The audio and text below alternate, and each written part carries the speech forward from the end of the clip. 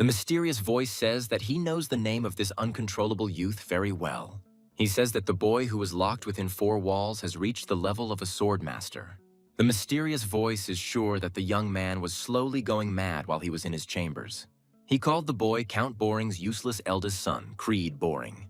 The man couldn't believe that he, the strongest knight in the north, had managed to lose to some freak. Creed said he spent a lot of money making this hot night trap. Large-scale fires raged in the area, covering vast areas. Creed slowly approached his defeated opponent, who could not believe what was happening. The young man asked if the strongest knight of the north liked this comfort and warmth, and if it was really so. The man can't believe that that lousy, boring boy found out about his plans. Creed said that he knew not only about the plans of the strongest knight of the north. The young man said that he knew about the number of troops gathered in the northern lands.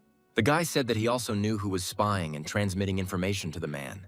Creed is sure that he even knows who sent reinforcements to the strongest knight of the north. The Boring's eldest son said he knew about it all along. The man said that this couldn't be because he always had an ace up his sleeve. The strongest knight in the north shouted out how such a talentless piece of shit could have managed all this. The young man didn't want to listen to the loser's screams any longer, so he decided to calm him down. Creed ordered the man to close his mouth immediately. The guy is confident that the northern army will attack again and again, and he will be the only winner. Creed asked the man if he knew why their futile attempts would not produce results.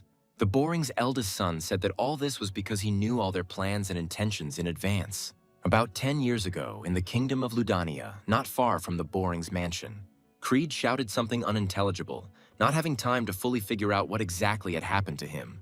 The young man asked himself how this could have happened, why he remained alive. The guy didn't understand what was happening now. He was watching his own death with his own eyes. Young Boring lost his last battle with unprecedented defeat. Creed understood that there had never been an opponent before who could even begin to compare with him. The young man couldn't find another word that would convey all his feelings, and he squeezed this out of himself. Bitch. The winner of the duel shouted that this was how he appeared, the end of the king of mercenaries. The knight announced that Creed Boring, one of the 7 strongest swordsmen, had fallen by his hand. Buzzy, the noble swordsman and one of the 7 great swordsmen, offered the enemy the final word. Creed muttered hoarsely that he was left with only regret for the unfulfilled revenge. King of mercenaries, Boring shouted out that he wanted to see this creeping bastard die. Boozy said that the young man in front of him was so arrogant that he felt sick just looking at him. The winner said that this eldest son of a fallen clan left his family after the death of his sister. Creed asked how a stranger from another kingdom could know such a forgotten story. Boozy said he was running around trying to track down the mercenary king's past. The winner said that it was they who worked with the Delphine family to overthrow the Borings. Creed suddenly realized that it was not only the Duke of the Delphin family who was behind the death of his family. The young man realized that there were many people behind this incident who had not yet been punished. Boozy said that all his crucifixions were meaningless because he was talking to a man who was about to die. Creed Boring found the strength to shout that he would never forgive the noble swordsman. The winner said he couldn't believe it because he was in danger of being doomed to die. Buzzy swung his sword without a shred of pity or doubt, and now the Boring line was cut off. Creed thought he had been decapitated, but he was still alive, and his head was still in place. The rejuvenated guy noticed this and thought that everything he saw was a hallucination and nothing more. Creed thought that he had been handed over to the magicians for experiments, and that this was part of their cunningly planned experiment. A cry was heard from behind, directed at the young master of the Boring family. Rico looked into the tent and told the master to come out, because he knew that the young man was already awake. Creed threatened him with a blade and told the knight to be quiet and not try to call for help. Young Boring said that he would let Rico live if he obediently answered his questions. The guy said he could change his mind if he really didn't like something in the answers. The knight, who entered frantically, called out to the young gentleman because he could not believe what was happening. Rico said he found such threats to be excessive and asked that they not be made again. Creed thought the knight was out of his mind since he wasn't reacting to the threat, and asked what he was talking about. The man who entered abruptly pushed the young man away and shouted that he, with his hysteria, had worn everyone out. Rico said that the gentleman was hysterical because he wanted to lead a squad to clean up dangerous orcs. Creed Boring was surprised by what the knight said and asked again which orcs exactly he was talking about. The young man did not agree that he could have thrown a tantrum, and Rico asked the gentleman to come to his senses. Creed asked his subordinate where exactly he was going to take young Boring.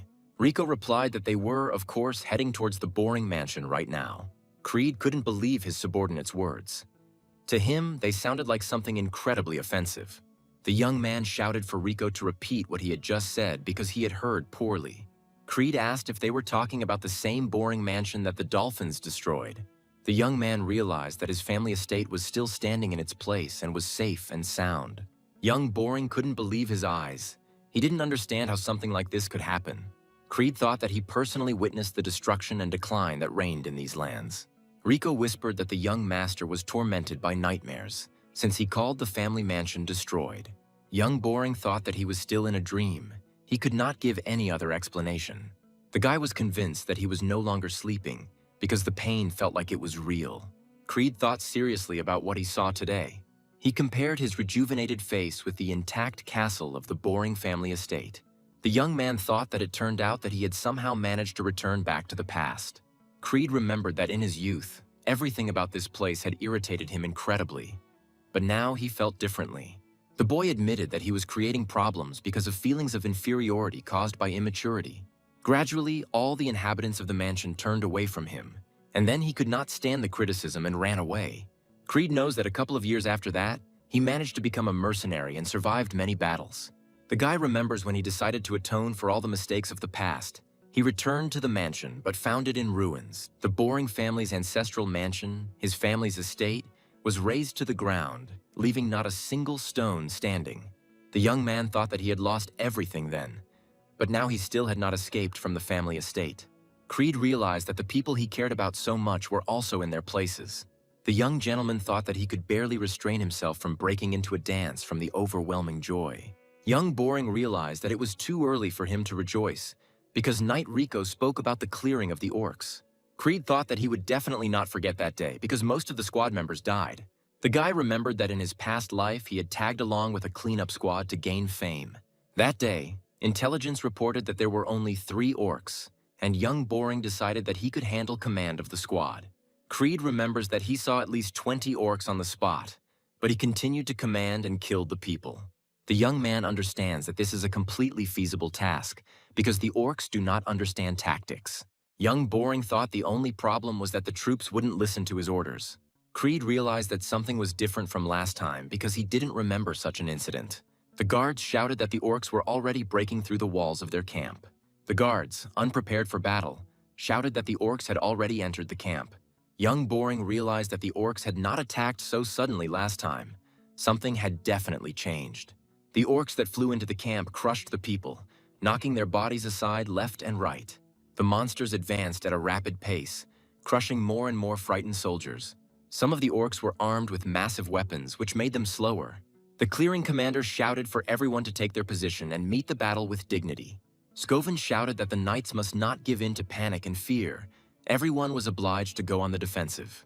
The commander miscalculated the strength of the enemy, who easily broke through his block. The man realized that they had let their guard down and were now thrown off balance by the sudden attack. Scoven heard the familiar voice of the young Mr. Boring call out to him. The young man shouted that the orc was attacking the squad leader, but he understood that he did not have time to react. The guy decided not to hesitate and personally cover the commander of the purge, so as not to deprive the army of confidence. Scoven didn't even understand what was happening now because he didn't even have time to look around properly. Creed decided to meet the orc's attack and show him who the real warrior was. The commander understood what was about to happen. He saw how the young gentleman was about to die in his place. Scoven managed to shout for the young master to run and not to fight this monster. The commander of the cleanup squad didn't know that the young man was no longer the irritable and loud-mouthed brat. Young Boring skillfully twisted the blade of his sword and cut the arm of his attacker in half. The entire cleansing squad was able to observe these magnificent movements of the young gentleman. The orc lost his fight and lost his limbs, and so could only scream furiously at the one who defeated him. Young Boring became convinced that the monster was no longer going to attack or show aggression. Creed said that mana was still unavailable to him, but he wished he would return a little earlier. The boy asked if he was the commander, and Scoven asked in response what the young gentleman wanted. The young man extended his hand to the fallen man and told him to hand over the right to command the detachment to him. The man didn't understand what exactly this rascal had in mind, so he hesitated with his unambiguous answer. Creed repeated that he wanted to have the right to command a cleansing squad and punish the filthy orcs. The commander still could not answer the young man. This was a fairly expected request from him. The commander realized that the boy had always been a fool, But to ask such a thing when so many lives were at stake? The man said that he could not hand over command to the young master. He was not ready yet. Scoven said that they were not playing games here, and noted that he was not able to transfer such power. Creed thought that if he were in the commander's place, he would have done exactly the same. Another ferocious monster decided to attack the commander of the cleansing squad. The squad leader shouted at the boy to take cover. He didn't have enough experience to fight anyway. Young Boring said he had no other choice and swung his arm to strike. Scoven barely managed to avoid such an attack from the young man, which would have almost killed him. The squad commander shouted at what this unbearable boy was doing. The man heard the death roar of the dying orc that had just attacked them. Scoven wondered what could have just happened, why he no longer heard the monster approaching. The sword of the young master of Borings hit the vulnerable spot of the orc, who was already ready to attack. The monster continued to roar and choke on its own blood, but could no longer take a step. The commander couldn't believe his eyes. The boy had dealt with another orc. Scoven wondered how this rascal had managed to hit the monster's vulnerable spot. Creed asked the commander of the cleanup squad if he knew what was most important in a fight. The young man is sure that the Boring troops will not win if they continue to tremble with fear.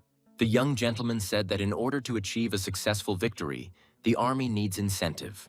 The guy immediately jumped up to make his plans a reality. Creed decided to show that victory would be theirs, and to do this, he had to give it his all.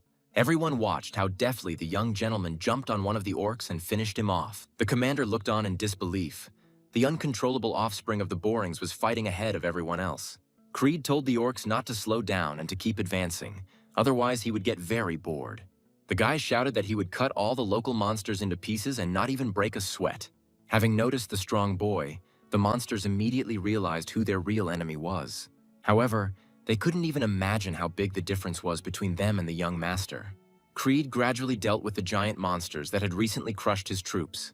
Watching what was happening, Scoven could only assume that this was all a bad dream, nothing else.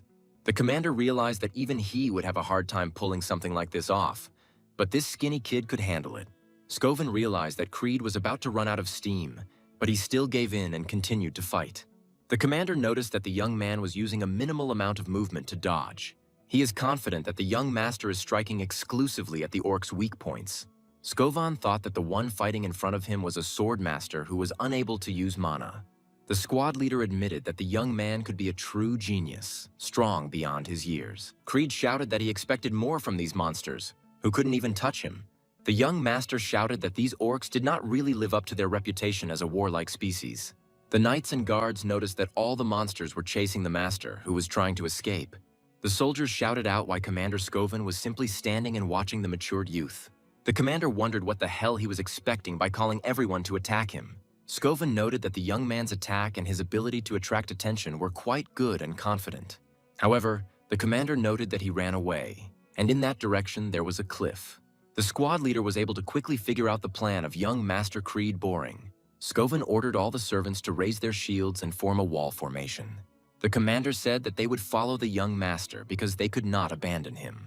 Meanwhile, Creed ran as fast as he could, hoping to succeed in his plan. The young man thought that since Scoven was such an experienced commander, he would be able to guess what the boy was up to. Creed knew perfectly well that he didn't have enough stamina to cut down all the monsters in front of him. The young man admitted that his life could end like this, but at least he was able to help deal with the orcs. A phalanx of warriors was rapidly advancing on the backs of an enraged crowd of distracted monsters. The orcs realized that they had been outsmarted, but it was practically impossible to rectify the situation. The knights closed ranks and rapidly advanced on the monsters trapped at the cliff. Creed admitted that Commander Scoven had managed to read his plan perfectly. The young man made a difficult decision so as not to create unnecessary obstacles for the allied knights. Already in flight, the young master told the knights to push harder and throw the orcs down. To ensure that no one dared to slow down the pace of the attack, Scoven shouted out the order, "Forward." The commander ordered the army to cast aside their fear and push all the monsters off the cliff. The knights did not even think of disobeying Scoven, and therefore they attacked the orcs with all their strength. The soldiers continued to press the enemy with all their might in order to achieve victory in this unequal battle. A small detachment of Boring successfully carried out their plan and threw off monsters that were stronger than them. The orcs screamed with all their might as they fell like loose stones. They were shattered into pieces under the cliff, with no chance at all of surviving such a fall. The boring warriors, out of breath, rejoiced at their victory, exclaiming that they had gotten rid of the orcs. Meanwhile, Scoven and Rico looked down and, searching with their eyes, called out to the young Master Creed. The young man clutched the hilt of his sword and held on with all his might, just to see his comrades one last time. Creed saw how well his subordinates had done and smiled as he looked at their frightened faces. Scoven noticed the young gentleman and quickly assessed the situation the boy found himself in. The squad leader smiled, showing that he had finally recognized the unbearable boy. The commander shouted at Creed to grab his hand because it was dangerous to hang like that. The young man replied that he had lost all his strength and could no longer even hold the handle. Creed saw how the expressions on his subordinates' faces changed, how happy they were when they noticed him. As soon as the squad noticed how the young man began to fall, they all shouted at once, "Young master!"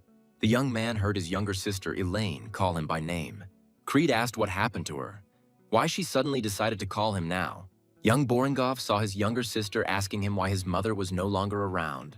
Then he saw a fragment of memory in which Elaine thanked her older brother. Creed noticed changes in his relationship with his sister. She asked what was wrong with him lately. Elaine said that her older brother is the worst person in this world.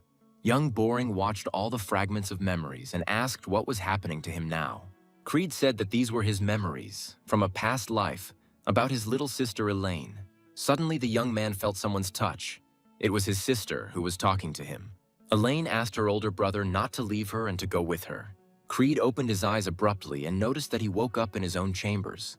The young man thought that he had survived, that Scoven's squad had managed to pull him out. The guy suggested that all of this could very well have been a simple nightmare. Creed realized that his whole body was aching with terrible pain. He realized that this was the result of the rapid jumps. Young Boring said that he was alive, which meant that things weren't so bad after all. A maid entered Creed's room. She noticed that the guy had woken up and turned to him. The girl was incredibly happy that the guy woke up right now. Creed asked if it was Valinda, and the maid said that she was incredibly worried about the master. The girl said that the young man could have easily stayed on the estate and shifted all the fuss onto the soldiers. Valinda asked why the young master had such a reaction, and whether she had done something wrong. Creed replied that he was simply incredibly glad to see his mentor. The young man understands that she was the only one who stayed with him until the very end and endured all his antics. The guy understands that after the fall of the family, they were unable to find her, so he never saw her again. Valinda asked where the gentleman got so much joy since they see each other every day. Creed decided that he simply had to tell his mentor the whole truth about what had happened. The young man said that very soon a great misfortune would befall the Boring mansion. The girl asked what her master was saying, and he said that he had returned to life after death. Valinda played along and agreed with Creed's words, saying that the orcs had given him a good beating.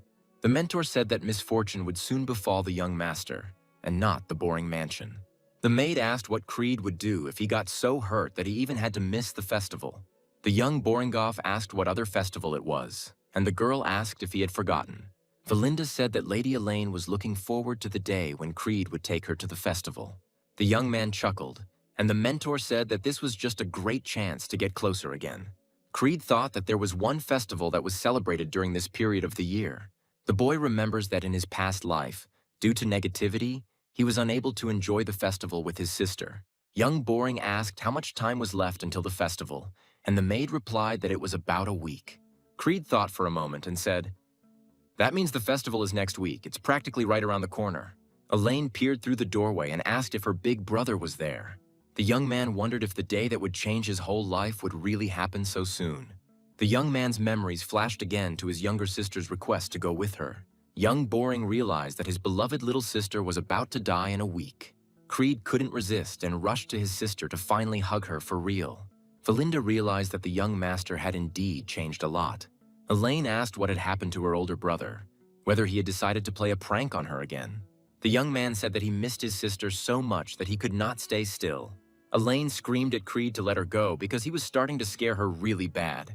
The boy thought that his sister had incredible strength and asked himself if she had always been like this. Elaine said that Valinda asked her to come. The girl thinks that such jokes will not change anything. Creed's younger sister remembers well how he constantly drove her away, not even allowing her to come close. Elaine asked if her brother had lost his memory, and the boy was surprised that he could even say such a thing. The young man admitted that in his past life he was a complete piece of shit and apologized to his sister. The girls were surprised that Creed apologized first, and the sister was scared. The orcs had beaten her brother severely. Young Boring shouted out that it was he who had hit the monsters over the heads quite hard. The young man asked why everyone was saying he was bruised, after which he felt a sharp pain. Elaine sarcastically agreed with her brother's words and said that this was why he was brought in unconscious. Creed realized that the girls remained the same as the guy remembered them all this long time. The young man asked himself why he, in his past life, had worried so much about all sorts of nonsense. Young Boring remembers not going to the festival with his younger sister because of the disappointing results of the trip. Creed understands that that was the last time he saw his sister, and after she was found cut into pieces. The guy realizes that he should have been there for her to protect her. Someone knocked on the door of the young master's chambers and asked permission to enter. Bodyguards Jack and Phil looked into the room and were delighted to find Miss Elaine. The girl said she had asked them to stay outside, but the servants asked her to assess the preparations for the festival. Creed asked why they were asking his sister for such a thing while ignoring him. Valinda said that my lord was too idle and that the estate was currently short of workers. The sister asked her brother to be careful, and the young man thought that he did not know that there was a shortage of workers. Young Boring said he was ready to provide any assistance he could in preparing for the festival. Elaine couldn't believe what she had just heard and even turned around to look at her brother. The girls are sure that the young gentleman is clearly not himself, since he volunteers to provide assistance, after some short time in the area where the festival was held. Creed shouted that he would help his sister, and Elaine told him to back off and not interfere with the others' work. The young man said that this is exactly how she treats those who sincerely want to help her. Young Boring realized that his younger sister's body would be far from the festival. She would be taken there by force. The guy must prevent this, and this means that he needs to find all the exits from the castle. One of the guards turned to the young gentleman. The matter was urgent. The young man recognized the face of the man who ran up to him. It was his personal servant, old Ferdinand. The elderly knight let out a sigh when he saw that young Master Creed was safe and sound. Ferdinand said that he immediately rushed to the master when he heard the disturbing news from the detachment. Elaine said her brother had recently woken up and was acting very strangely and needed bed rest. The young man is sure that his image as an idiot will hinder him for a very long time. Creed said he wanted to visit the long-abandoned training ground. The young gentleman is confident that he could do with some extra training. Ferdinand realized that Creed Boring had begun to think about more than just senseless pranks.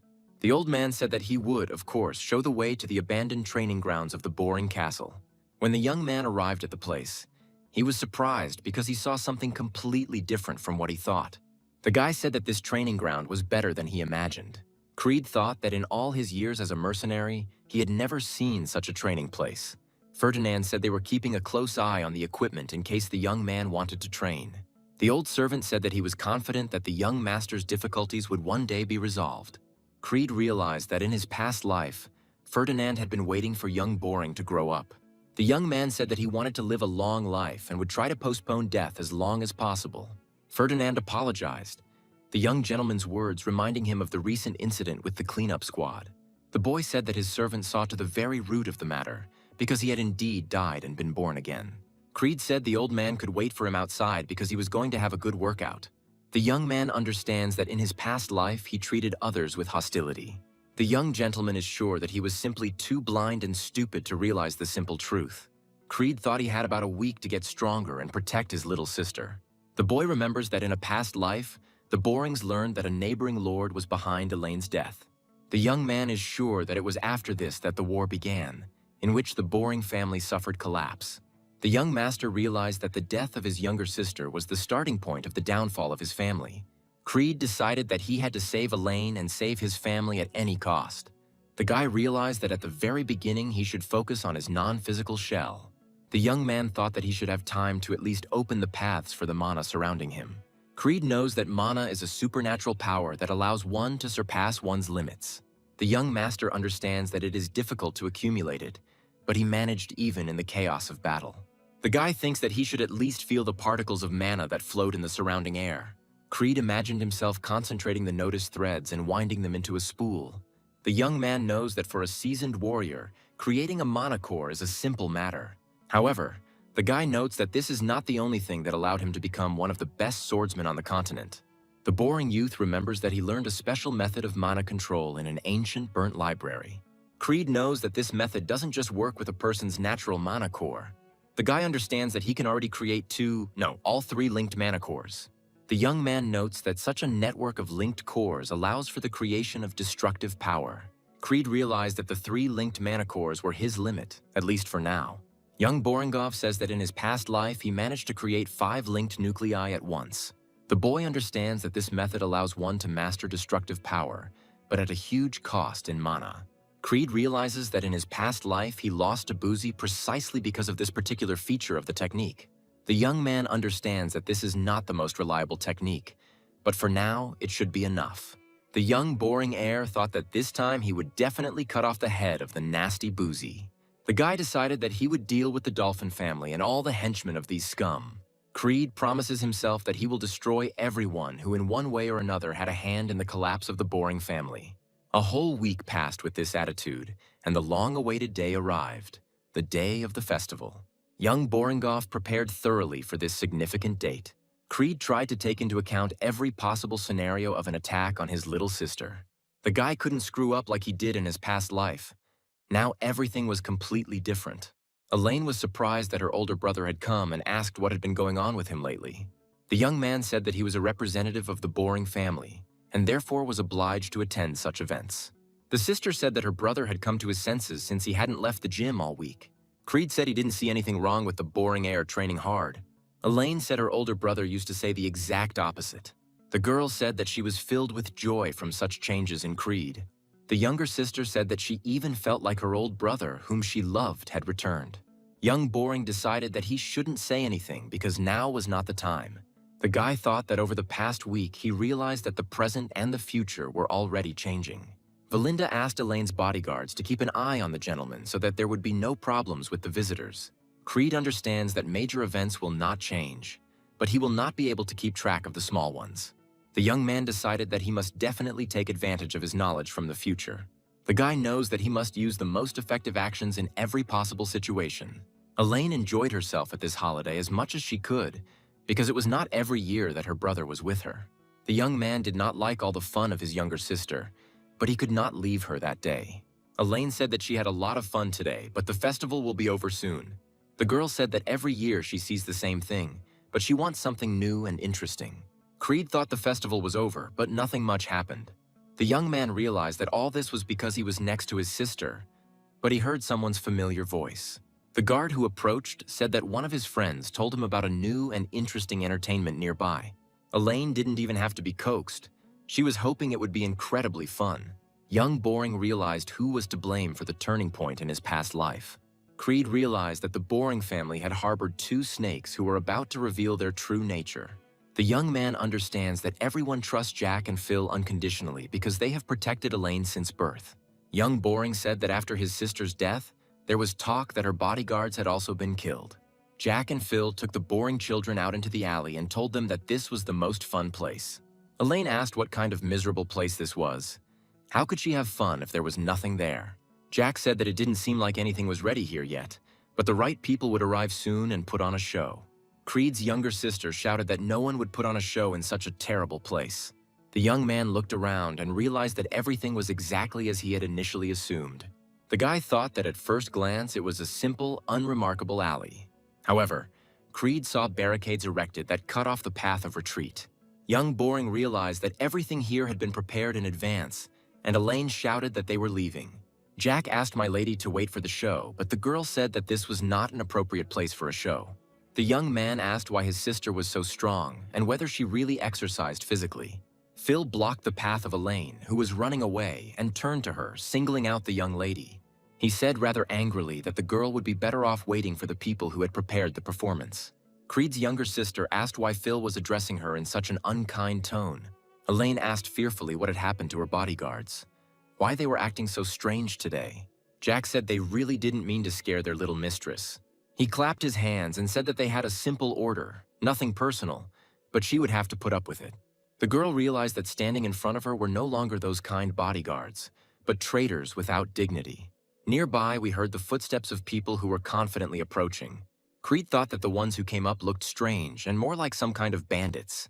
Frank said it was a clean job, as he expected from the girl's personal bodyguards. Jack said that the conditions had been met on their part and he wanted to complete this deal as soon as possible.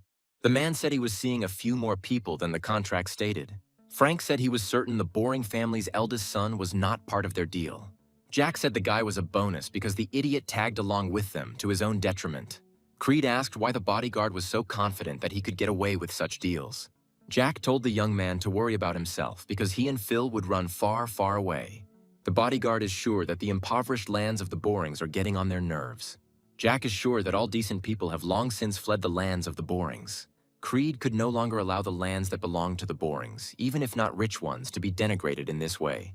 The young man cut the traitor in two in an instant. Jack didn't even realize what had happened. Everyone present did not expect such decisive actions from the young master of these lands. Creed said that at least his family doesn't manage to trade other people's lives. The young man asked Phil if he did not agree with the young heir to these impoverished lands. The remaining bodyguard said how could a knight of such a level let this weakling get close to him? Creed noticed that the traitor wanted to hide behind his younger sister, so he decided to solve the issue differently. The man in the afterlife said that it was simply unthinkable that this brat could do such a thing. Phil's body collapsed onto the dirty stones of the small area prepared for Elaine's capture. Frank's henchman said that this guy couldn't be the Boring's eldest son. The man said that the boy looked exactly like the Boring's stupid son. Frank thought that the young man couldn't deal with two knights. Mana was put into his attacks. Elaine asked her brother what was happening now, why they were behaving like this. Creed decided that his little sister should not see everything that would happen in this place today. The young man carefully laid his sister down and said that she needed to rest a little. Frank said he had to thank the boy for doing all their work. The man said they were planning to kill the two and noted that the guy was different from the rumors. Frank asked if Creed Boring was hiding his skills from others for moments like this. The boy asked why this vile man cared what the young man was doing. Creed thought that there were only 3 opponents against him. It didn't even look like a difficult fight. The young man realized that the people behind the man were weaklings, but he himself was emitting an abnormal amount of mana. The guy decided that he had to deal with Frank quickly so that there wouldn't be any big problems. Creed asked who was the customer for his sister, and the man replied that a dead man had no need to know. The young man said that he knew that this bastard would not so easily give him the whole background of this matter. The Boring's eldest son said that he would now get Frank to talk and find out everything that interested him.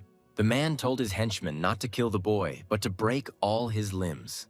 Frank is convinced that in order for a young man to become a masterpiece, he must undergo a lesson in hellish pain. The men's pawns did not think for long, but immediately began to carry out the order given to them. Creed decided to use the tools he had prepared for battle. It was a good moment. The young man knew that in the heat of battle, wax candles could easily be confused with bombs and powerful firecrackers. The robber thought that someone had thrown a joke toy at him, but that wouldn't work with him. The Boring's eldest son realized that this moment of confusion was just what he needed. The guy realized that Frank's first henchman had deflated quite easily, which meant his judgments were correct. The second bandit asked what kind of tricks this young brat was showing. Was he really that lucky? Creed blocked the blow in his blind spot. Such tricks wouldn't work on the seasoned mercenary. The young man already had some unenviable experience in battles, and therefore knew how to most easily turn the situation to his advantage. The Boring's eldest son easily pinned his opponent's sword to launch a counterattack. The robber couldn't understand how this brat, who hadn't even trained, could move so confidently. Frank was left without his assistants, who were unable to carry out the last order. Creed suddenly realized that he was missing the most dangerous piece on this table. The man could not help but take advantage of such a miscalculation on the part of the young Mr. Boring. Frank shouted as the boy managed to block his attack, which was perfectly aimed. The abnormally strong villain thought as the guy blocked his attack from this position. Creed decided not to hesitate and went on the counterattack to catch his opponent off guard. However, the young man's attempt was not the most successful. The robber managed to jump back and break the distance. Frank realized that there had been a miscalculation in his movements if such an inexperienced brat had managed to touch him. The Boring's eldest son cut the bandit's smoking pipe and stunned him with his movements. The guy noticed that his opponent was not losing his grip and continued to attack from awkward positions. Creed successfully blocked this attack from his opponent, who said that he was impressed by what he saw here. Frank admitted that if he didn't have such mana, he would have lost his head. The young man was surprised and wondered if his opponent had concentrated his mana to reduce the damage. Frank said he had no idea where the brat got such skills from, but he was very sorry about today. The man with abnormal mana is sure that the guy will die here and now from his sword. The thug is confident that the young man, with his meager mana reserves, will not be able to defeat him. Frank shouted that this intolerable bastard with an incredible gift for fencing would die here. Creed smiled as he fought against such a skilled opponent as this suspicious man. Frank asked himself why this kid was smiling when he was fighting him and blocking his attacks. The Boring's eldest son decided to use all available methods to teach the scoundrel a lesson. The experience of one of the 7 strongest people, the king of mercenaries, will not allow him to lose such a fight. Frank realized that he wasn't facing some brat. He was in for a real fight. The man confidently raised his hat and said that with such a small amount of mana, the blows would not work. The thug realized that the boy had a pretty strong ace up his sleeve. Frank fell to his knees. The pain from the blow from Creed Boring, an incompetent brat with no training, pierced him. The man thought that this brat had managed to break through his protective enchantment. The young man said he could not have imagined that there was a real conspiracy behind his sister's death. Creed confidently asked if this conspiracy was Frank's doing, or if there was a more influential person behind it. The young man shouted at the man to hold on with all his strength because it was going to hurt. The guy decided to use his special skill called Third Core Release. Frank shouted out what kind of nonsense was happening in front of him. Why did the boy have such an increase in mana? The thug didn't have time to figure out what had happened when the young man's blades were already heading towards him. The man admitted that the enemy's speed was incredibly high. He would even call it prohibitive. Frank was late in following the young man's movements, but still managed to respond to each of Creed's attacks. The guy was pushing back a strong opponent who initially had an abnormally high level of mana. The Boring's eldest son swung his swords again and again, but he could not reach the man. Frank blocked the attacks of his young opponent and did not understand where he got such great power from. The man realized that this fight wouldn't last long. His hands were going numb from blocking. The thug understood that no matter how much mana a person had, its effect was always limited. Frank admitted that he didn't know of any way to release mana in such bursts. The man realized that the young man in front of him had become a completely different, more powerful person. The thug's weapon gave way much faster than his absolute confidence in his victory. Creed delivered the finishing blow and cut Frank's chest. The victory was quite easy. The thug couldn't understand how something like this could happen. He was defeated by some little bastard. The young man understood that he should not kill such an important person as Frank now. However, the guy had to create a favorable environment for the upcoming negotiations. Creed knew perfectly well that this was one of the best options of all. When the Boring's eldest son realized that the man was completely ready for dialogue, he stopped. The young man asked if Frank, his friend, would like to continue the simple conversation. The guy clearly asked who ordered the thugs to do this to his little sister. The man thought that he couldn't just give in and tell the brat such information. Frank realized that he needed to at least take the girl with him to the grave. The thug calculated the trajectory of his hidden dagger and swung it to throw. Creed Boring was able to foresee this outcome, so he used mana threads and stopped the villain. The young man realized that the man could not simply give up, even under the pretext of death. The guy said he was ready to make a deal. The man had to answer questions, and he would take out the sword. Frank realized that the threads the boy used were made of mana, so he couldn't move. The man asked himself when the guy could have managed to prepare like this, and remembered the beginning of the fight. The young man said that he was confident that such a seasoned warrior would be able to lick his wounds. Creed said that if he destroyed his opponent's mana core, it would be all over for him. Frank couldn't believe his own ears. How could such a green brat know such things? The guy decided to show that he was completely serious, and to do this, he directed his mana into the sword.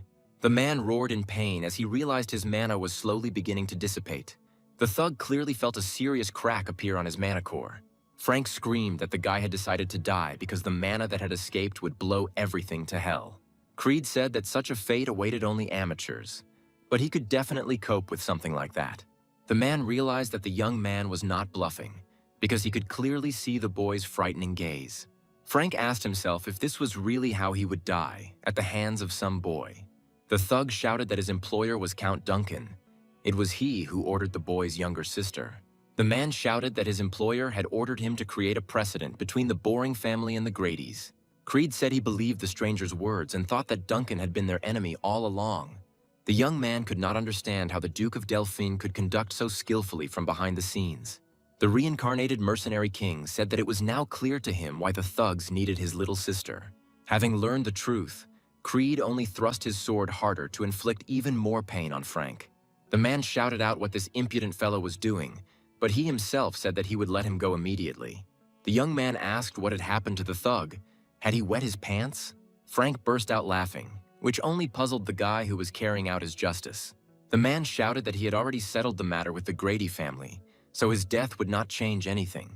The thug is sure that no one will believe such a brat, so the Borings will be drawn into the war. Creed stopped and said that the man did not understand the young man, so he would explain everything clearly. The guy said that he was reborn after death, so this time everything will be completely different. The man's body felt incredible pain. Creed decided to destroy his mana core and end the skirmish. The released mana energy of the thug rushed upwards towards the night sky. A fireworks display of unprecedented beauty and brightness illuminated the slums in the less wealthy lands of the Borings. Creed literally blew up Frank's body and thought about how exactly he had resolved the issue with the Grady family. The young man thought that this small area in the slums was now strewn with bloody bodies. The guy understood that there were both the bodies of unknown mercenaries and the bodies of Elaine's brave bodyguards. However, he considered the most important thing to be that his little sister remained safe and sound. She was out of it and had no idea how their skirmish with the thugs had ended. Creed threw down his sword. The fight was already over. He realized that he could breathe a sigh of relief. The event that had weighed heavily on him in his past life had finally come to an end. The young man felt incredibly terrible pain and was unable to quickly get his bearings. Over time, the Borings' eldest son realized that this was a side effect of his mana manipulation method. The youth said that the retribution from 3 cores was not a problem when he was the mercenary king. Creed realized that he couldn't give up so easily and remembered that there was one more place. He remembered that the elders had spoken of another place with bodies not far from the square in these slums. The guy understood what kind of bodies these could be, but to be sure he had to see them. Creed managed to find the right building and realized that the thug had not lied and had already resolved the necessary issue. The young man knows what the Earl of the Grady family looked like, so he immediately recognized his son. The Borings' eldest son realized that the heir of the Grady family had been killed along with all his guards. Creed realized that his family had framed the Gradys as Elaine's killers and silenced them. The boy thought that as soon as the Grady family opened their mouths, a brutal war began.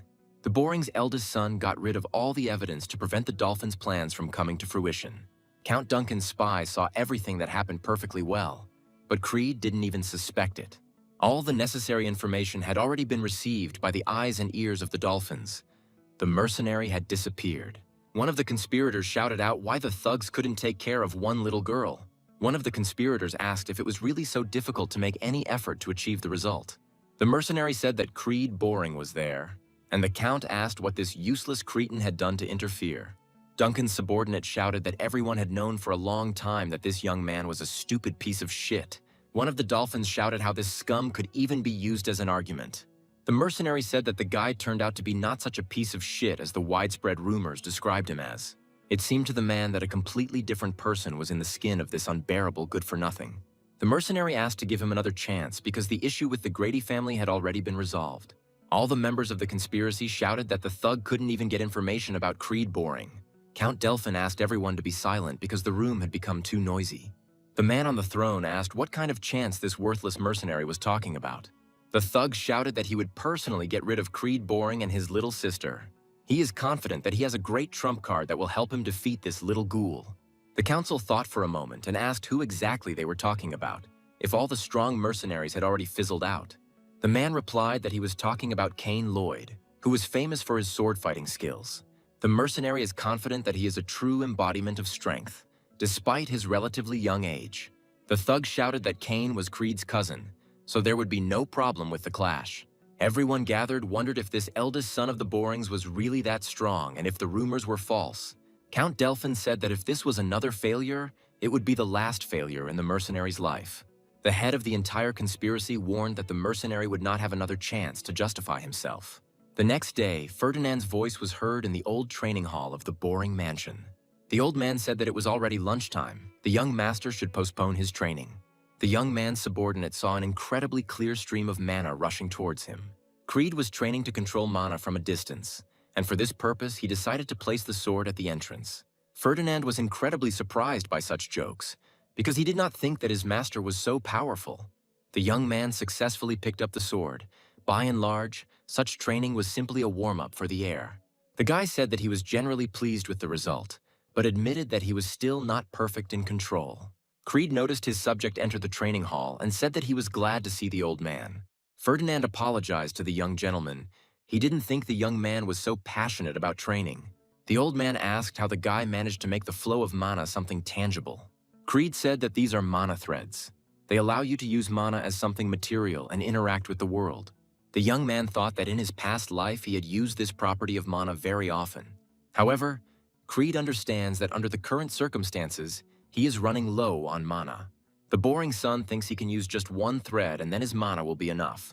Ferdinand thought he was filled with mana from training, but he had never seen her like this. The old man thought that recently the guy didn't even use mana. How did he manage to come up with something like this? Creed asked why his loyal subject had come to him, whether something special had happened. Ferdinand said that he came here to convey the following words to the master. The old man said that he was incredibly grateful to the young master for saving his younger sister. The young man said that he could not act differently. There was no need to thank him for such actions. Creed said he was very hungry and suggested that the old man go out for lunch. The boy realizes that the festival was suspended to keep his little sister safe. Elaine said people don't believe her when she tells them her older brother saved her. The sister asked her brother to tell her what happened in person, but Creed said it didn't make sense. Valinda said she knew Jack and Phil were the perverts, but she couldn't prove it. Creed understands that Elaine is keeping quiet about a lot, although she herself cannot know the whole truth. The young man thought that he was satisfied that he had at least temporarily prevented the war. The guy admits that he alone will not be enough to stop the dolphins. A maid entered the room and immediately apologized for the delay in dinner. Creed thought that in order to get an army, he had to get more power. The young man saw a very meager dinner, and all his thoughts instantly switched. The guy asked the maid if they had brought him dessert straight away and where was the main course. Valinda asked if the young master was aware of the current situation in their not very prosperous lands. Creed heard the crowd's cries of discontent growing outside the window, asking for compensation for the damage. The people demanded that they be compensated for the losses they suffered as a result of the cancellation of the festival. People broke down the iron gates of the castle and demanded that their conditions be met. The man shouted that he was sure that even the guards behind the gates were rolling in money. Creed looked out the window and asked what the hell was going on. Why were those people screaming? Valinda understood perfectly well that something like this was bound to happen, so she decided to share her opinion. The girl said that their country is full of traders who live off the proceeds from such festivals. The boy's mentor said that last year, for example, they received colossal revenue. Creed said that he didn't expect this. Was the situation really that bad and completely hopeless? The Boring's eldest son realized that if his family didn't do something, things would only get worse. The young man asked the old man what the soldiers were doing now and whether they couldn't pacify this crowd. Ferdinand smiled and said that the soldiers were not yet in their positions. The old man said that the soldiers were sent to clear the forests of monsters. Their raids had become too frequent. The boy understands that their lands are constantly at war with barbarians in the north and monsters in the west. Creed wondered how his family had come to this, since they had neither soldiers nor money. The young man said that he urgently needed to talk to Valinda face to face. The Boring son told the girl to use all his money to calm the crowd. The young gentleman's mentor said that he had no cash reserves. The girl said that the count doesn't give him money because the guy spends it on all sorts of nonsense. The young man realized that he now had no money at all. He was, in fact, a real beggar. Creed asked if Valinda could lend him some, and she replied that she had absolutely no money either. The Boring's eldest son asked, since they had neither soldiers nor money, what they had left. The guy thought that without a penny in his pocket, even knowledge of the future would not help him. The young man thought that there must be at least something in the estate, at least some way to solve the problem. Rico ran into the room and called out to the young gentleman who was deep in thought. Creed asked the knight why there was such a rush. What had happened that was so incredibly urgent? Rico shouted out that the young man was in big trouble and that young Master Kane Lloyd wanted to see him. The young man quickly realized that his cousin had wanted to see him for a reason. This was just another adventure. Captain Scoven had already managed to take a good portion of blows from which his face was distorted. Creed's cousin didn't stop there. He enjoyed causing pain to those around him. The strong man struck again and again, leaving not even the slightest chance for respite for the beaten knight. Young Master Kane's blows were incredibly heavy. They literally dented the armor. The captain could no longer hold back the uninvited guest. His strength to stand quickly ran out. Creed saw Scovan, with no living space left on him, fall to the floor. The loser could barely make out the figure of the young gentleman, but he already understood what was about to happen. The Boring's eldest son saw his subordinate suffering, and his expression instantly changed. Kane said that he had finally found Creed. who did not have to hide behind the servants' backs. The Lloyd's son greeted the little one who came out for the long-awaited meeting of the cousins. The strong man said that he was very glad to see the naughty rascal who was to blame for all the troubles. Creed said that he was also glad to see his cousin, but did not expect their meeting to be so soon. The young man remembers this face because it is simply impossible to forget it, no matter how much he would like to. The Boring's eldest son realizes that he is facing the heir of the Lloyds, allies of his family. Creed remembers that in his past life he was the only friend of a restless guy. However, the young man noted that, in fact, Kane was his most significant and intolerant enemy. The Boring's eldest son asked Rico what exactly had happened here. Such beatings were not accidental. The faithful knight said that they had received a report that someone had gone berserk in one of the local taverns. The guy said that at the scene they found Kane in the company of an escort knight. Creed's cousin began to question whether the widespread rumors about the young Boring heir were true. Rico said that the commander began to tell everything, in great detail, without missing a single crumb of events. The subordinate is sure that Kane suddenly went berserk and grabbed Skahan in a death grip. Creed's cousin asked how dare this insolent knight lie to the Lloyd heir's face. Rico said that this is exactly how it all came together to what he can see right now. Kane said that the report was incomplete, saying that his brother had defeated a bunch of orcs and then managed to identify the traitors. Creed's cousin said he decided to use the liar to keep what was left of his common sense. Kane said that this would not have happened if his cousin had not spread such tales.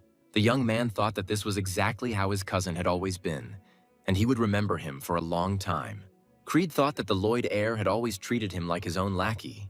The boy remembers that every time his brother visited the Boring lands, he made a mess.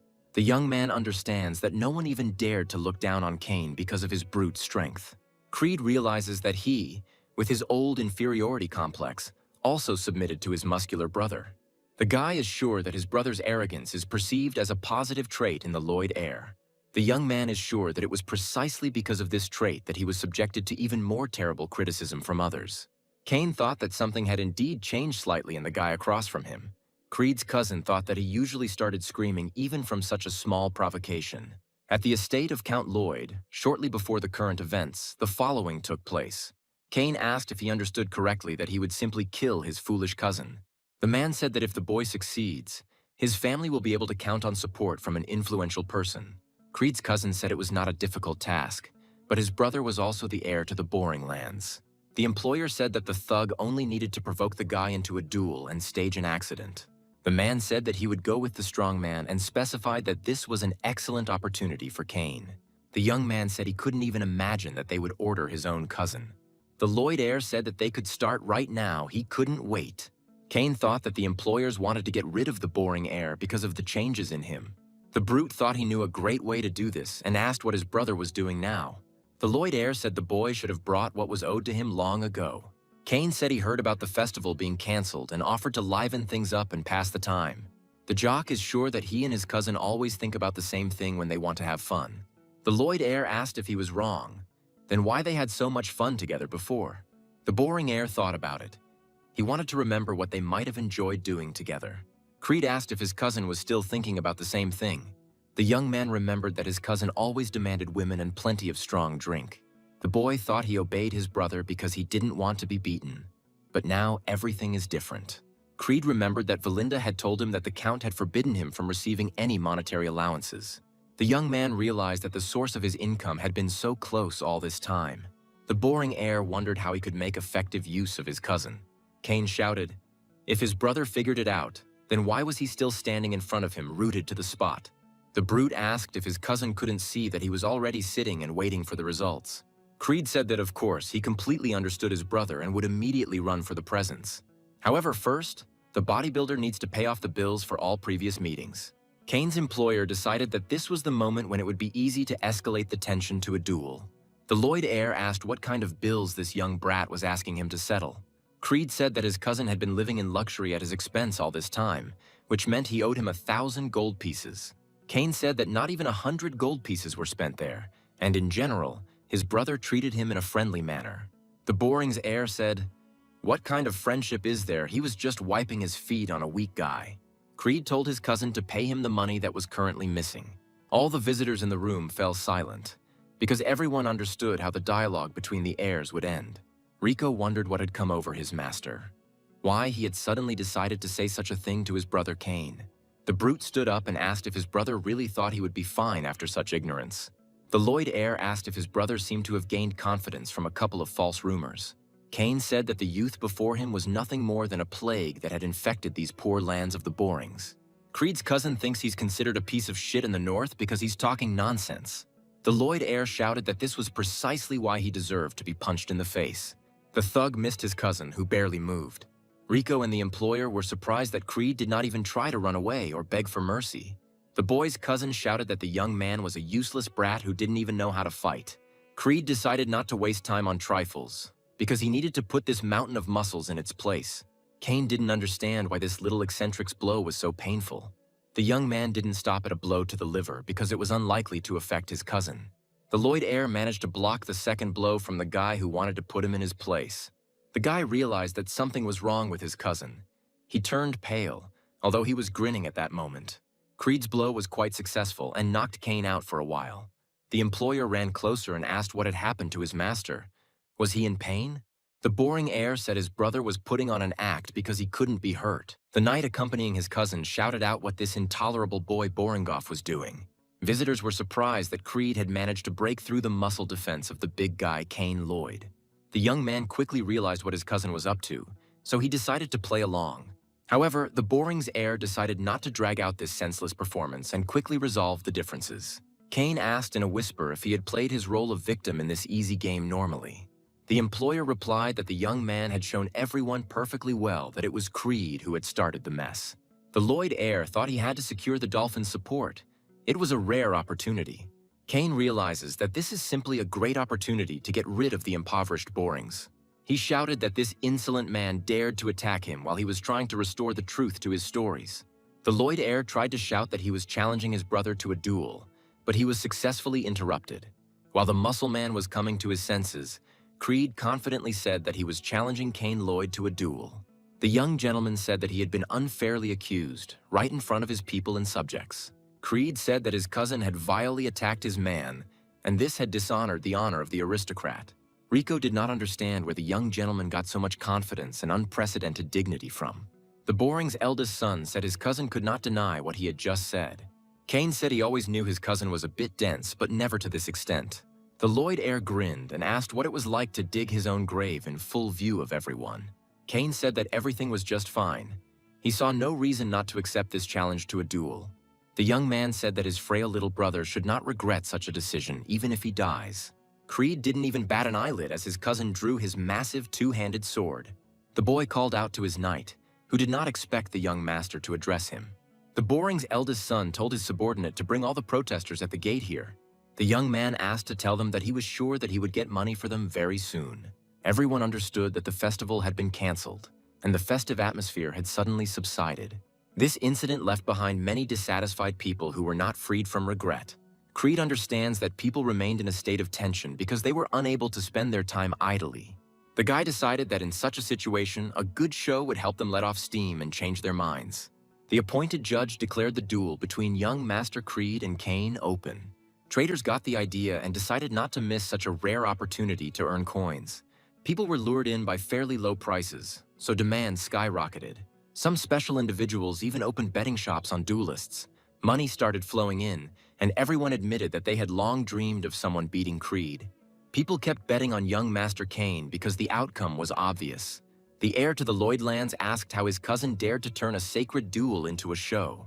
The strongman made it clear before the duel that his sword would not stop even when his brother begged for mercy. The young man thought that this was his main and real goal under the guise of today's visit. The guy easily saw through his cousin, who decided to easily gain a strong ally. Creed said that enough people had already gathered so they could start right away. The knight accompanying the heir to the Lloyd lands shouted that it was not yet possible to begin. Cain's employer said that personally he felt that the rates could not be fair. People wondered what this could mean, whether the betting company was really trying to cheat everyone. The bettor looked at the records and said that no one was betting on Mr. Creed to win. The young lord of the Boring lands heard that the people were convinced that the result was too obvious. All the people gathered are sure that the boy has no chance, and there is no fool who would bet on him. Mocking his brother, Cain said that even the market did not value him. He was so insignificant. The employer of the Lloyd family heir offered to change the bet to how long the short man would last. The knight approached, dumped a heavy bag of gold on the bettor's table, and sighed with relief. Having barely recovered, Skovan said that he was betting all his savings on the boring heir. No one expected that there would be those very people who hopelessly believed in their young master. Elaine said she wanted to participate too and put that bag of gold on her brother. Rico thought that Mr. Creed's younger sister had managed to forgive him for his many stupid antics. The heir of the boring family was surprised that his sister believed in him, even though they were currently not getting along well. The onlookers shouted out what Lady Elaine was even thinking about. She certainly knew what she was doing. Valinda reminded her mistress that the maid had warned her that this was an inadvisable bet. The bettor said that this was quite enough not to change the bet, but to fix the final odds. Kane was indignant that they were making him wait without a proper reason. Creed said that he was older than the strong man, so he would not perform first. It would be more correct. The young heir of the boring family decided to draw his sword to declare his readiness for a duel. The guy swung his sword and declared that he was completely ready to meet the opponent. He could attack. Kane still didn't understand what was going on in the head of his talentless little brother, who had apparently gone crazy. The heir to the Lloyd lands asked the boy if he thought it was too late to build an elder. The judge made the gestures of readiness and shouted that the duel between the brothers was beginning right now. Kane decided not to drag out this battle, so he wanted to cut his brother down with just one blow. Creed tried to block the blow with his sword, but his cousin had much more brute force. The guy realized that his brother wanted to kill him, no doubt, which meant that everything was getting very serious. The heir to the Lloyd lands cried out that his brother had fallen too low to save face. The brute yanked at his brother's block, causing him to lose his balance and find himself at a disadvantage. Kane didn't even turn his sword around to attack his cousin as quickly as possible, and Creed skillfully dodged. The heir to the Lloyd lands realized that his cousin was too agile due to his height. The giant's powerful blows shattered the stone base of the ring into dust and small rubble. The observers are confident that even one hit from Mr. Kane will be enough to kill the young man. The strong man grinned because he was supported by all the people present outside the ring. Creed Boring thought his brother's face looked incredibly pleased, so he didn't want to ruin it. Valinda asked the young lady if they should stop this dangerous duel immediately. The employer of the Lloyd heir is certain that anyone who crossed blades with Kane was doomed. The man thinks that such a huge advantage in strength makes the opponent's counterattack impossible. The employer is confident that all he can do from this enormous strongman's attacks is to dodge and pray frantically. The man understands that dodging wastes energy, so Kane's opponent becomes exhausted and accepts defeat. The heir to the Lloyd lands always won according to exactly this scenario. He involuntarily got used to it.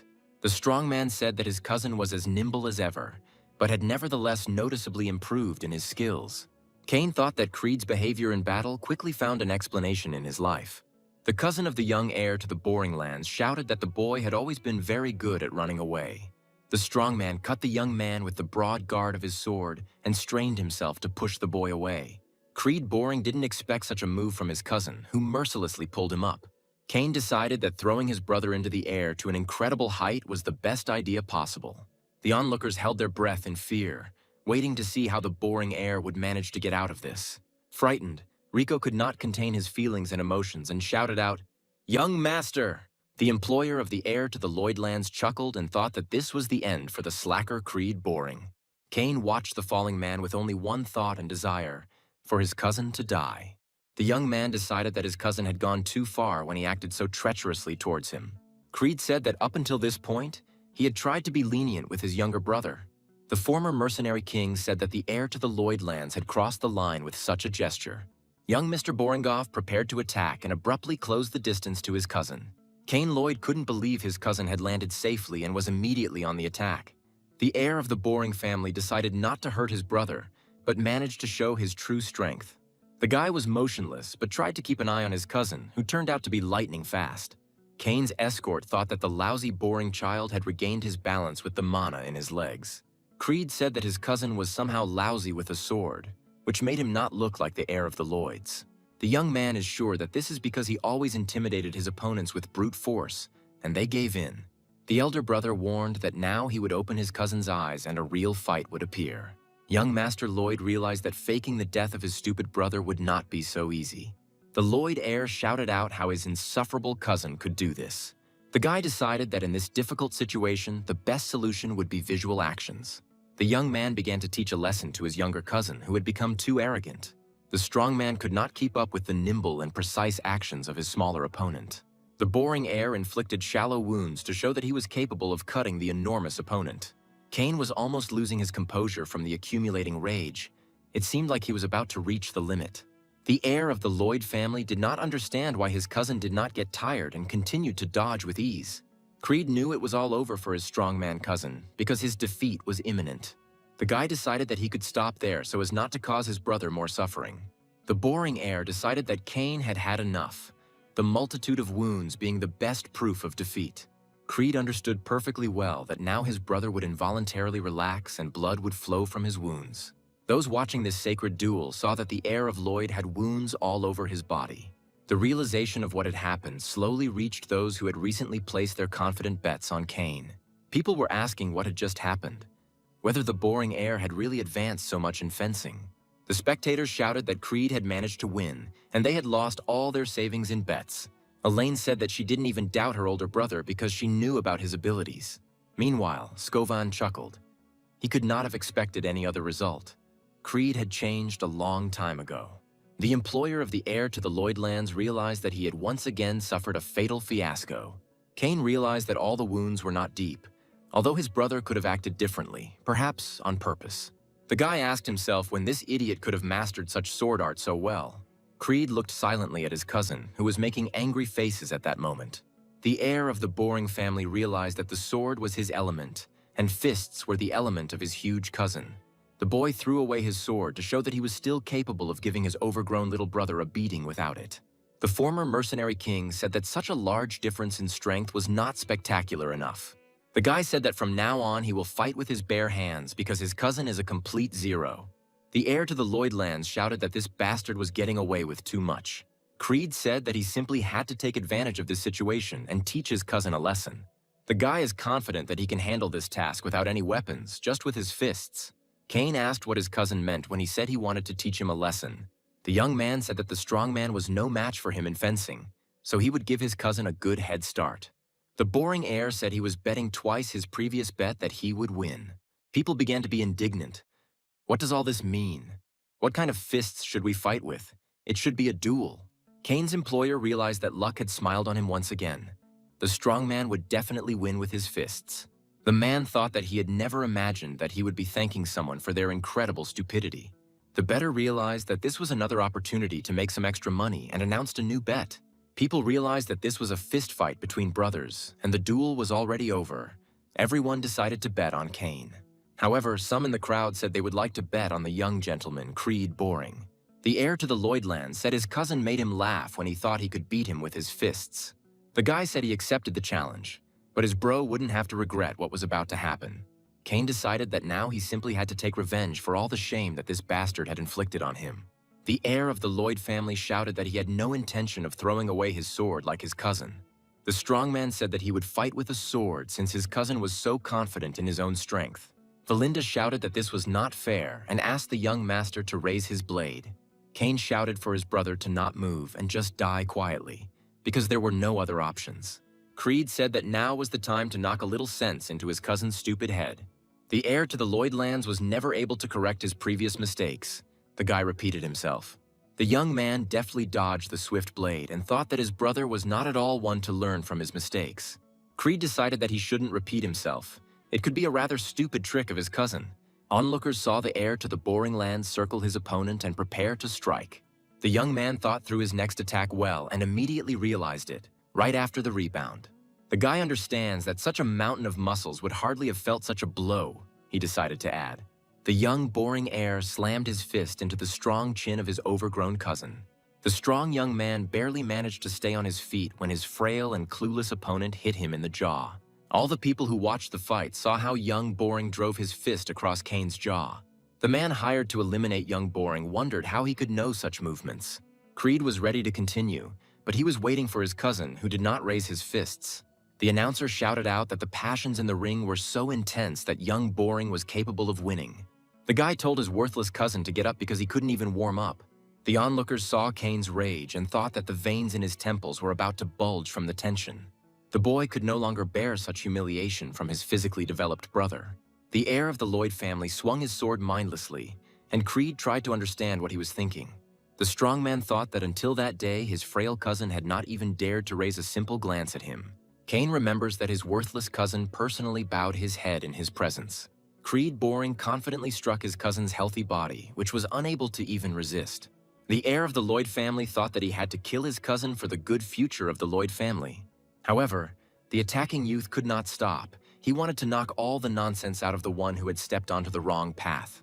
The heir of the Boring family continued to beat his cousin, who was unable to put up a decent fight. Everyone saw how Kane took blows one after another. The fight now looked more like a beating. Creed Boring didn't tire and continued to deal quite painful blows to his overgrown cousin.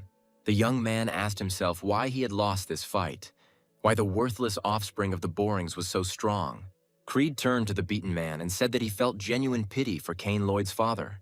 The young gentleman said that Earl Lloyd had helped the Boring family when they were at their wits' end.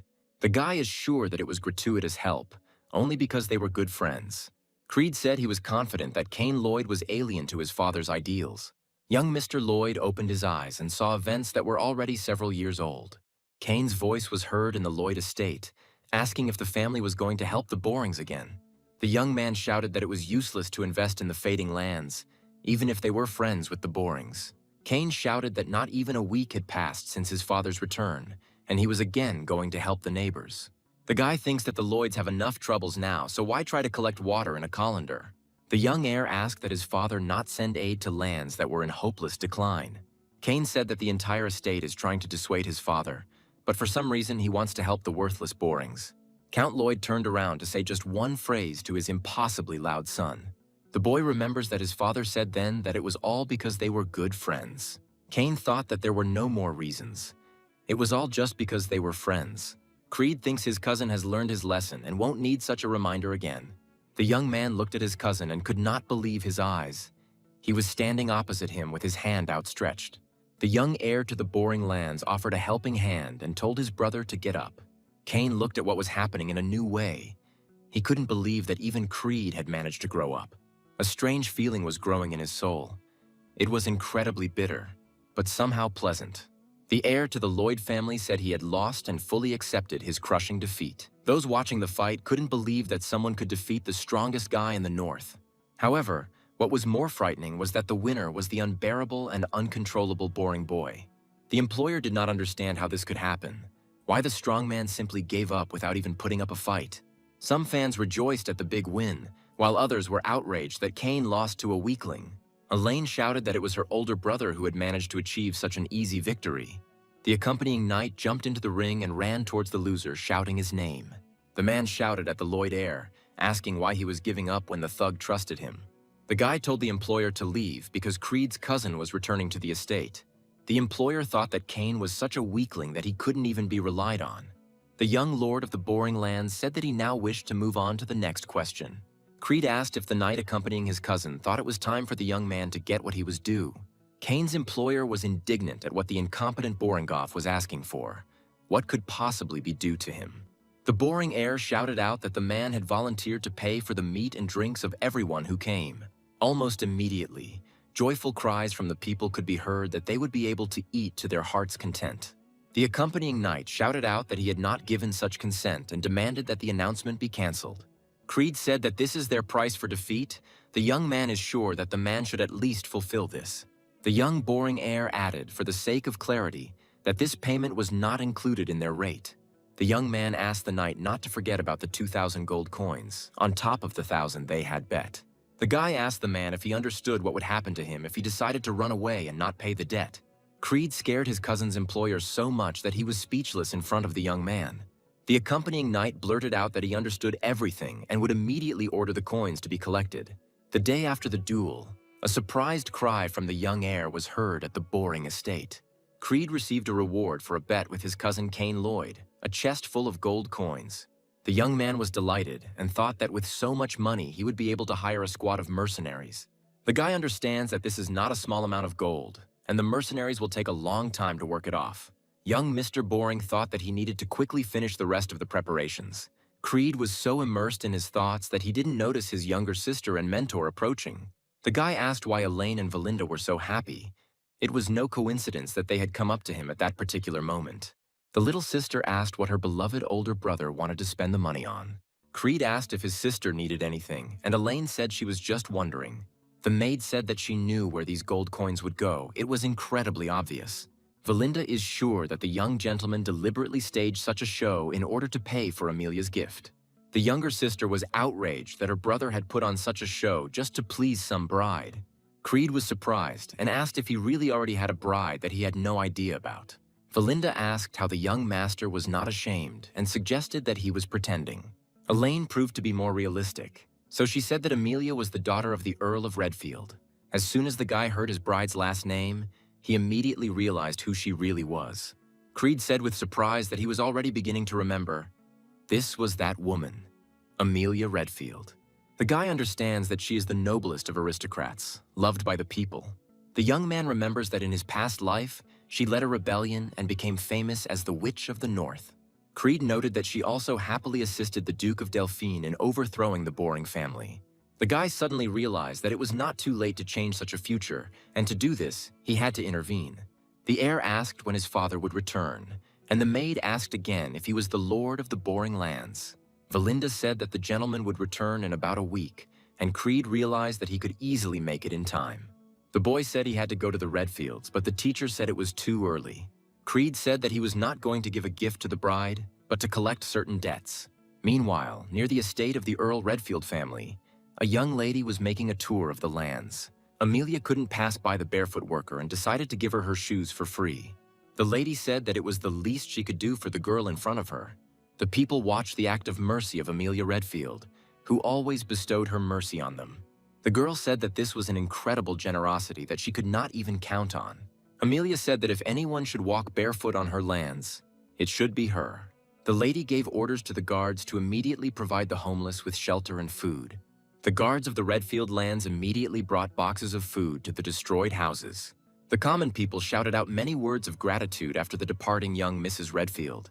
Sometime later, in Amelia Redfield's small personal garden near the Redfield estate, the young lady's bodyguard, Barney, said she had done a great job this morning. The girl said that her father constantly demands absolute obedience from the common people. Amelia said that the stupid gray mass more willingly follows those who provide them with warmth and bread. The lady's personal bodyguard is confident that she has certainly won the hearts of many people in the slums. The man said that he would definitely be able to turn the race for inheritance in favor of his ruler. The girl thought that her servant talked too much and it was time for him to shut his filthy mouth. Amelia asked what about the duel between her bodyguard and the swordmaster from the northern lands. Barney said he had to apologize because he didn't want to attract too much attention. The man said that if he defeated that worthless swordsman, he would definitely attract attention. The bodyguard said that the time had not yet come for them to bare their fangs. Barney declared that his sword would always serve his one and only mistress, Amelia Redfield. The girl asked if this was really how she had raised her strict and imperturbable bodyguard. The young lady declared that he must not be weak, that he must not show such feelings of weakness. The girl asked her subordinate what was going on with that worthless trading guild. The man said that if we are talking about the Action Trade Guild, then they have already carried out the mistress's order. The bodyguard said that they had bought all the materials intended for fortifications in the Boring forests. Amelia's subordinate said that they had bought off all the soldiers and knights who had left the Borings. The girl said that until they were ready, all their plans and actions should remain unnoticed. The butler approached the young lady and asked for forgiveness for interrupting her peace. The servant said that the guards at the gate reported that his lordship, Creed Boring, had come to visit. The girl asked the butler what this walking problem had forgotten in their peaceful lands. The man who approached swallowed nervously and tried to collect his thoughts so as not to anger the young lady. The servant said that Mr. Creed Boringoff wanted to discuss something concerning the Action Trade Guild. The dear guest who came to visit was asked to wait for Milady Amelia in the guest room. The girl did not keep the young man waiting. She quickly settled into a conversation with the loser she knew. The young heir of the Borings greeted the lady of these lands, Amelia Redfield, in a friendly manner. The young lady said that such behavior was bad form for a true aristocrat. The girl asked if the Borings guy had really managed to lose even the smallest remnants of his manners. The young man said that Amelia's birthday was coming up soon, so he decided to give her the gift early. Creed said that he found these flowers at the facade of one guild. They have a very wonderful, enticing scent. The Boring heir said that he intended to buy exclusively from those wonderful merchants from now on. The young man asked what the guild was called, and immediately remembered that it was the Action Trade Guild. Amelia said that she thought she couldn't understand the boy, what he was trying to say with this. The girl said that the young man's gift had been accepted and that he could now get out, and that was the end of their conversation. Creed demanded that the girl come back and sit down, because the conversation had not yet begun. Amelia froze. She did not expect such a tone from the boring young man and wondered what kind of pressure this was. The girl thought that the guy who came to her was not the one who could only bleed at the mere sight of her. The young boring heir said he would be quite brief. He needed some money. The guy said that he would be quite happy with some handfuls, like 10,000 gold coins. Amelia asked if the guy had really shown up to borrow money from his bride, and if this was the boring's will. Creed replied that his father had nothing to do with it and didn't even know about this spontaneous visit. The boring heir is confident that Amelia is not even going to marry him. There is no need for a masquerade. The guy said that she would most likely marry the knight who was standing behind the door to the guest room.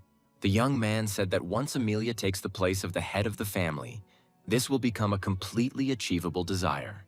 Creed said that everything would fail if anyone found out that she was building up her forces to seize power. The young lady of the Redfield lands said that such words should not be spoken even in jest. The boring's heir said he would keep the girl's secret if he received the necessary sum.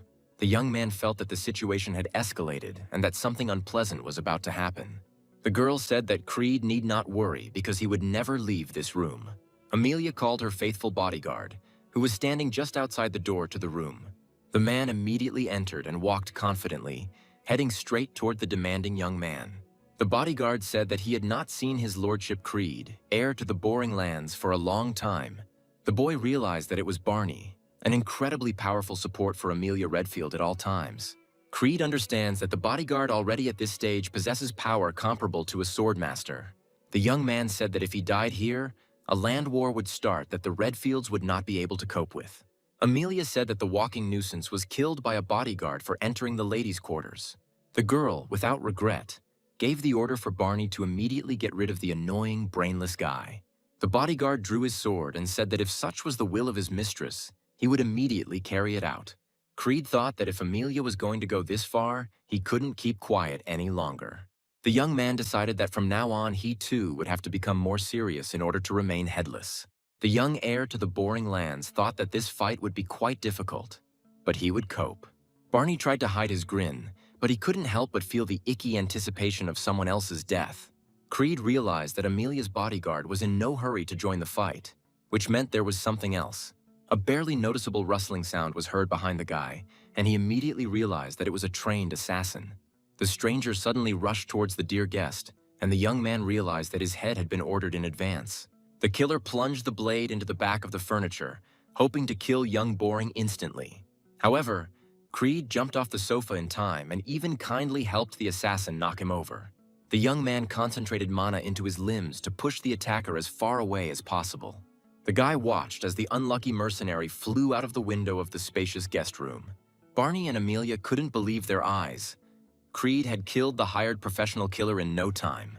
The young man said that they even hired an assassin to talk to him, a sudden attack under the guise of politeness. The young heir to the boring land said the Redfields had incredibly terrible hospitality. Creed said that the Redfield household clearly didn't teach even the most basic manners. Barney apologized to young Lord Boring and said that he was the one who had been rude in the first place. The bodyguard is sure that the guy burst into the mistress's chambers without warning and upset her. The man said that such a gesture did not deserve a warm welcome. Did not the young man agree with him? Creed did not lose concentration due to the dialogue and continued to turn the tide of the battle in his favor. Barney couldn't understand why his opponent was so quick and clear-headed. Having easily outwitted his opponent, the young man rewarded the knight with a kick to the chest. The boring heir's blow was so strong that the bodyguard barely remained on his feet. Barney thought that Creed was known as an arrogant idiot with no special abilities. However, the man realized that the young man in front of him was far from an amateur in handling a sword and fighting. Amelia asked what her faithful bodyguard was doing and why Creed was still safe and sound. The girl told Barney to quickly bring the bastard's head to her if he still served her. The man realized that because of his delays, the lady was beginning to doubt his impeccable fidelity. The bodyguard gripped his rapier and said that he would not let down his mistress, Amelia Redfield. Barney said they needed to start a serious fight now, not this childish thing. The boring heir said that some knight could not dictate to him. He must watch his language. The man said it was just an invitation, but if Mr. Creed so wished. Barney said that let it be as the young gentleman thought. He could not argue with him. The young lady's bodyguard instantly closed the distance to deliver a swift blow. Creed tried to pull himself together to make the best decision, drawing on his past experience. The man's lunge was tangential, barely hitting Boring, who escaped death. The guy thought that his opponent was very fast, standing against him like this was not the best idea. Barney couldn't believe that a normal person could pull off such a dodge and escape his attack. Mrs. Redfield's bodyguard continued to attack swiftly, but the young man parried and dodged. Amelia wondered how that worthless, boring bastard could possibly fight someone like Barney. However, the girl admits that her bodyguard has an order of magnitude more experience, so the outcome is obvious. The man made another lunge, which the inexperienced youth easily blocked. Creed decided that this was the very moment that would allow him to launch a successful counterattack. Barney quickly understood what the young man wanted, so he allowed him to get closer and repeat the already familiar actions. The man decided to force his opponent to make a mistake, and for this he again decided to grab his opponent's sword.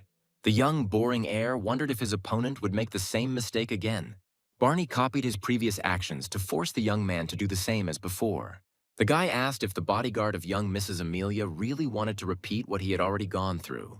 Creed decided to repeat his hold, but felt something was wrong, as if everything was going according to his opponent's plan.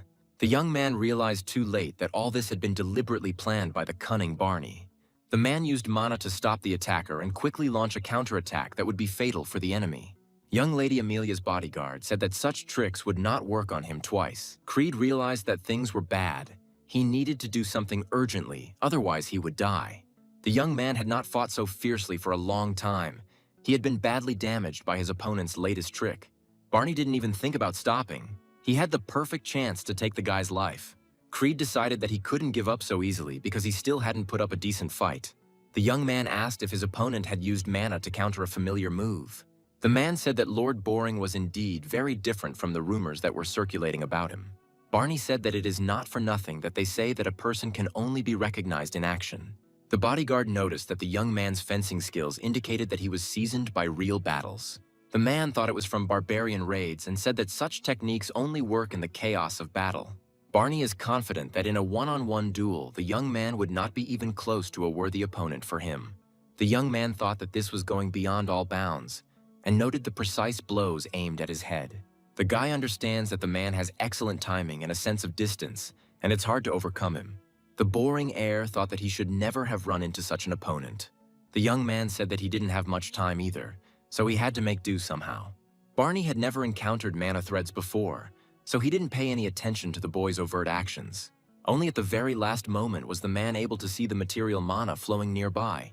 The bodyguard realized that this was the guy's doing, but when was he able to use such an ability? The young heir of the Borings had already managed to gain considerable training in controlling the only available mana thread. Creed understood perfectly well that there might not be another chance, so he resolutely rushed at the enemy.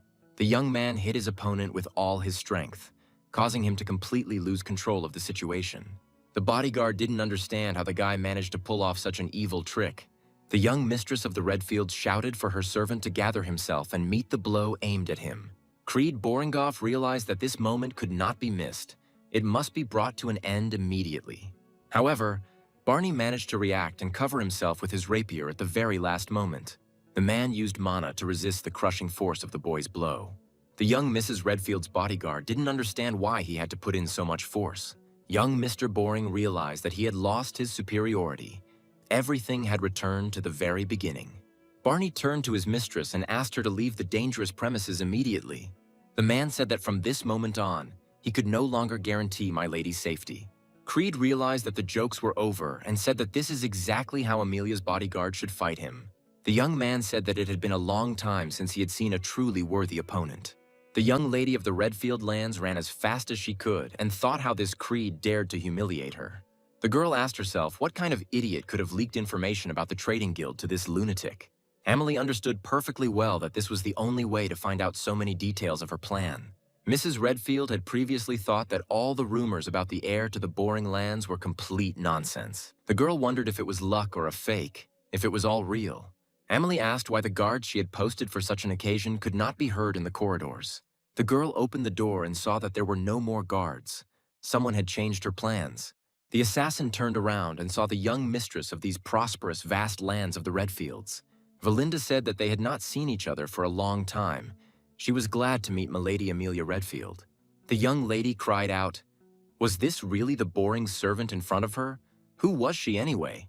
The mentor of the young heir of the Boring family suggested that the girl behave less loudly. Valinda understands that she shouldn't kill Amelia, but she also can't let the one who is running away go. The heiress did not understand how this was even possible. Why all these misfortunes were pouring in one after another. The Boring's unusual maid asked why the girl was still carrying that creature on her lips. Valinda thought that Amelia was doing this because of the engagement, and she remembered the conversation between the heads of their families. The assassin is sure that her relatives teased the girl because creepy spiders were following her. The maid said that she does not even suspect that such behavior is due to trauma or for self-affirmation. Valinda apologized and said that such accessories did not suit Mrs. Amelia at all. The Boring family's unusual maid said she had something very profitable to offer. Valinda asked if she could count on the girl to cooperate with her. Meanwhile, in the chambers of the young Mrs. Redfield, a battle between Barney and Creed is about to break out. The young man thought that even the air in the room became heavy from the bodyguard's concentrated mana. The young heir to the Boring lands thought that his opponent had an unimaginable amount of mana. Barney asked if he had misheard when the young lord called the man a worthy opponent. The bodyguard is sure that this phrase can only belong to pathetic mercenaries and not aristocrats. The former mercenary king said that he could not understand such a claim coming from a servant. Creed Boring said that he is a purebred aristocrat and should not be mixed with common people. Barney turned to the young master of the Boring family and said that he could only advise one thing. He told the young man to immediately stop dishonoring the pure honor of the true aristocracy. The next moment, the guy saw a barrage of rapid attacks falling upon him. Creed knew he had to parry each of the blows because he couldn't dodge them. Barney saw that the young man was doing well at his level of fencing and thought he was good. However, the man understood that the boy still had a lot of growing to do to reach his level, absorbing the experience of battles. The young heir to the Boring lands didn't understand what was wrong with this guy, why he was so fast. The guy thought that his opponent's attacks had become incredibly furious, heavy and crushing. The young man decided that he had had enough. Further risk was not justified due to the high cost of error. Creed decided to use the mana cores to power up and turn the tide of this long battle. All the accumulated experience of his past life helped young Boring to successfully parry and counterattack. Barney chalked up the situation to the simple luck of a brat who was unworthy of being an aristocrat. The young heir to the Boring lands continued to fend off the swift attacks of Amelia's bodyguard. The man noticed that the guy's attacks became heavier, but at the same time, he became much slower. From the expression on his opponent's face, the young man realized that his last mistake could be fatal. Barney turned to young Master Creed and told him that this attack would be the last one in his life. The man aimed his rapier at the center of the young opponent's body, who took the blow. The bodyguard let out a sigh of relief when he saw a fountain of scarlet liquid gushing out of the guy. Relief suddenly turned to fear. Barney realized that there was too little blood for such a wound. The man thought Creed was willing to hurt himself to use his shoulder to deflect the blade. Amelia's bodyguard was surprised that the young man was prepared for such a strong gesture. Barney said that in the fight against young Master Creed, one must not let down one's guard until the very end. However, the man said that this was not all because he had not used all his capabilities. Amelia's bodyguard decided to push the guy away so that he would lose control of his breathing and become weak. Barney said that this is the difference between him and someone who waves a blade just for show. The young man realized that the man's sudden maneuver had been very successful and had allowed him to seize the initiative. The guy admitted that he really likes these kinds of battles. They don't end too quickly. Young Boring felt the thrill of battle consume him completely, drawing him into a whirlpool of events. The young man thought that his opponent had overwhelming control of the fight due to his speed and skill. The guy is sure that the man is creating the appearance of their swords interlocking and becoming one. Herr Borinov understands that he cannot overcome his opponent in strength due to his weak mana. The young man thought that this only concerned the mana that he possessed at the moment. The young Boring heir felt that their fight would have to stop at this point. The guy said that his formidable opponent was missing just one detail, but it was incredibly important for victory. The young man said that this significant thing was his unique technique of controlling human mana cores. The Borinov heir activated the third mana core to gain a colossal boost in strength. The The guy decided to use a special ability called Third Mana Core Release. The young man understands that for a short time, he became the strongest in this estate. Confidence completely overwhelmed Creed Boring, who rushed to perform unprecedented miracles. The man didn't understand why his opponent had increased in strength. He easily parried every attack. Barney realized he couldn't hold out much longer. His arms were starting to go numb from the blocks and attacks. The bodyguard did not continue his defense for long. Creed Boring quickly and skillfully disarmed him. The man thought that this was the end for him. Mr. Creed had won a crushing victory. Barney didn't understand where such destructive mana came from in this young body. Right in the middle of battle, Amelia's desperate cry was heard from the front door, asking for the fight to be stopped immediately. The girls arrived at the very last moment. Mr. Boringoff had already brought his opponent to his knees. The young lady of the Redfields told Creed to take his 10,000 gold pieces and get out. The young man exhaled and said that Milady Amelia had managed to cause him enough unpleasant trouble. The guy asked if she couldn't give him the money when he asked for it calmly and politely. Mrs. Redfield was surprised and said that this could not even be called a quarrel between young lovers. Creed said they simply had a disagreement and added that he had some bad news. The young man told his bride that now only 20,000 gold coins would satisfy him. The young Mrs. Redfield saw many soulless bodies in her small estate. Mr. Creed caused a real pogrom and managed to emerge from the pond practically unscathed. Lady Amelia understood perfectly well that all her plans were now disrupted and had to be completely rebuilt. Barney apologized and said that the guy turned out to be much stronger than recent rumors had suggested. The man is confident that Creed can release mana that surpasses that of a high-ranking knight. The girl said that this unbearable brat had changed a lot, as if he had been replaced by a different person. Barney asked if his mistress would like to report this unpleasant incident to Duchess Delphine. Amelie asked the servant to watch his language because he didn't realize how terrifying the Delphines were. Ms. Redfield is sure that their heads will roll if today's events become public knowledge.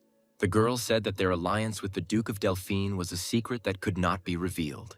Amelia said that if Creed told anyone about the secret of the Trade Guild, her brothers would finish her off.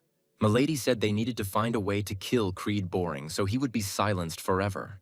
The girl asked what condition the boy was in. The servant replied that he had a deep wound on his shoulder. The man is sure that Creed has many small cuts, and his mana has been wasted in huge quantities. Amelia's bodyguard is confident that he is currently at his weakest, but he cannot go head-on. Barney is confident that their knights will cause a lot of noise, so they need to find another way to do it. The girl said that it was precisely for such purposes that they separately bred professional hunting dogs. The servant asked if his mistress really meant that same inhuman squad of killers. The bodyguard realizes that his mistress is talking about a squad called the Wildcats. Barney thought that just thinking about them gave him a strange, eerie shudder. Amelia said that she was talking specifically about them, a detachment of war orphans without family or status. The girl ordered to collect a dozen that are good at mana control to send them to the Borings. The bodyguard understood his mistress's plan. He realized that in the Boring forests there was an excellent place. Barney realizes that this place is a valley between the Boring and Redfeld territories. The man knows that practically no one enters this area, which means it is an excellent area for operations. Amelia's bodyguard said that he would properly train the selected dozen special mercenaries. The lady thought that Creed Boring would pay very dearly for daring to humiliate the girl. Meanwhile, the carriage with the young master of the Boring family rushed to its fating lands. The young man bandaged a serious wound on his shoulder to stop the bleeding and prevent infection. Creed understood that Amelia would definitely take revenge. She would definitely not let what happened go without consequences. Ferdinand asked the young gentleman if everything was okay with him. The wound on his shoulder was quite serious. The young man thought that the wound was not particularly deep, certainly not for such a risky act. The guy thought that 20,000 coins would be more than enough to start rebuilding his lands. Creed thinks it would be much better if he broke Amelia's neck, but he doesn't need a war. The guy understands that his territories are being protected from barbarians, and he must get by with as little bloodshed as possible. The young man understands that his knowledge of the secrets of the Action Guild seriously complicates Amelia's game. The young heir of the Boring family said that this time he would be the one using the daughter of the Earl of Redfield. Valinda asked the young master Boring whether everything had gone exactly according to his plan. The boy's mentor said he told her to take over security if she heard sounds of a struggle. The girl said that the young Mrs. Redfield tried to escape, and she took her hostage. Creed said that this was exactly his plan, but it seemed that he asked Ferdinand about it. The young man felt severe pain throughout his body. The consequences of the battle did not appear immediately. The old servant was afraid for the health of the young master, who was attacked by a terrible cough. The guy thought that this time it wasn't as serious as the previous ones, but in the future it would become a problem. The boring heir realized he needed a safer way to quickly build up his mana. The mentor decided to see what exactly was happening to her young master, where the blood came from. The girl concluded that the young master's mana flow was severely disrupted. Valinda decided that she could handle the correction of the magical flows of the boring family heir. The young man couldn't believe his eyes when he saw the maid grab his hand and begin the treatment. The guy felt an unpleasant effect from the support given to him and thought that it was a disaster.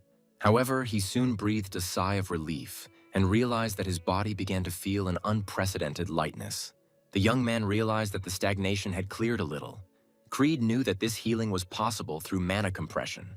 The heir to the boring lands thought that Valinda was not an ordinary servant. He guessed about it. The guy knows that his mother brought this girl into the house, but who is his mentor really? Creed didn't understand why such a gifted man was working as the head of the servants in their mansion. The heir of the boring family thought that the more strong allies he had behind him, the better. The guy knows that the talented people on his path are just the very beginning of a difficult journey. Creed's mentor said that she would always be ready to help the master, no matter what he did. The girl asked why her master needed to take such a large sum from Amelia. The young man said that he needed money, and Count Redfeld's daughter was the only one who always had it. Valinda screamed because her master had gotten involved in this dangerous business over some stupid trifle. Creed told his servants not to worry because Amelia would never tell what happened. The mentor said it would be polite to share with the person who had taken the risk with him. The young master realized that he really should tell about his plan, at least to his closest servants. The guy said that this money would go towards strengthening the posts in the Forest of Monsters, which is on the border of their possessions. All the inhabitants of the boring lands know that this forest is now teeming with these dangerous creatures. The young man said that he needed resources to clear the Forest of Monsters in order to rid the lands of the plague. Ferdinand shouted that these were pipe dreams. Every attempt to cleanse him had failed.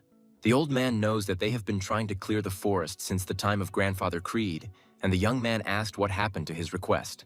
Ferdinand was dumbfounded, because he did not know how to answer the young gentleman about the information he had received. The old knight said that the young man was right in assuming that the man was in that place. However, Ferdinand said that even if this was true, the man's condition was very sad. The guy decided to pay a visit immediately, but the maid objected, since Creed was seriously injured. The young man said that his wounds did not matter. All that mattered was that the man was still alive. Valinda exclaimed that she fought well, and the old man was also a knight. They would protect the young master. The heir to the boring land said that circumstances had changed and they needed a capable leader. The young man said that very soon they would be able to get such a responsible person. Creed arrived at a place he knew from his past life, hoping to find a new commander there. The young master's subordinates expressed concern. This place seemed long abandoned to them. To the surprise of the skeptics, the door of the crumbling house opened and an old man appeared on the threshold. Mr. Creed's group saw an old, overgrown man who gave them an unkind look. The old man asked who had decided to visit him in his old age. He had no relatives left anywhere for a long time. Young boring subordinates did not expect to see the man in such a terrible state. Valinda whispered that she doubted his responsibility because he looked rather pathetic. The man looked at the young man again and asked what brought the young aristocrat to these forgotten lands.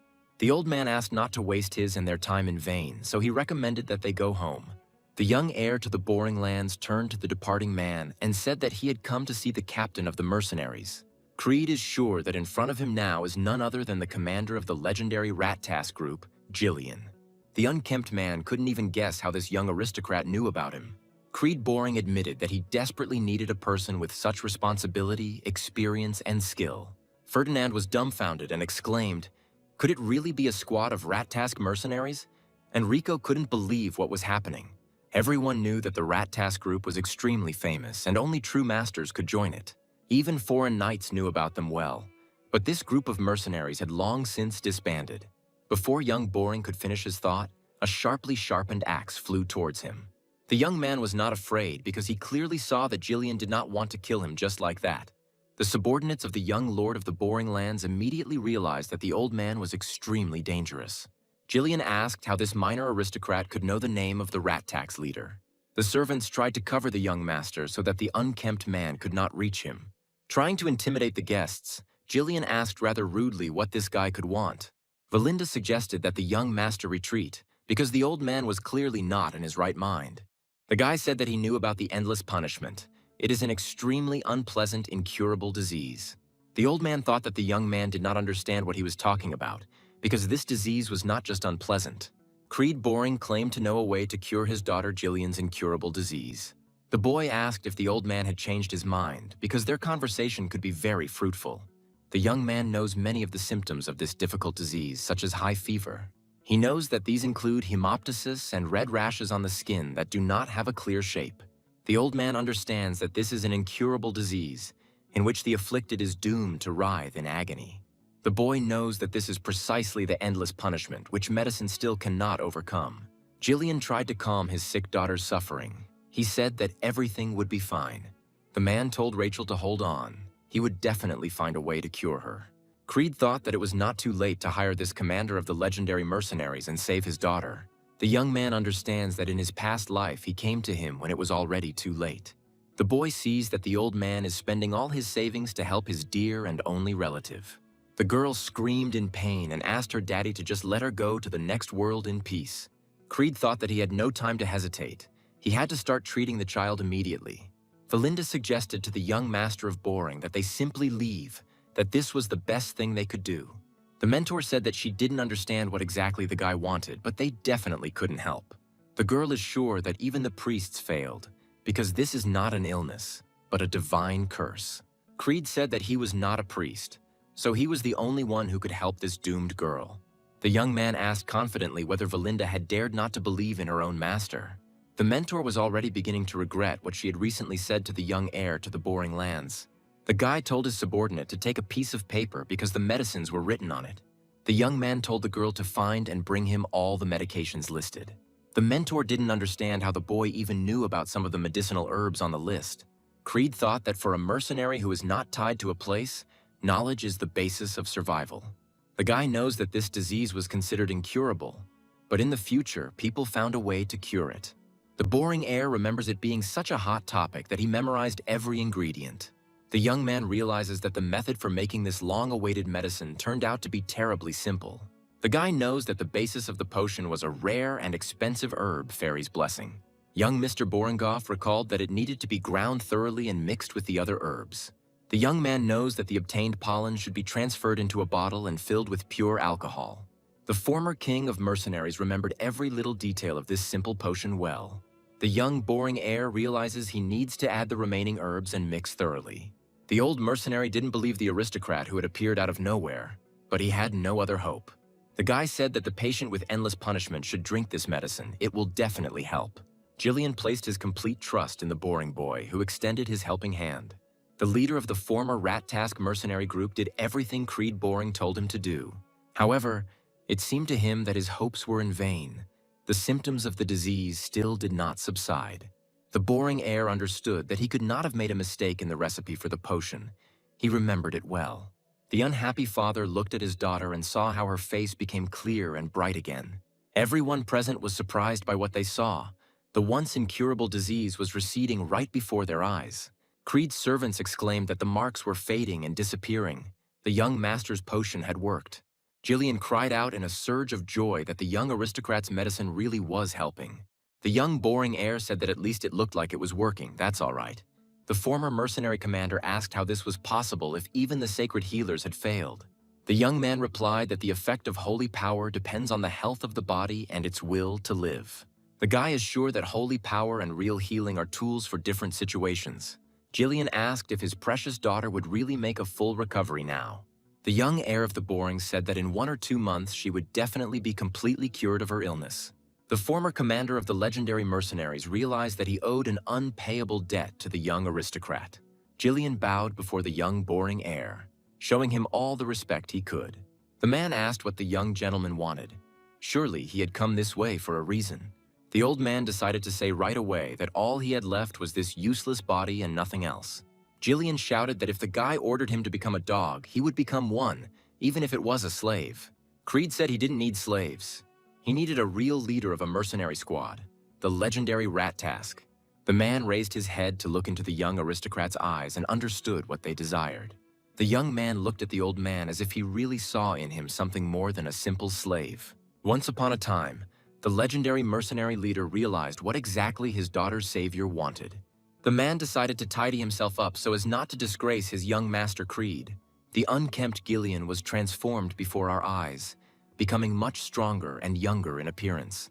The servants of the young boring heir watched the old man's transformation closely. They thought that this simply couldn't be true. How could that plain-looking little man turn into this strong man? Creed Boring's servants now realized that they were facing a completely different person. The young man thought that the man no longer looked like a commoner. He seemed like a seasoned craftsman. Gillian suddenly went to his weapon. He asked if there was anyone outside.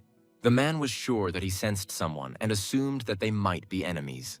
The young man said that all his subjects were now in this room. There was no one else. The old man asked if the young master had any envious people who could send assassins. Creed replied that he had no shortage of such acquaintances, and that in the future there would be even more of them. The man decided that in this case he would simply eliminate the unnecessary witness to what happened in this shack. Gillian confidently threw the raised spear in the direction where he thought the enemy was. The man hit exactly the spot he had intended, and the target was easily hit. The old man decided that the follower must know the one who sent him, which meant that information could be obtained. Creed Boring had no idea that he was being followed from the neighboring county of Redfield. Despite the considerable distance, Gillian managed to deftly pull the person watching them towards him. The captured knight of the Wildcat Special Squad shouted out how this old man could do such a thing. Gillian asked who had sent this misunderstanding to follow them. Had the gentleman really done something wrong? The knight did not believe that a man could possess such power and said that such a thing was impossible. The man asked what to do with this spy, and Creed replied that he already guessed who was behind this. The young man said he didn't want to get his hands dirty today, but apparently he was left with no other choice. Gillian asked the young master not to draw his sword, as this was not befitting a true aristocrat. The old man said that the master should not worry about such things because he would take care of it. The former leader of the legendary mercenary squad squeezed the enemy's throat without any regret. All the inhabitants of these places heard the piercing cry of a man who was dying in terrible agony. Valinda noticed that the transformed man did not even flinch as he carried out his master's will. The girl realized that there was not a drop of doubt in the old man's actions as to why the master needed such a person. Gillian turned to the Grand Duke of Boring and said that from now on his life belonged to the young man. Creed realized that the bulk of what was needed to restore the Boring territories had now been obtained. The young man said that he had full confidence in his new subordinate, the legendary Commander Gillian. Meanwhile, somewhere in the neutral territory between the Boring and Redfield holdings, the Wildcat Special Forces held a meeting where it was revealed that the reconnaissance squad had been destroyed. The thugs said that only idiots who didn't know how to hold a weapon were stationed there. The gang leader Vigo asked everyone to shut up or to be indignant more quietly. They were making too much noise. The squad captain wondered if the information he had received from Barney was inaccurate. Vigo is sure that the reconnaissance squad could not have been so incompetent to carry out a simple assignment. The gang member said that this happened because Creed hired an old man, Gillian, to work for him. The commander could not allow his subordinates to lie so brazenly to his face. It was hard to believe. The man asked if this was true and what evidence the subordinate had to support such statements. The subordinate blurted out that he personally saw how this legendary mercenary dealt with his comrade. The squad captain thought that piece of shit Gillian had finally made his presence known. Meanwhile, the young Master Boring's group moved towards his family's estate. Valinda said that this carriage was incredibly cramped. How could one even ride comfortably here? The girl said that this guy is not an arms dealer, so why would he carry so much hardware around with him? Creed Boring said they would have had to hire a wagon to transport the sick Rachel anyway. The guy understands that old Ferdinand and Rico are riding behind. They will definitely cope with protecting the girl. The young man asked his mentor to show a little patience. All these weapons could come in handy. The young Boring heir said they still had to get out of this nasty canyon. Valinda said she was sure the man who was following them was Amelia's spy. The guy said that this was probably the case, so he didn't see anything surprising in what happened. The girl said that this was a rather problematic situation because she was familiar with the mask of the enemies. Creed's mentor is sure that he was from the Wildcats Guild, which is quite influential in Redfield. The girl said that this is an illegal guild of wildcats that is engaged in vile deeds. She knows that they are involved in smuggling, murder, and trafficking in people and drugs. Valinda is sure that they are the dregs of society who take on any dirty job. Creed asked how his subordinate knew all this, and the girl said that she had a difficult childhood. Young Master Boring's mentor said she just wanted the young man to be careful. The guy chuckled to himself, because there was definitely no need to worry about him. He was not helpless. The Boring's heir said it was no big deal. He didn't see anything dangerous in the Wildcats Guild. The young man is confident in his abilities because he has the best possible ally, Jillian, with him. Mr. Creed's carriage rode in silence, broken only by the clatter of hooves and the grinding of wheels. None of the squad noticed the changes in the terrain behind them, which were appearing unnaturally. The hiding people went on the offensive. Their target was the horses. Without them, the cart would not move. The legendary mercenary could not allow such impudence. Such an open attack did not go unnoticed. The killers realized who was driving the vehicle, and their plan changed due to the dangerous target. Jillian said, "Did the mercenaries really use an underground ambush? What a banal tactic." The man easily blocked the attackers' attacks. They did not pose a serious threat to him. The legendary mercenary used the tiny amounts of mana to empower his arms and twist his opponent's weapons.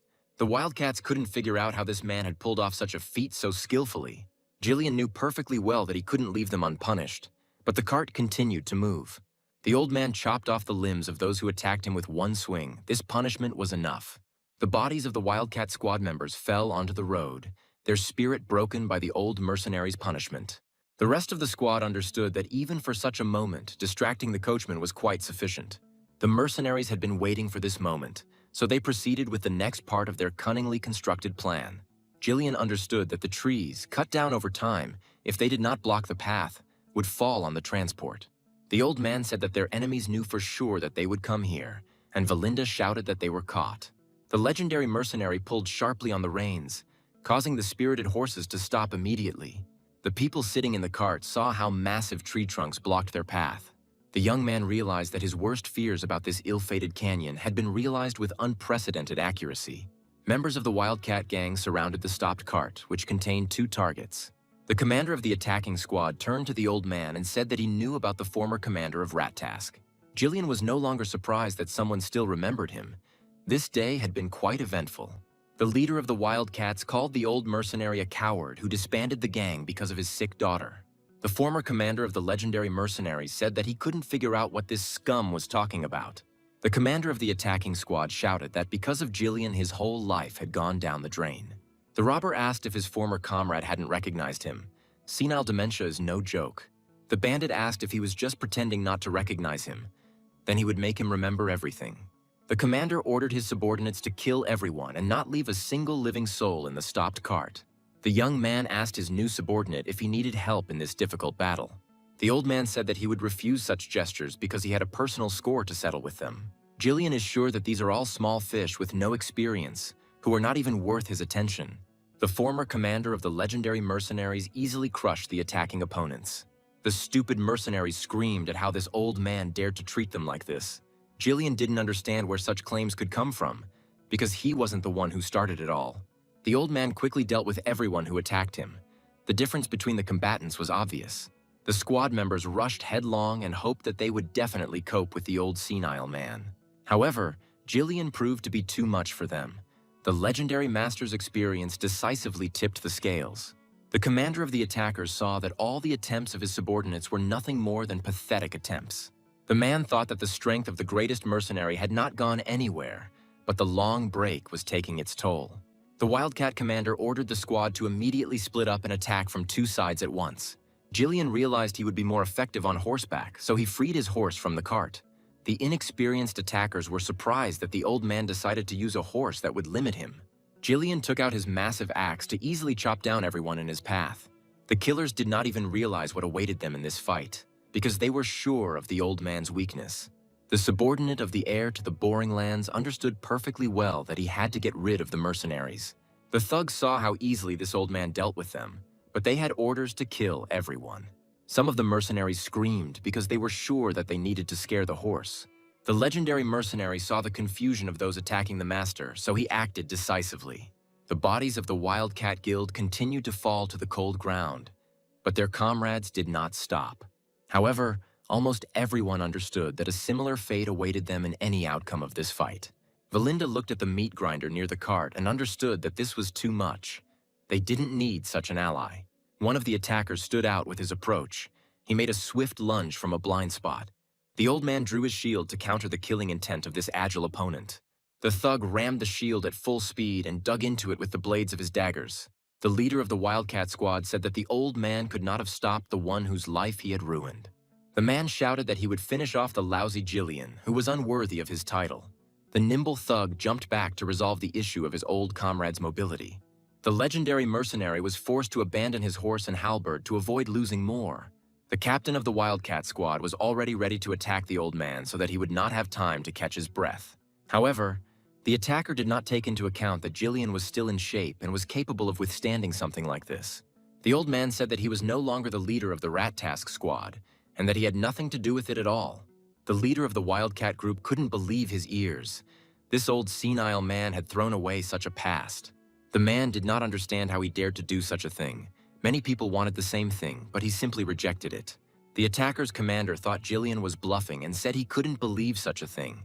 The man is sure that if the old man in front of him is not the leader of the legendary squad, then who is he? The old man said that he really just up and left his past behind, and there was a good reason for it. Jillian said that he was now nothing more than the arms and legs of Duke Creed Boring. The Wildcat leader shouted that this idiot had not only trampled him into the dirt, but also the dreams of many. The man is sure that now he is simply obliged to kill the old man, not only for his own offense. The heir to the Boring Lands watched a brutal battle between old comrades of the Rat Task squad. The Wildcat squad leader attacked the old man again and again, delivering many swift blows. However, Jillian managed to reflect each one with his shield. Parrying was easy. The man said that with the old man's departure, their legendary Rat Task squad disintegrated almost instantly. The thug shouted that because of the old man, he had lost his purpose in this rotten world and had sunk to the bottom. The legendary mercenary thought that he was being accused of his own weakness, to calm his soul. The killer continued to dodge the ferocious swings of the sharp axe. The old man defended himself well. The thug understood that Jillian was still full of strength and quite capable of giving him a tough fight. However, the agility of the young leader of the Wildcat squad allowed him to move with amazing ease. The old man managed to react to the swift blows of his opponent, who seemed to never tire. Jillian realized that his shield had finally collapsed under the enemy's onslaught, and that things would be more difficult now. The Wildcat leader said that he dedicated his life to Rat Task, putting everything he had into it. The man said that his idol had wasted all his efforts to become some nobleman's dog. The Wildcat squad leader shouted that he would never forgive the old man for such an offense. The thug is sure that this damn senile man will die this night, along with all the mistakes he made. Jillian stood firm against the furious attacks of his opponent, who was becoming more and more angry with each passing second. The man decided that since he couldn't defeat this old man, he would wear him out with endless attacks. Each of the combatants understood that this battle would not last forever. Sooner or later, it would end. The leader of the small Wildcat guild thought that a lot of water had flowed under the bridge since the collapse of the Rat Task squad. The man thought that Jillian was incredibly strong when he was the commander of the legendary mercenaries. However, the thug understands that time does not stand still. Some improve, while others fade away. The Wildcat commander understands that while his idol was fussing over his sick daughter, the thug was hardening. The man is confident that the old senile man can no longer be a worthy opponent for him. The thug did not waste his opportunity and used his weapon, which he had used earlier in this fight. Jillian understood that such an attack was too unexpected. He would not be able to defend himself with anything. The old man put his shoulder under the darts, relying on the strength of his armor to protect himself. The agile opponent did not miss the opportunity for hasty attacks. He wanted to drive the elder one.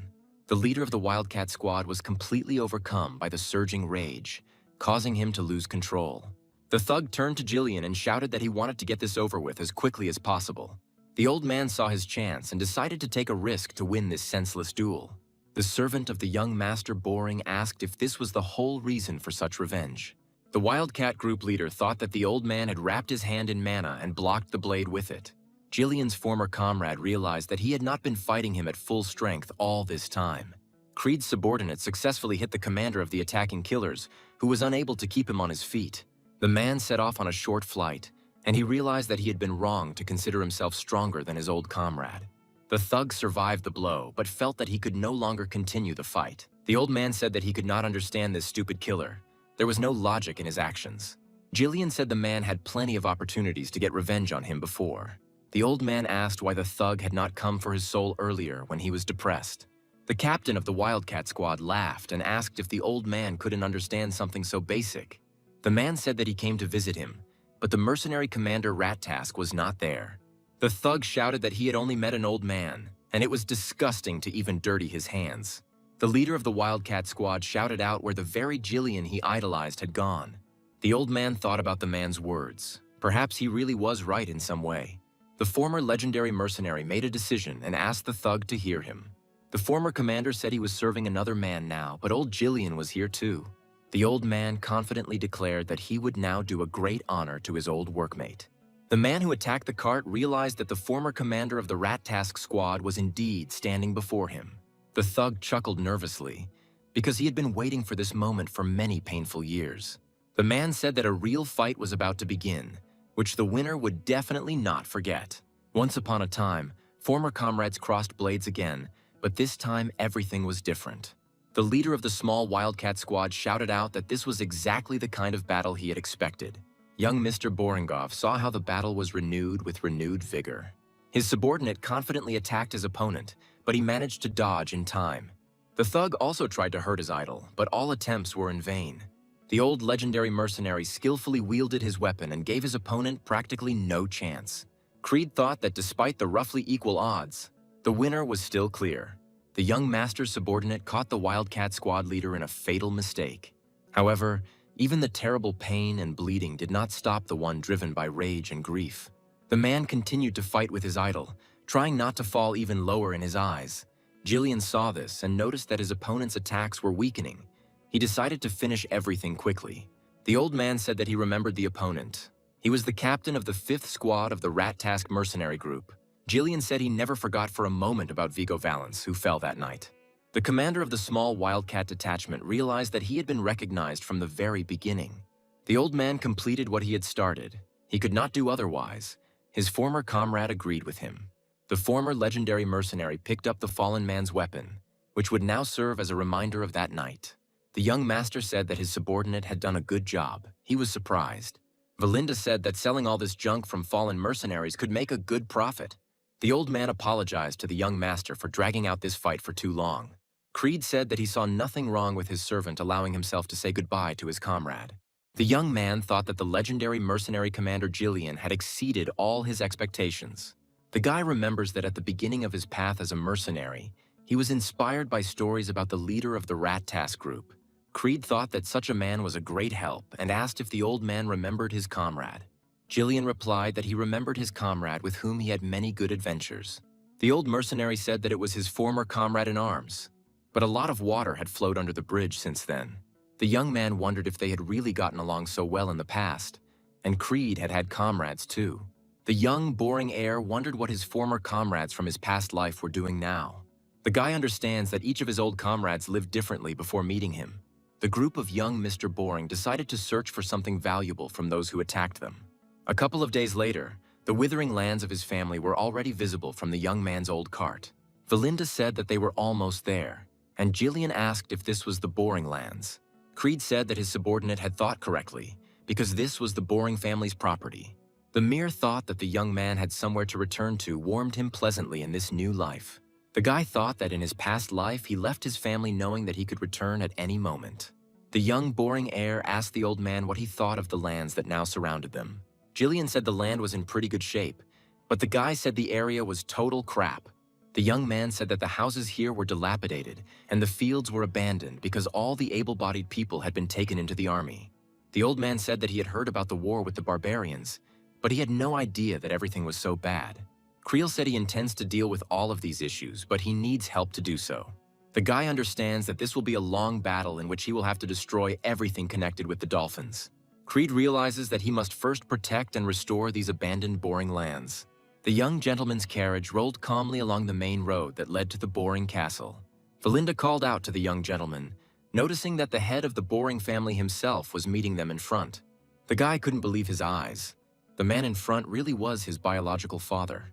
The head of the entire Boring clan personally met Creed, who was returning to his native lands. The young man realized that he was too late in returning to the Boring castle. His journey had been long. Sometime later, in the main hall of the Boring estate, foreign and domestic policy was discussed. The advisor suggested cutting back the army, but the others said they'd better ask the Redfields for support. The third of the advisors said that the neighbors are no help here. They currently have their own problems with the army. The advisors said they needed to find money to rebuild the destroyed fortifications in the Forest of Monsters. Everyone agreed that these were good intentions, but that reducing combat power was too dangerous a decision. Creed thought that the commander of the Boring Night Corps, Rudolph, had not changed since then. The young man understood that the Boring's treasurer was still the same as in the old memories of the mercenary king. The guy realized that the farm manager, Homer, had also remained the same, even after so much time. Creed understood that for him only a couple of months had passed, but for the mercenary king, decades had passed. The young man turned to his father's advisors and said that they had done a good job in this military campaign. The heir of the Boring family turned to his father, but hesitated because he remembered his past. The boy understood perfectly well that he was now addressing not his own father, but the head of the Boring family.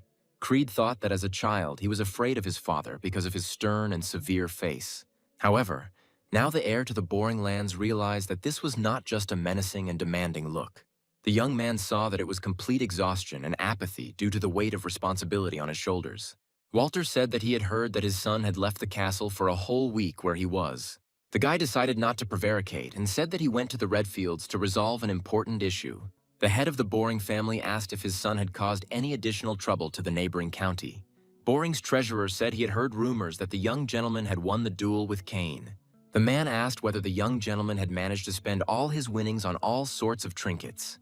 Creed Boring thought it was inappropriate to say anything here. Rather, he was investing in the future of the family. Homer told the young man not to forget his status as heir when he took any action. Walter asked everyone to calm down. The conversation began to go beyond the scope of the necessary meeting. The head of the Boring family said he had heard that there had been problems during his absence. The man said his son killed Jack and Phil, who were trying to kidnap and sell Elaine Boring. The boy understood what his father was asking about. The young man thought that those bastards had crossed the line.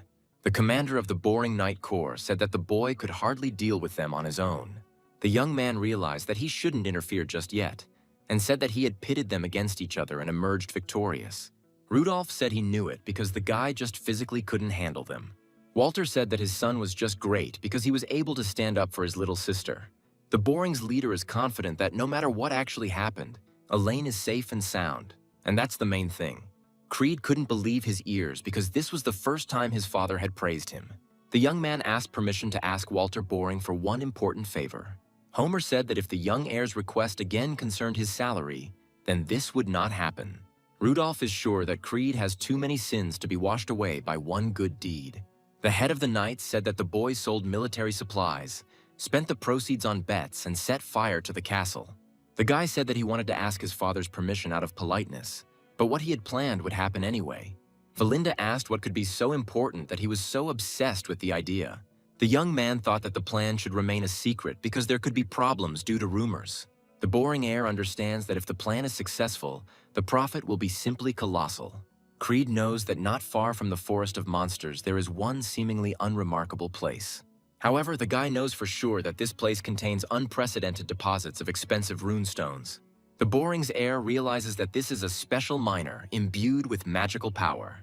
The young man knows that it is considered an incredibly rare stone. All magicians go crazy at the mere mention of it. Everyone knows that magic circles, scrolls, and tools are made from it, and it is even used in alchemy.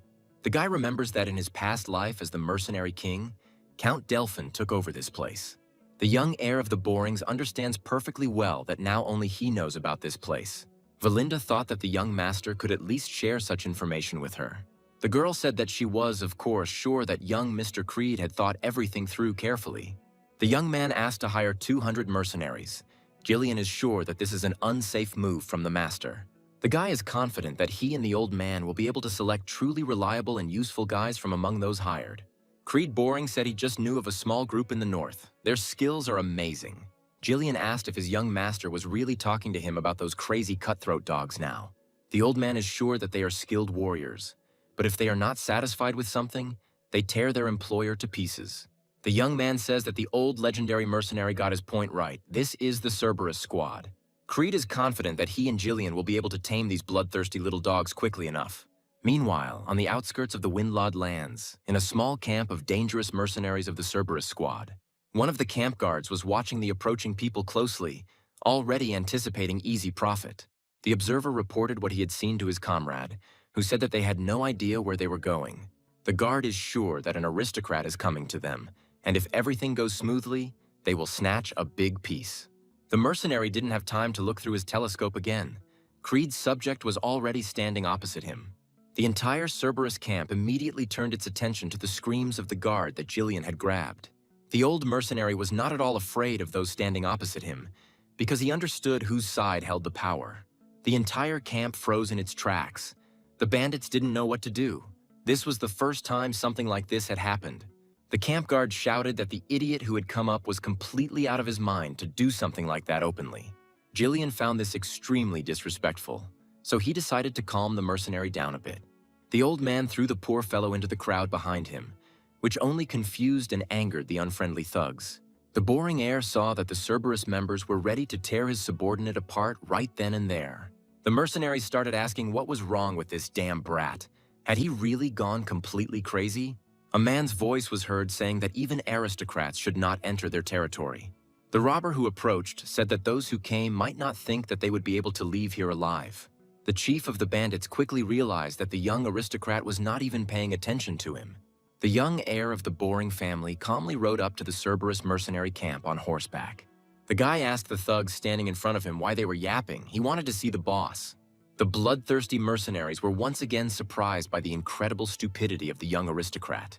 The man chuckled, wondering if some crazy nobleman had really come to their camp. The bandit is simply convinced that they are facing another crazy aristocrat who doesn't know how to think. The mercenary shouted that if the young man wanted to climb into the mouth of the Cerberus, he must be prepared for the consequences. The man never doubted for a second his own strength or the incredible recklessness of the frail boy. Creed saw that a dangerous ball was heading towards him, but he didn't even bat an eyelid due to his confidence in his subordinate. Jillian managed to react. He intercepted the enemy's weapon chain to stop it. The old mercenary deftly pierced the chain link and prevented the bandit from injuring his young master. The rank-and-file mercenaries of the Cerberus squad were surprised that this old senile man managed to pull off such a thing. The chief of the mercenaries who met Creed realized that they were not dealing with a simple lost aristocrat. The young lord of the boring lands said that everything was exactly as he had expected, and nothing else. Creed said that such wayward mercenaries don't understand the good way, so it will be the bad way. The young man gave orders to his servant to act at his own discretion, but not to dare kill his opponents. The former commander of the legendary Rat Task squad said that he understood his young master. The old man grabbed the chain that served as part of the weapon of the Cerberus mercenary who attacked them. The old mercenary acted on orders to suppress the enemy's desire to resist the will of the master. The mercenaries didn't expect that some subordinate of an aristocrat was capable of performing such tricks. Jillian quickly dealt with the main threat, Creed's first attacker, Boring. The bandits took up arms and shouted at the old man to be more careful about who he attacked. The thugs are sure that even the title of aristocrat will not save the uninvited guests for such insolence. For the legendary mercenary from the Rat Task squad, the attacking bandits were nothing more than children. Jillian dealt with the bandits very quickly, and they didn't stand a chance. The Cerberus mercenaries remained on the sidelines. They understood well that they were no match for the old servant. The legendary mercenary did a good job with the task, and he gave the furious bandits quite a fright. The Cerberus mercenaries trembled at the sight of Jillian, who had just crushed their comrades.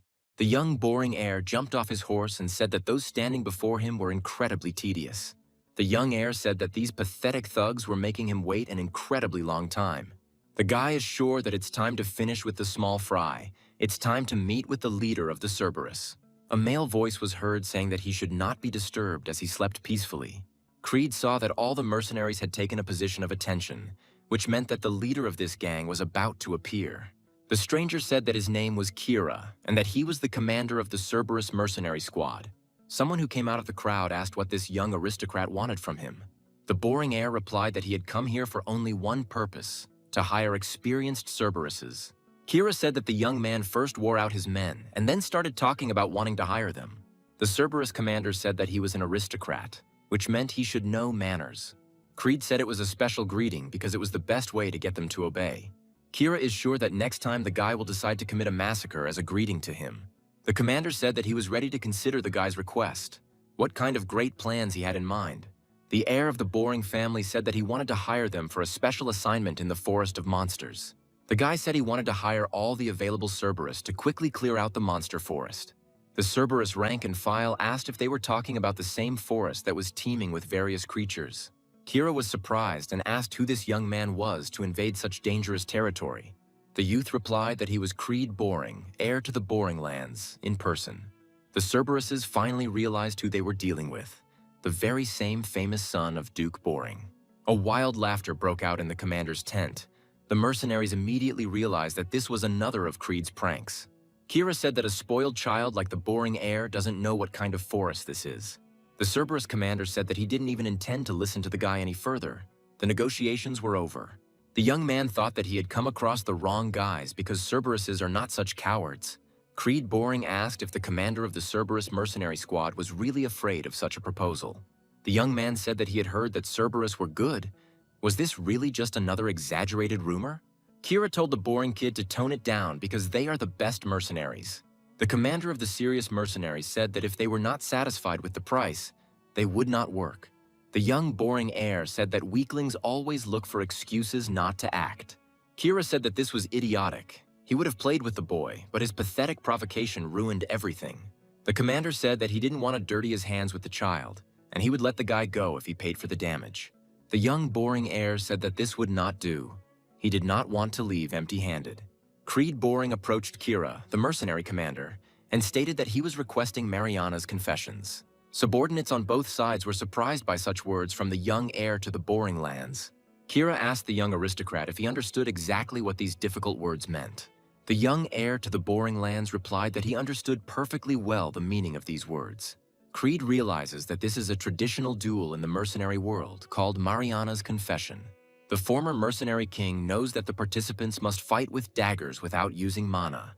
The young man understands that this is a tough fight for life in the limited space of a tiny circle. The guy thinks that there were quite a few cases when both participants died as a result of a duel.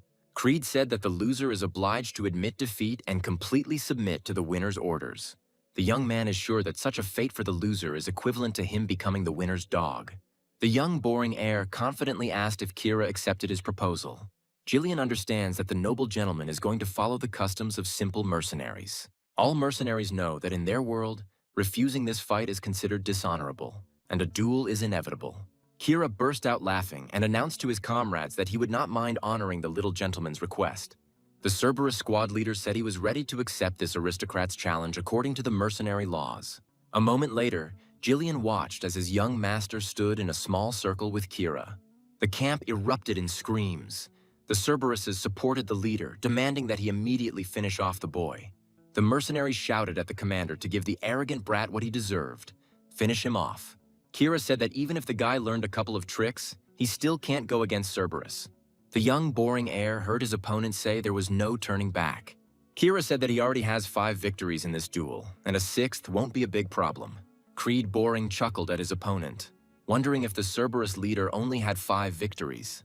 The young man showed that he knew firsthand how to behave in such duels. Kira should not let her guard down. The former mercenary king confidently said that he had won hundreds of times. The Boring heir realized that his opponent was no longer going to delay. He took action. Kira understood that the young man was just fluttering his tongue. At his age, something like that was simply impossible. However, the commander of the Cerberus squad momentarily felt that such words were not just a simple invention of the poor fellow. Both opponents managed to dodge the attacks, but each understood that this was only the beginning. The young heir of the Borings no longer looked harmless in Kira's eyes. It was as if he had been replaced. The Cerberus commander wondered how this aristocrat could be so cold-blooded at his age. The young man tried to strike again, but his attempt was unsuccessful and proved futile. Young Boring and Kira exchanged unsuccessful blows, giving their opponent no time to catch his breath. Kira tried to pull his enemy over to deprive him of his stable balance on his legs, but Creed did not give up. The young heir to the Boring Lands successfully defended himself even in the most unfavorable positions. The captain of the Cerberus mercenary squad didn't understand why this brat had such a good grasp of the situation. However, Kira did not lag behind either. The young aristocrat's movements seemed too predictable. The leader of the thugs decided that the young man was relaxing too much, so he should use force. Creed Boring had a clear view of his opponent's movements, which gave away his next moves. The young man understood that his body was still weak, so it would be difficult to rely on the experience of his past life alone. Kira said that the guy was holding up well and asked why he was lying so confidently. The Cerberus captain shouted that the young man should come up with more believable stories about himself. The mercenaries shouted that the captain would definitely crush this aristocrat, let him know his place. Jillian was tired of hearing such cries that dishonored the honor and dignity of his master. The old legendary mercenary understood perfectly well that this was a losing battle for the young master. The man knows that this is a fight in which everything is decided solely by the physical abilities of the person. The old man understands that the difference in weight is crucial, and that his bound hands limit his mobility. Jillian is alarmed to realize that Kira could easily take over the initiative at any moment. The legendary mercenary decided that if things became too dangerous, he simply had to intervene. The captain of the Cerberus squad was already quite tired of messing around with the nimble little aristocrat. However, the young man continued to deftly dodge the swift attacks of the dangerous enemy from Cerberus. The young man was well aware that sooner or later he would run out of strength. The duel was dragging on for too long. The guy realized that after the powerful blows of his opponent, his leg was pierced by unbearable pain. Creed thought that his limb was being taken away due to the block. Without the protection of mana, the pain only accumulated. Kira shouted that, judging by his opponent's face, everything was just terrible for him. Did he really hope to continue? The Cerberus captain thought the boy's desperate attempts at resistance looked incredibly pathetic. The man is confident that he perfectly understands the things that are going on in the boy's head. Kira knows that the young heir to the Boring Lands can only dodge and block his blows. The mercenary commander understands that the guy misses non-critical hits if they don't interfere. The Cerberus leader knows that Mariana's confession is a manaless fight, meaning the damage accumulates. Kira is sure that the guy has long felt how his legs are starting to cramp. It's written on his face. The commander of the mercenary squad decided to mentally cheer up his opponent, because it only made things more fun that way. The man is confident that sooner or later he will be able to enjoy the grimace of a humiliated and trampled aristocrat. The Cerberus leader decided to put a little pressure on the guy to help him break a little faster. Jillian watched the fight carefully. He thought that the young master would soon fall. However, contrary to his subordinates' expectations, the young man continued to confidently evade his opponent's attacks. Creed Boring confidently parried the attacks, but the protracted battle took its toll, and his body ached with pain. All the Cerberuses watched as their captain deftly pinched and squeezed Count Boring's little son. The young man realized that he was now in a practically hopeless situation. He needed to defend himself. The boy again exposed his wounded leg to the blow, although every movement echoed with pain. The former mercenary king understands that this was the only right move in this situation. The incredible, crippling pain made the young man momentarily stupefied, which only revealed his state. Kira said that he did not intend to drag out this fight any longer. It was high time to finish the guy. The commander of the mercenary squad shouted at the guy to stop struggling uselessly. The Cerberuses shouted that there could be no other outcome to such a confession of Mariana. Jillian realized that this was the moment when he simply would not forgive himself for not intervening in the fight. However, Creed did not despair. He waited for the perfect moment, which was to be decisive. The young, boring heir twisted in an incredible way, letting the sharp blade pass over him. The old mercenary realized that this was no accident. The guy had calculated this moment precisely to counterattack.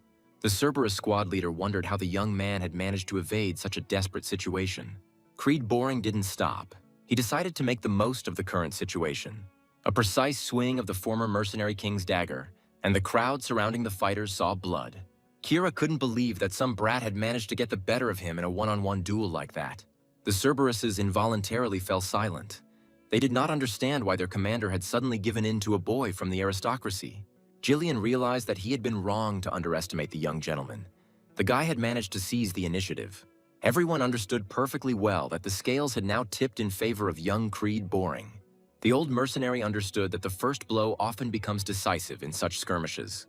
The Cerberus squad leader was confused and missed another blow from the young, boring heir. The Cerberuses watching the battle were surprised that their captain had received another cut. The mercenaries were confident that their captain had crushed his opponent, but the brat still snapped. Kira still hadn't lost faith in his victory over the guy, because he thought he was superior to him in experience. Creed Boring knew he had the fight in his hands. His opponent was beaten and crushed. The young man thought that the least he could do was hold out until his opponent fell. The guy struck one blow after another, trying to finally suppress the Cerberus commander's will to resist. The young, boring heir realized he would have to raise the stakes, so he prepared his dagger. Creed decided not to hesitate. The countdown was in split seconds, and his opponent was already beginning to gradually come to his senses. The Cerberus commander did not understand what could have happened in their duels that the young man had changed so much. Kira wondered how this little upstart could move so easily after receiving blows. The man is sure that his opponent was barely holding on from the pain. He personally saw it from the expression on the heir's face. Jillian thought he had figured out what was going on.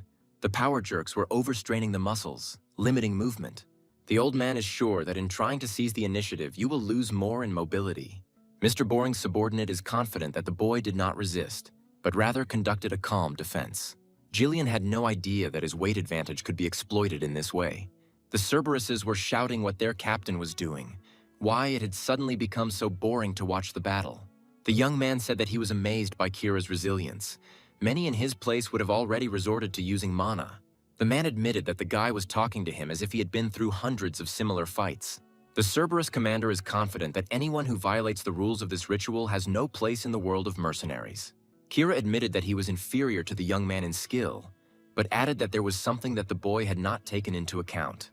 The man shouted that the victory conditions in Mariana's confession were not limited to just murder.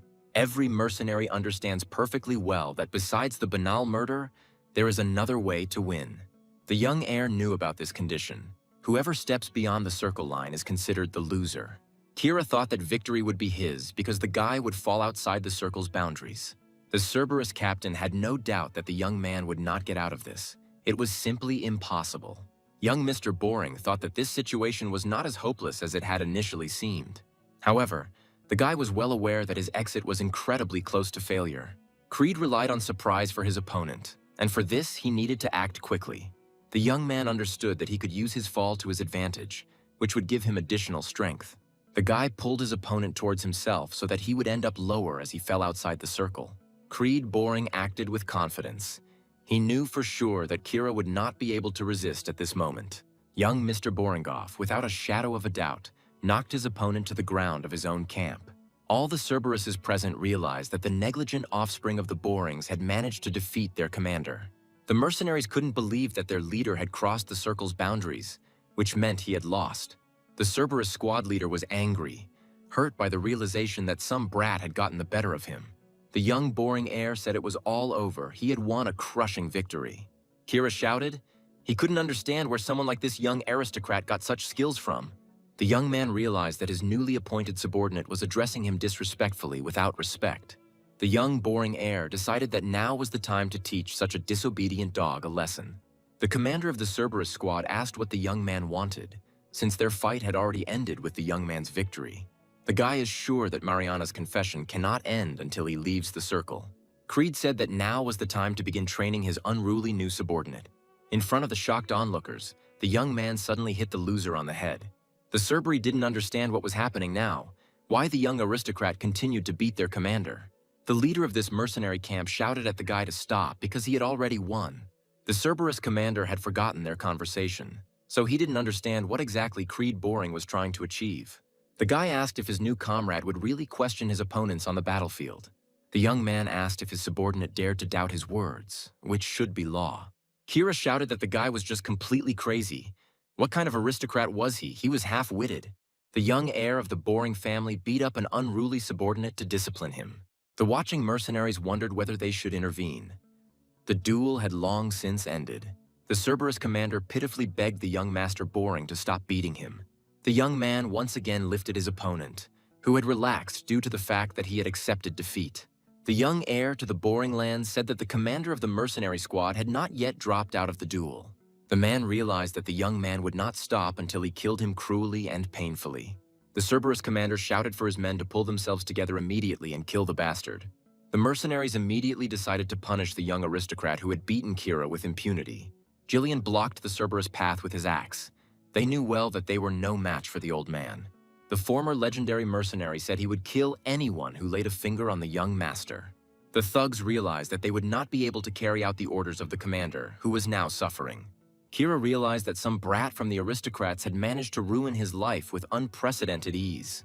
The man couldn't believe that the entire Cerberus mercenary group refused to listen to him out of fear of some old man. The young, boring heir approached the Cerberus leader and asked if he was ready to continue. Kira couldn't answer anything coherent. He just laughed in the face of the brat who had turned his world upside down. The Cerberus squad leader realized that before this little guy, he saw the nobles as pathetic cowards. The man thinks that now the entire Cerberus group cannot live up to their reputation as ferocious dogs. Kira did not forget the arrogance of the aristocrats. They always put mercenaries on the level of common cattle. The mercenary captain did not forget the cunning of the nobles. They always tried to pay less. The man also remembered the incredible narcissism of the nobility. They never soiled their hands. The mercenary is sure that it was worth scaring them a little, and they themselves would begin to grovel before him. Kira understood that he got incomparable pleasure from emptying the pockets of the aristocracy. The man realizes that he has earned a reputation as a real mad dog when he demonstrates his strength. The captain of the Cerberus squad realized that he had managed to break his fangs on this wayward, boring boy. The mercenaries shouted that their captain would soon die at this rate and asked what to do now. The young heir of the boring family wondered if such a performance might be enough for the Cerberuses.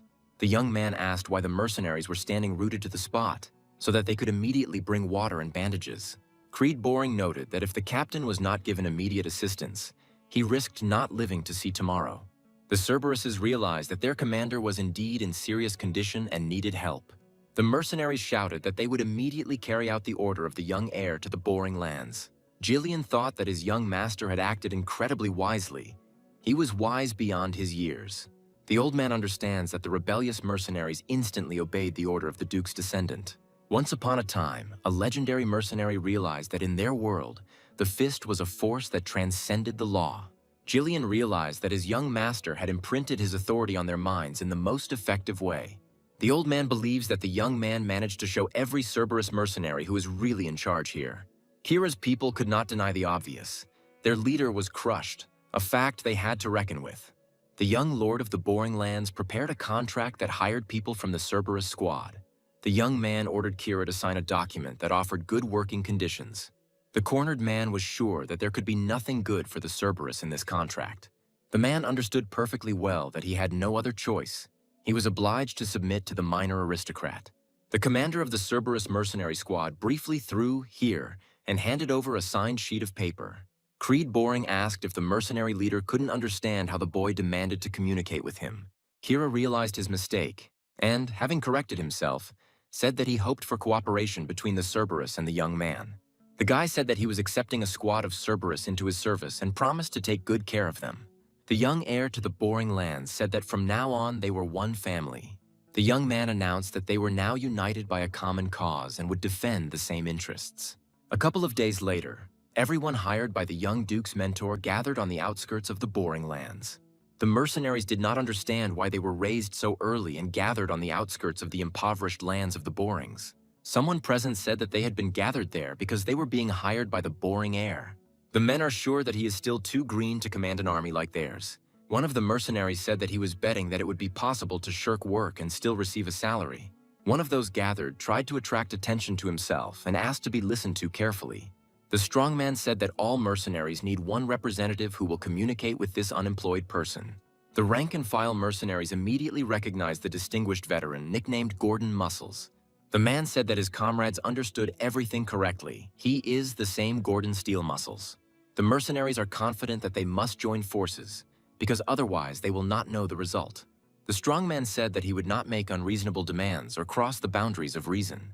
Gordon Muscles said that he would act as a representative of all mercenaries and put some pressure on the employer. After some deliberation, everyone came to the conclusion that Gordon would succeed and would definitely not let them down.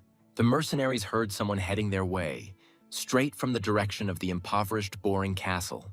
Those gathered at the border of the boring lands saw a lone young man riding towards them on horseback. The rank-and-file mercenaries began to mock the poor guy because the mere sight of Gordon's muscles would frighten him. The man said that it was time for everyone to take their seats. His comrades should be responsible for creating the right atmosphere. Grodon Steel Muscles thinks he can definitely teach the minor noble a lesson. The strong man looked at the approaching man more closely and realized that they did not have the most pleasant news. Immediately behind the guy, a multitude of silhouettes appeared. These were the troops that were loyal to Creed Boring. The guy was not alone, As the hired mercenaries initially thought, he brought an army with him. One of those gathered shouted that he saw elongated helmets. Could this really be the famous Cerberus squad? The hired rabble asked what could have happened to these rebels that they began to obey peacefully. The young, boring heir rode up to the assembled group of mercenaries, confident in himself. The young man looked at everyone standing and realized who their leader was, who represented the interests of the group. The strong man did not deny this. On the contrary, he came forward and reported that this was indeed the case. Young Boring asked the name of this powerful mercenary. He was used to knowing his comrades.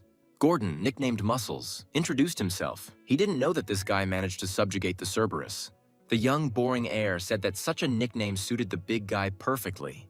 The young man noted that the fighter's physique was impressive and added that he was counting on his loyalty. The boy stepped forward and announced that he was the heir of Count Boring, Creed Boring. The young master told Gordon Steel Muscles to gather his guys. It would be hot today. The young heir of the Boring said that today they were going to clear the forest of monsters. After a short time, the formed group reached the edge of the forest and began to set up camp. The young heir of the Borings was already preparing to lead a whole host of mercenaries. The young man understood perfectly well that all remaining preparations for exploring the forest were completed. The guy knew that a temporary base for the expedition was established in a safe place near the forest. Creed Boring had already ordered the delivery of all the necessary supplies. Everything was going according to the young man's plan. The former mercenary king saw that all the assembled fighters were also ready and awaiting his order. The young, boring heir told his mentor to count the assembled army. The girl accepted the order and said that they currently had 148 contract mercenaries. She also mentioned 41 fighters from the Cerberus squad, which makes 192 including them. The young man replied that everything was clear to him and asked whether the mentor had managed to convey the position to Scoven. Valinda said that contrary to her expectations, the commander of the knights agreed to cover the rear. The girl said that Scoven already had good experience commanding a garrison in the Forest of Monsters. The young heir to the Boring Lands said that the Forest of Monsters lay before his subordinates. The young man said that the mercenaries had probably already heard about the unknown dangers lurking within. The guy said that there could be monsters, secrets, and perhaps something more terrible and dangerous. The young, boring heir said that nevertheless, clearing this forest was a serious necessity. Valinda shouted at the worried mercenaries. Talking during the young master's speech is unacceptable. The Boring's heir announced that anyone who was afraid could go home. He would not keep them by force. However, Creed Boring added that if successful, he guarantees triple pay to everyone hired. Valinda was indignant that her young master was saying such things, since they had spent all their money on the expedition. The young man said the speech was meant to boost morale and thought it would pay off. The guy asked his subordinate if she had once again questioned his words. The young gentleman's mentor said that she was worried and found it hard to believe. Kira said that it would be difficult for the guy to get out of it after such a loud promise. It was a reckless plan. Jillian said that the gentleman had everything in order with the plan. There must be an explanation for this. The young man shouted that from this moment on, the expedition to the Forest of Monsters was declared open. The young, boring heir said they were moving out right now. There was no time for doubt. The Forest of Monsters greeted those who entered with dead silence and an impenetrable thicket of massive trees. The mercenaries tried to clear the way to ensure the best conditions for meeting the unknown. Everyone worked as harmoniously as possible to finish this work as quickly as possible and receive payment. The young heir also worked hard so that his subordinates would not think badly of him. Having felled another massive tree, the guy noticed a small effect from their coordinated actions. The young man said that they were doing well. Sunlight was already reaching this abandoned place. Creed shouted for the mercenaries to continue felling trees, digging around stumps, and loading wood into carts. The guy realizes that in a past life he studied the dolphins' reports. The monster forest is incredibly vast. The young man thinks that they will drive out all the monsters and get the resources of this forest. But now something else is important. The heir to the Boring Lands understands that profit from this expedition is of critical importance. Kira thought that even their employer had decided to get his hands dirty. Was this expedition really that important? Some of the mercenaries are sure that the guy is showing off when he shows that he also works. Valinda yelled at those who shied away from work because every minute was incredibly important. Creed's mentor said that these guys really stress her out. They hardly work. The girl asked the gentleman why he needed to work if he had hired such a large number of people. The guy replied that the work would go faster if as many people as possible worked hard. Valinda said she understood Creed's decision, but she felt like he was acting according to a preconceived plan. Kira said that they were all being driven straight to hell, and the two's experiences didn't make much sense. Jillian didn't like these words from his new friend, so he decided to give him a little push. The commander of the Cerberus squad shouted, "Was the old man really arguing with him? He wouldn't lose to him." Creed Boring thought that everything was going remarkably smoothly, which was surprising given the forest's notoriety.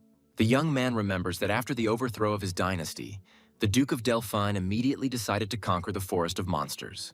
The mercenaries looked at the prepared equipment and did not understand why it was so expensive. The guy had seen the dolphins' reports, so he knew perfectly well where the monsters and fossil deposits were. Creed was worried why the monsters weren't attacking them. He told the workers not to let their guard down. Everyone saw that the further they went into the forest, the denser, more oppressive, and scary it became. The mercenaries continued to work tirelessly, but some asked if it was already night. Some boasted that this forest was not dangerous at all. They hadn't even met an ant, let alone a monster. The men are sure that the rumors about this forest of monsters are greatly exaggerated by society. The mercenaries know that Gordon Steel Muscles didn't even bat an eyelid when he agreed with his employer. The strongman called out to his comrades, his voice trembling and sounding frightened. The man did not know where to begin. The man said they had knocked down a whole bunch of trees while making their way to this place.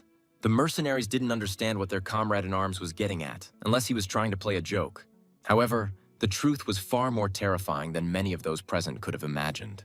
Gordon Steel Muscles asked his comrades, "So where is the road leading back to the camp?" Everyone tensed up because the joke, which had started out harmless enough, was no longer so. The young, boring heir did not hesitate to give his order. He demanded that everyone get ready. Everyone present immediately fell silent, obeying Creed's order, and began to listen to the silence of the forest. The mercenaries asked why everyone was so tense, but the boring heir was simply frightened by the rustle. The young man told Gordon to leave the place where he was standing immediately. It was too dangerous there. The former mercenary king told his subordinate to walk towards him slowly, step by step. The strong man quickly came to his senses and decided to accept the order of the young master, who took him into account. The man made a mistake by rushing and underestimating the seriousness of the young count's warning. Everyone watched the awkward and frightened man, who felt a little more than they did. The mercenaries shouted that this strong man was a complete idiot. Why did he even start this stupid prank? However, the more everyone watched the strong man, the more it seemed that something was really wrong. Gordon Steel Muscles couldn't believe that this massive tree could have just appeared out of nowhere. Many believed the fallen man. They understood that something was clearly wrong here. Trees don't move. Young Boring also did not understand what was happening, but he guessed that an enemy stood before them. The self-confident mercenary said that their employer was trembling at every rustle. How should they continue working? The man said that this idiot had simply lost his way. Everything here was too similar, and there were no enemies. The former king of mercenaries said that this fearless one should also return, otherwise he will die. The mercenary shouted that the young man was simply trying to intimidate them to make it easier to control them. The man shouted, "Why else would this brat of aristocrats instill fear and horror in them?" The mercenary didn't have time to realize what exactly was happening to him when he was suddenly pulled back. The hired skeptic only managed to shout something unintelligible because he realized that he was wrong. Everyone saw how a liana shot out from behind the treetops and hit the man right on the head. The young heir of the Boring family thought that the presence of these dangerous monsters was not felt at all. The guy understood that even the most experienced mercenaries would not have been able to predict their sudden appearance. The Boring boy knows he is easy prey for this predator if you don't realize it's nearby. The young lord of the Boring lands told everyone that before them was none other than Ent Iridum. The former mercenary king is confident that they have not been dealt with the most pleasant of opponents. Those who entered the territory of the Forest of Monsters finally realized that they were not offered triple pay for nothing. Once fearless, serious mercenaries began to scream in horror that real monsters had appeared. The group began to shout in panic that the only chance to survive was to run without looking back. However, the fugitives did not understand who they were dealing with. Ordinary mercenaries did not know the peculiarities of the Iridums. The trees showed no mercy to the fleeing people. They instantly caught them with strong vines. The mercenaries who dared to stay put saw their recent comrades being thrown into the meat grinder. Everyone heard the terrifying sound that echoed through the forest every time the monsters closed their jaws. Gordon Steel Muscles managed to grab hold of a protruding root to resist the monster that had wrapped itself around him. The survivors quickly came to their senses.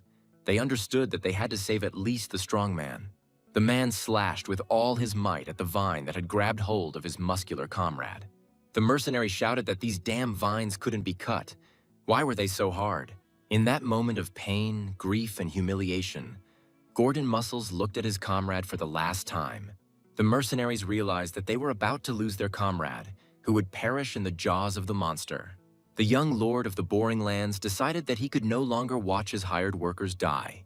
The young man easily cut through the monster's strong vine, putting only a little mana into his blade. The guy realized that Ent-Iridum would not leave them alone so easily, so he decided to eliminate him. Young Boring, with one swing, cut the only eye of the giant monster, which roared. The huge monster of the Forest of Monsters was preparing to teach a lesson to the little bugs that had damaged it. The young heir of the Boring family decided that his mercenary subordinates were too inexperienced for combat. The mercenaries shouted out, "Is it really the eyes that are the weak point of these ugly trees?" The young gentleman was convinced that he was commanding a rabble that would have to be trained in real combat. The young man shouted that his subjects were too relaxed and should not be carefree and daydreaming.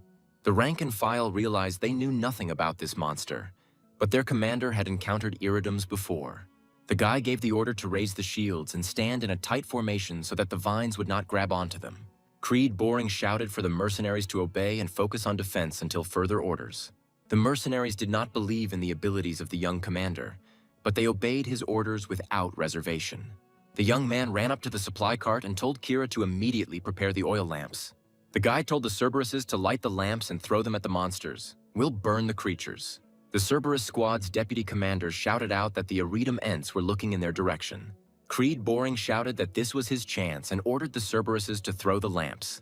The subordinate mercenaries quickly figured out what to do, but due to panic, they lacked precision. The Ents of Iridum realized that dangerous objects were flying towards them, capable of causing incredible pain. The giant monsters had no choice but to repel these hostile projectiles with hot flames. The Cerberuses realized that they wouldn't be able to set the monsters on fire this way, and their lamp supplies would run out faster. The Ents of Iridum realized that they simply had to punish the bugs that could harm them. Jillian decided that he had to step in and cover for his allies who had been too slow. A former legendary mercenary from the Rat Task group showed how to counter the durable vines. Valinda also did not stand aside. She had to protect the young master of the Borings. The girl accurately threw her daggers, hitting the monsters of this dark forest precisely in their weak spots. The young man ordered his mentor and Jillian to cover the Cerberus squad and get ready to throw lanterns. The guy decided that they simply had to win this difficult battle. Their lives were at stake. The young heir to the Boring Lands said that he would draw the attention of the Ents of Iridum to himself. The teacher was frightened by the commander's decision and shouted at the young master to be careful. The young man understood that no matter how dangerous these creatures were, they would be unable to resist him. The former king of mercenaries has defeated opponents thousands of times, many times more dangerous than any Ents of Iridum. The monsters continued to attack, hoping that the little man would not be able to withstand their onslaught. However, the young man successfully parried and dodged the swift vines of the bulky monsters. The young heir to the Boring Lands seemed out of reach, the trees unable to cope with his speed. The Iridum Ents decided that they could trap the boy with their vines and crush him underfoot. The mercenaries couldn't believe their eyes. The monstrous trees even had legs. How was that possible?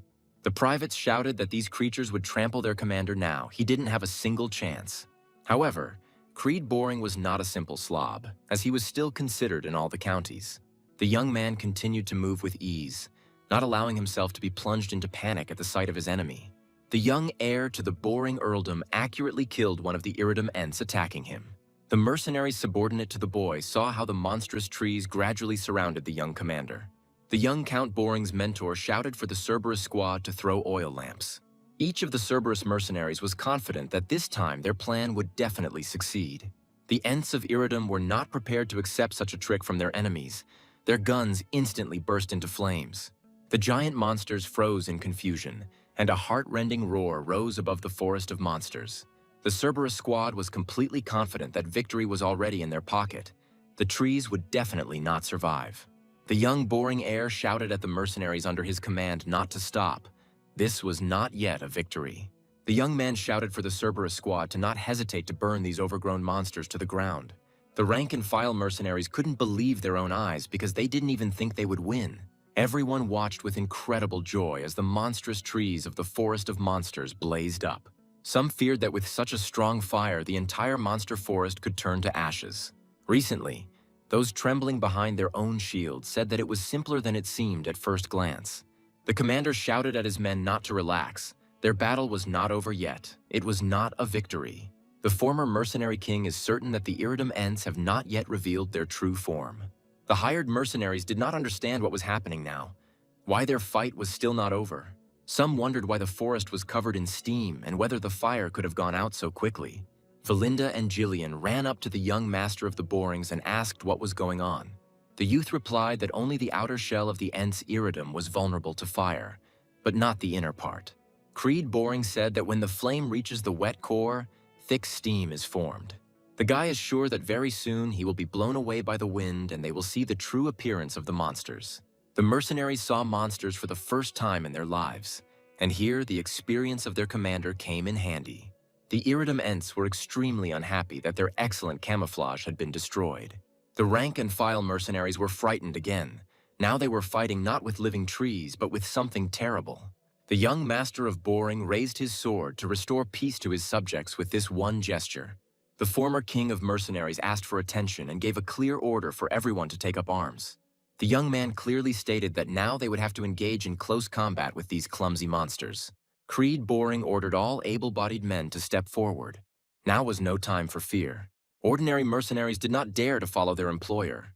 They did not believe in their own strength. The people who had recently been protected by shields were outraged that these huge monsters would simply trample them. The Cerberus squad was just waiting for such an order. Kira immediately raised his men to attack. The young master of the Boring Lands mentor shouted at him to be extremely careful. Jillian asked the rank-and-file mercenaries why they were hesitating, whether they hadn't heard their master's order. The old legendary mercenary is sure that this is an order from Lord Creed. He must be trusted. The hired people wondered if this guy really knew what needed to be done now. The rank-and-file mercenaries roared that whatever happened, they would find a way out of this mess. The young heir of the Borings shouted that now these monsters can do no more than a simple scarecrow. The young commander shouted for his soldiers not to be afraid of the monsters. They could be defeated without mana. Creed Boring shouted that the mercenaries could crush these overgrown creatures with one blow. The former mercenary king crushed the Ents of Iridum one by one, setting an example for others. The legendary mercenary Jillian did not lag behind the young master. He acted decisively. Kira, in turn, led a squad of fearless Cerberuses, clearing out the monsters on his side of the forest. The young man thought that uncertainty in such a situation was equivalent to a cruel and painful death. The guy realizes that his task as a commander is to free the people who follow him from doubts. Creed knows that to do this, he himself must not show weakness and set an example for others. The young heir of the Borings understands that subordinates follow a competent commander. He is confident that all this is thanks to faith, which can turn the impossible into possible. All sounds of battle died down. The small army of the young heir of the Borings dealt with all the monsters. Ordinary mercenaries couldn't believe what was happening. Could they really have dealt with such terrifying creatures? The mercenaries were at a loss to guess what lay ahead. What other monsters lurked in this cursed forest? The young master of the Boring family ordered all his subordinates to line up. He had an announcement. The former mercenary king said that they were clearing the monster forest. There was no room for doubt. The guy said that even at the very entrance there are plenty of scary monsters, like the Iridum Ents. The rank-and-file mercenaries were not happy with what they heard. They finally realized what kind of adventure they had gotten themselves into. The young heir of the Borings said that the people he hired should not worry about such trifles. The guy said that he will always be ahead. The mercenaries just have to believe him and follow him. The remaining subordinates realized that as long as young Boring led them, they had nothing to fear. The former mercenary king saw confidence fill his men as the group advanced faster. Creed Boring continued to lead his subordinates deeper into the dangerous forest. Their efforts would definitely pay off. The young man saw that the group did not stop for a second. Everyone worked quickly and harmoniously. The Cerberus squad was experienced enough to keep all attacking monsters from reaching the group. The young lord of the Boring Lands did not betray his words. He always walked ahead, showing the way. The mentor understood that this was not the most suitable place for the future Earl of the Boring Lands. She saw that each monster was stronger and more terrible than the previous one, and the progression frightened not only her. The rank-and-file mercenaries continued to shake with fear and wonder how many of these creatures were there. The subordinates believed in their young master, but the fear of this eerie forest still gripped them. The Cerberus squad and the legendary mercenary continued to deal with the monsters that appeared out of nowhere. Kira easily cut down the monsters running out of the forest towards the group of young master. Ordinary mercenaries sometimes felt great danger because of their slowness due to paralyzing fear. However, even in the most hopeless situations, an old man from the legendary squad came to their aid. Creed Boring knew full well that he could rely on his subordinates and comrades. After each fight, the young gentleman checked to see if there were any seriously wounded who should be sent back. Over time, mercenaries became imbued with the confidence that they were completely safe around their employer. Jillian said they were making good progress deep into the monster forest, and Kira and Creed confirmed it. The young man shouted that they still had a long way to go, so they needed to continue clearing a path for the carts. However, not everyone shared the friendly atmosphere that had developed within the group. One of the mercenaries thought that this damn forest was full of psychos. Everyone around was crazy. The first day passed with hard work. The night sky was barely visible through the branches. The young lord of the Boring Land's subordinates couldn't believe their eyes when they saw the lake. The tired people were amazed at the purity of the water in the reservoir, which was located somewhere in the forest of monsters. Valinda expressed concern that something dangerous might emerge from this clear body of water. The young man realized that everything was going just perfectly. This lake was a landmark on the way to the runestone. Creed Boring ordered to set up camp on the coast. It was a fairly quiet place. The former mercenary king understood that his subjects could not be tired and exhausted from work. Ordinary mercenaries said that this was only the edge of the forest of monsters, what awaited them in its depths. The hired workers were happy because the last 2 nights had been incredibly calm. Trembling with fear, Maxim suggested to his comrades that they sneak out of the camp. He had had enough of the forest creatures. The man said that he no longer wants to risk his life. It is more valuable than money. Gordon said that they had already gone through a lot together, and the employer told him that the goal was already very close. Max said that the target couldn't be close. It was not for nothing that the employer was nicknamed the Boring Land's Cutthroat. The comrades said that they had already received an advance payment. Isn't the essence of a mercenary to do what they are paid for? Maxime is sure that the master did not save their lives. Their survival in the forest is simple luck. The man said they would be used as cannon fodder when things got too dangerous. The aristocrats were assholes. Some agreed with the words they heard, but they are not sure that all aristocrats are the same. Maxime thought that he wouldn't be able to get out of the forest alone. He needed meat that could hold off the monsters. One of the mercenaries said that without Creed Boring, they would have been dead long ago, and this is an undeniable fact. The man asked to look back, because right now the young gentleman was providing all possible assistance. A Boring Land's thug spends healing ointments on mercenaries? What other aristocrat would do something like that? The young man told the patient not to let water get on the wound, as it could become infected. The mentor is confident that such an expensive medicine should be saved for the master and not spent on mercenaries. The guy said that that's what medicine is for. To spend it on the sick, there's no point in saving on health. The mercenary is confident that the drugs the young man uses are worth more than their own lives. Everyone agreed with the last statement and acknowledged that he was the best employer possible. Maxime thought that now it would be more difficult to win them over to his side. The old man had ruined everything. The young, boring heir said that the mercenaries should rest more while they had the opportunity. The former mercenary king called Jillian and Kira over. He wanted to talk to them. The head of the Cerberus said that if he were the young master, he would have torn out the tongue of a mercenary like Maxime. Creed Boring told Kira to leave him. The mercenary won't do anything bad because of the monsters in the area. Valinda asked why the young master suddenly asked to count the remaining oil lamps. The young man realized that there were about 20 lamps left, which meant that their number was decreasing. The guy said that from the moment they entered the forest, monsters attacked them day and night. Young Mr. Boringov said that they had spent the last 2 nights in the utmost peace. Jillian understood everything immediately. He said that the group had entered the territory of powerful night monsters. The guy said that this is exactly how it is, so the whole group should be more vigilant and cautious. The young man is sure that somewhere nearby a real danger awaits them that must be taken into account. The young heir to the Boring Lands is confident that they must not make any mistakes now. The whole camp fell silent. The mercenaries relaxed. They thought that there were fewer monsters in these places. Everyone understood that they had to get a good night's sleep so that tomorrow would not seem too difficult. However, not everyone was able to fall asleep. Gordon's steel muscles tried to dispel the dark thoughts that were creeping in. The feeling of someone else's gaze did not leave him, and Gordon snapped that he was not going to run away with Maxime. The man realized that one of his comrades had made an unfortunate joke and knocked over an oil lamp on him. Coming to his senses, he cried out in horror that the lantern continued to levitate, defying the laws of nature. Gordon Steel Muscles realized that he was too easy prey for the monster that was invisible. The man screamed, rousing the mercenaries who were trying to get some sleep after the hardships they had experienced. The strong man shouted that there was a monster in front of him, which he tried unsuccessfully to drive away with his weapon. The mercenary clearly saw the blurry silhouettes of the terrifying creatures, but he could not touch them. The comrades saw how their comrade, in fear, swung his mace, which only wounded empty space. Gordon Steel Muscles said that he had just seen an incredibly terrifying monster in front of him. The big guy's friend said he was just having a bad dream, which is not uncommon in this area. The rank-and-file mercenaries said that there was nothing in front of the man and that he was wasting his energy. The mercenary nicknamed Steel Muscles looked around. Indeed, there was no one around who inspired terror. The mercenary said that they had seen too many monsters lately, and that it was a hallucination. The deputy commander of the Cerberus squad said that it was not a dream or a vision at all. The man said he saw the oil lantern disappear into thin air right before his eyes. Mercenaries flocked from all sides, telling their stories of what had happened that night.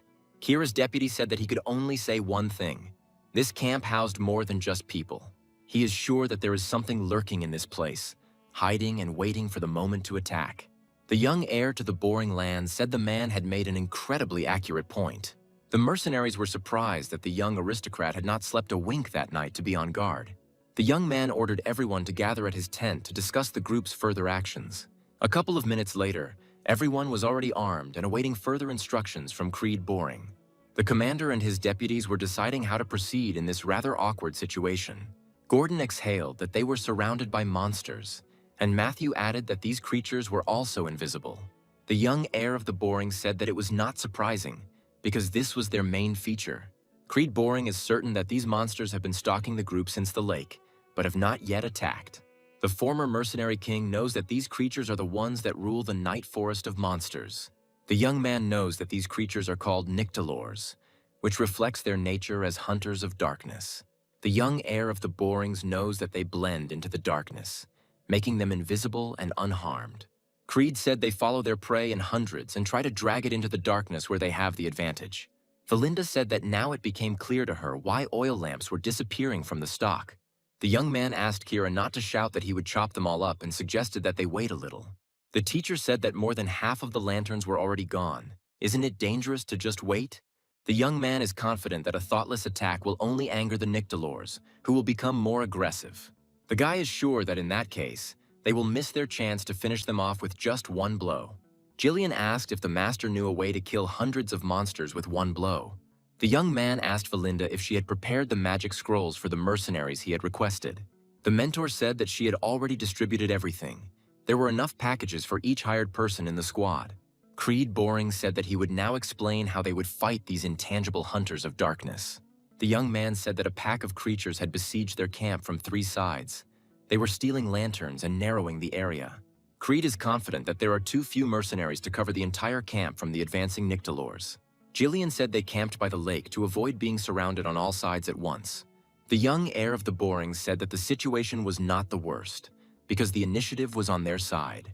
Valinda asked the young gentleman again what he meant by saying that the initiative was on their side. The young man said that to begin with, they should divide the mercenary squad into 3 parts. Creed Boring is confident that the strong ones should be placed in the defense squad. They will hold the line. The young heir of the Boring family said that the crossbowmen would hold the enemy at bay. The former mercenary king said that a strike force led by him would attack the insidious monsters. The guy said that the shield bearers and crossbowmen would hold back the onslaught of the enemy, who was about to approach. The young man said that in the meantime, the strike force would concentrate all its combat power and break through the enemy's ranks. The young lord of the Boring Lands is confident that this is the best tactic in the current situation. Gordon expressed concern that he was not sure that the mercenaries would be able to stand up to the monsters. The mentor of the young heir to the Boring Lands said that she had a very important question for Creed. The girl asked how the strike force would fight those who could not be physically injured. All those present fell silent, and Kira decided to say that they could use more mana. Creed Boring told his comrades not to worry because they had magic scrolls. The young man is confident that everything will go smoothly. He will never stop believing in his subordinates for a second. The mercenaries shouted for everyone to keep a tight formation, but the employer said that they were not allowed to split up. Someone behind the line shouted that those invisible freaks had taken the last oil lamp. The young, boring heir remembers that the Duke of Delphin's report spoke of the weakness of the Nyctalors. Creed remembered well the lines that said that hunters of darkness cannot stand the light. The young man knows that if he shines the light on the Nyctalors, they will instantly manifest and lose their powers. The young lord of the Boring Lands gave orders to his group to tear up the scrolls immediately. Creed Boring knows that these first circle magic scrolls contain one spell. The former king of mercenaries knows very well how to use them. He has seen a lot in his life. The Nyctalors realized that they had been trapped. The humans had outwitted them with their bright magic. The scrolls used contained a light spell, one of the most powerful spells of humans.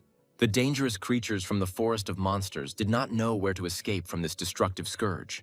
The mercenaries screamed as the darkness cleared and they saw snake-like creatures surrounding them. Everyone saw that the monsters began to attack furiously, so the mercenaries prepared for battle. Gordon shouted for the crossbowmen to keep an eye on them and ordered them to hold back the onslaught of the advancing creatures of the night. The rank-and-file mercenaries shouted at their comrades to stand to the last. It was important to work as a team. Meanwhile, the third group, holding their breath, awaited the order of the young master of the Boring Lands. Creed Boring said that his people now see the true form of these ugly creatures. The young heir to the Boring Lands thought that now was the perfect moment to counterattack. The young man ordered the shock troops to immediately go on the attack and crush the ranks of the sinister monsters. Creed Boring's comrades immediately obeyed the young master's order and rushed into battle. The Nyctalors were not prepared for such resistance from the cornered Creed, who was advancing rapidly. The young man understood that the ordinary mercenaries still felt fear of the forest of monsters, but they held on. They relied on the faith in the young master Boringoff, who was able to protect them from life. The boy realizes that the Nyctalors have become incredibly adept at blending into the darkness. However, they were very vulnerable physically, and the young man realized that they would quickly deal with them. Creed Boring gave the order to reduce the number of temporarily defenseless monsters at any cost. The young, boring heir saw that over the course of their collaboration, his subordinates had developed tactics. Jillian did a good job of attracting attention, and Kira deftly dealt with the dawdling monsters. The guy knows that the Cerberus commander often forgets himself in the heat of battle, but he has cover. Valinda followed the battle closely and provided support to her comrades who needed her. Creed Boring knows that the mentor is able to create holes in the enemy's defense, weakening them. However, the girl also has her weak points. She is very worried about the young Mr. Boringoff.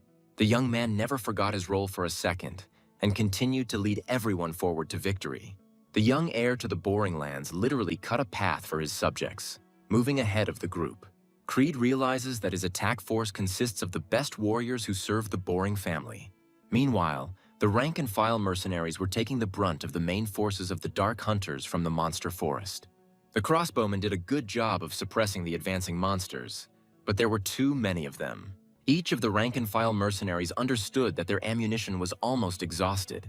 The crossbowmen shouted that they had nothing more to shoot with. The mercenaries were waiting for the employer's shock detachment. Some are starting to think that Maxim was right. All aristocrats use mercenaries as meat. However, the best warriors of the Borings were able to arrive in time to cut down the advancing Nyctalors. The rank-and-file mercenaries saw that their employer had not lied when he promised to march in the front ranks. The young man found time to tell his subjects that they had held out well until his group arrived.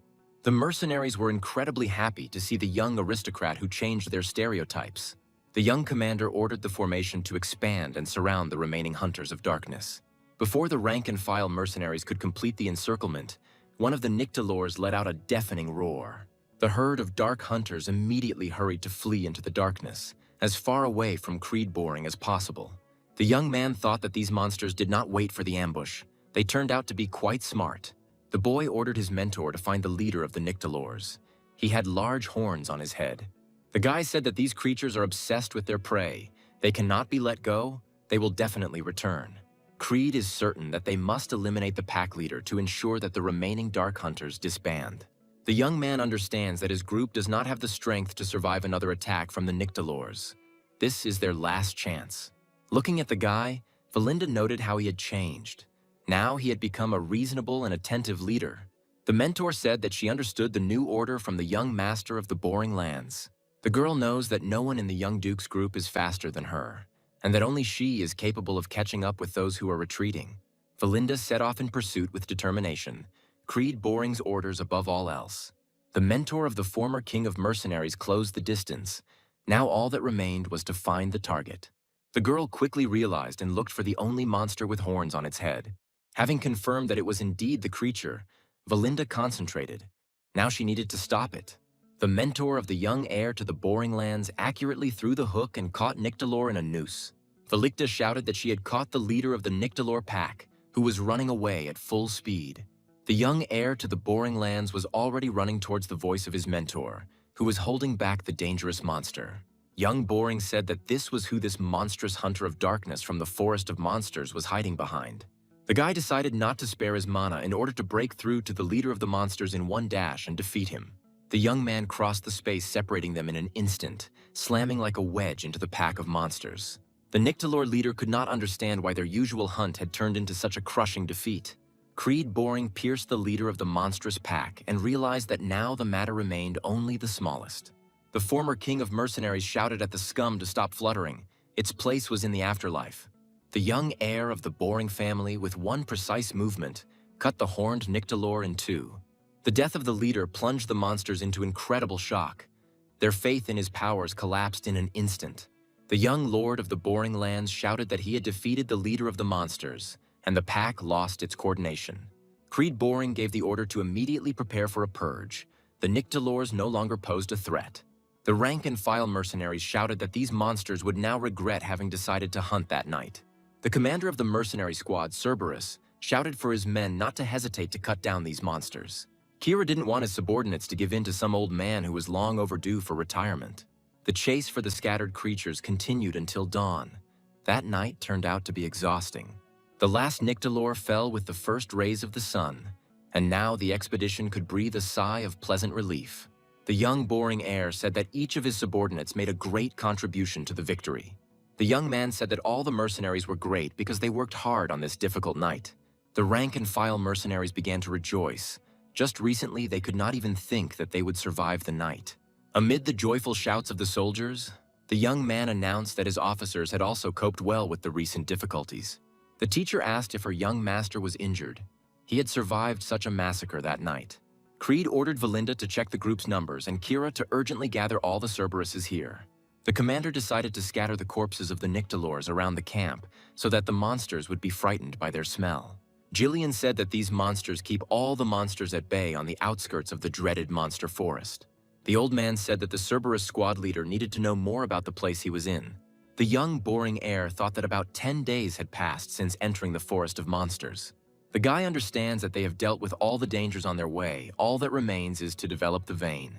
The young lord of the Boring Lands could not believe that they were so close to the treasured deposits. Creed's mentor reported that she had checked everything and that the Cerberus squad had no losses at all. The girl said that there were 126 mercenaries left, and the losses amounted to 3 people.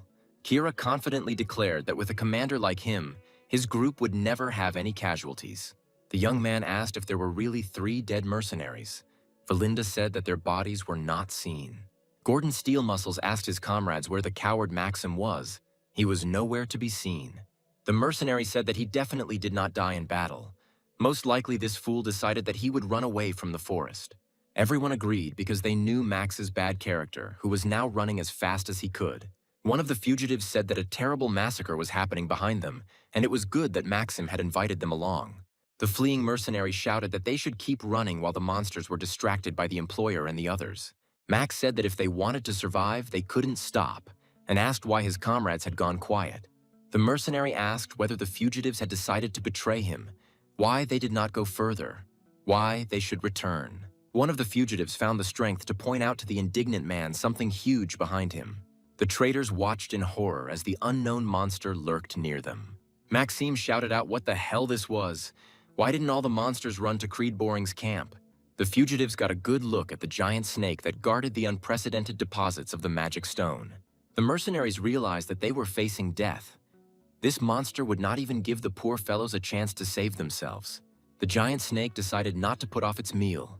The fugitives replenished the mountains of animal and monster remains. The monster realized that the people couldn't have gotten here with just 3 of them, which meant the rest weren't far away.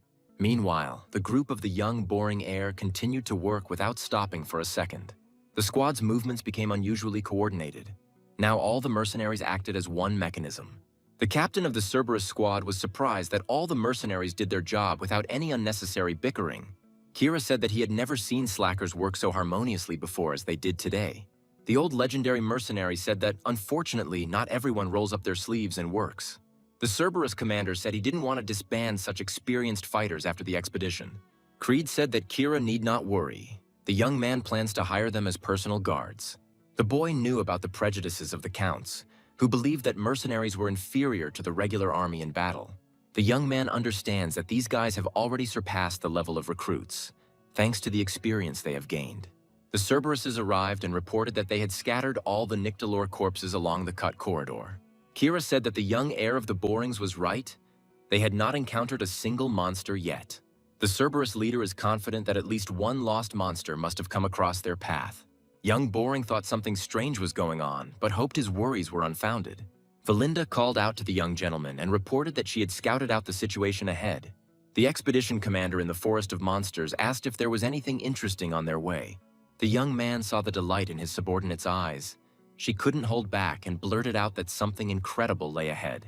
The guy realized that they were about to reach their goal, which meant that the expedition was doomed to success. Creed Boring gave the order, "Everyone make way at full speed, we need to push." The young heir of the Borings exclaimed that the goal of the expedition was almost before them. Boring's subordinates couldn't believe their eyes. Something incredible was revealed beyond the last wall of the forest. The ordinary mercenaries froze, mesmerized by what they saw. Was it really a deposit of runic crystals in front of them? The young heir of the Borings said that everyone understood correctly. This was the goal of their difficult expedition. The squad leader said that this was a huge vein of runestones of the highest quality. The Cerberus commander asked if there really was something so valuable in this damned forest. Jillian said that he had already told everyone that the young master had thought everything through well. Valinda couldn't help but exclaim joyfully how the young heir of the Borings had found out about the deposits. Ordinary mercenaries said that you could never see such stones in your entire life. But there are so many of them here. Max's familiar voice was heard ahead. He muttered terribly that no one would escape from here. Young Mr. Boring quickly realized that something was wrong here. His fears were beginning to be confirmed. The fugitive Maxim squeezed out of himself that everything was already over. But his comrades did not understand what was happening. The mercenary shouted out what this idiot was doing here. Had he really decided to take all this into his own hands? Gordon's steel muscles lunged forward to beat the crap out of the deserter who had betrayed everyone. The young heir to the Boring lands ordered his subordinates to stop immediately and calm down. The young man shouted that his subjects should not relax. There could be dangerous monsters here. The former mercenary king understood that the thick haze at the foot of the ore deposits was not without reason. The young heir of Boriknov swung his sword to disperse the thick clouds of acrid fog. The rank-and-file mercenaries realized that they had run headlong in vain. Their former comrade was already dead. People saw that the entire land at the foot of the giant runic crystals was strewn with mountains of skeletons. The heir to the Boring lands said that apparently they would not be able to get by with simply mining the precious ore. The guy said that there were fresh corpses here, which meant that the place had not been abandoned by its starving owner.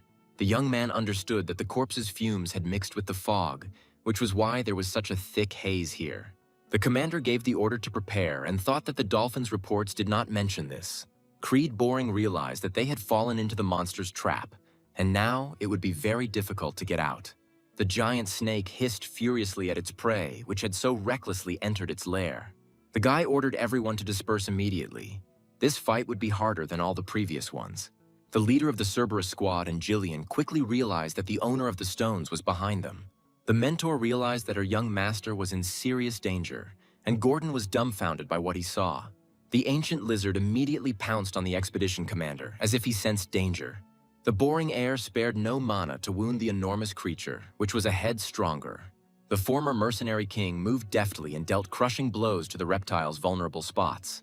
The young man realized with alarm that his blows were not harming the snake. Victory seemed out of reach to the boy. The lord of the Boring lands saw that there were only scratches on the monster's strong, scaly armor. The old legendary mercenary shouted that even magic could not penetrate the defense of this creature.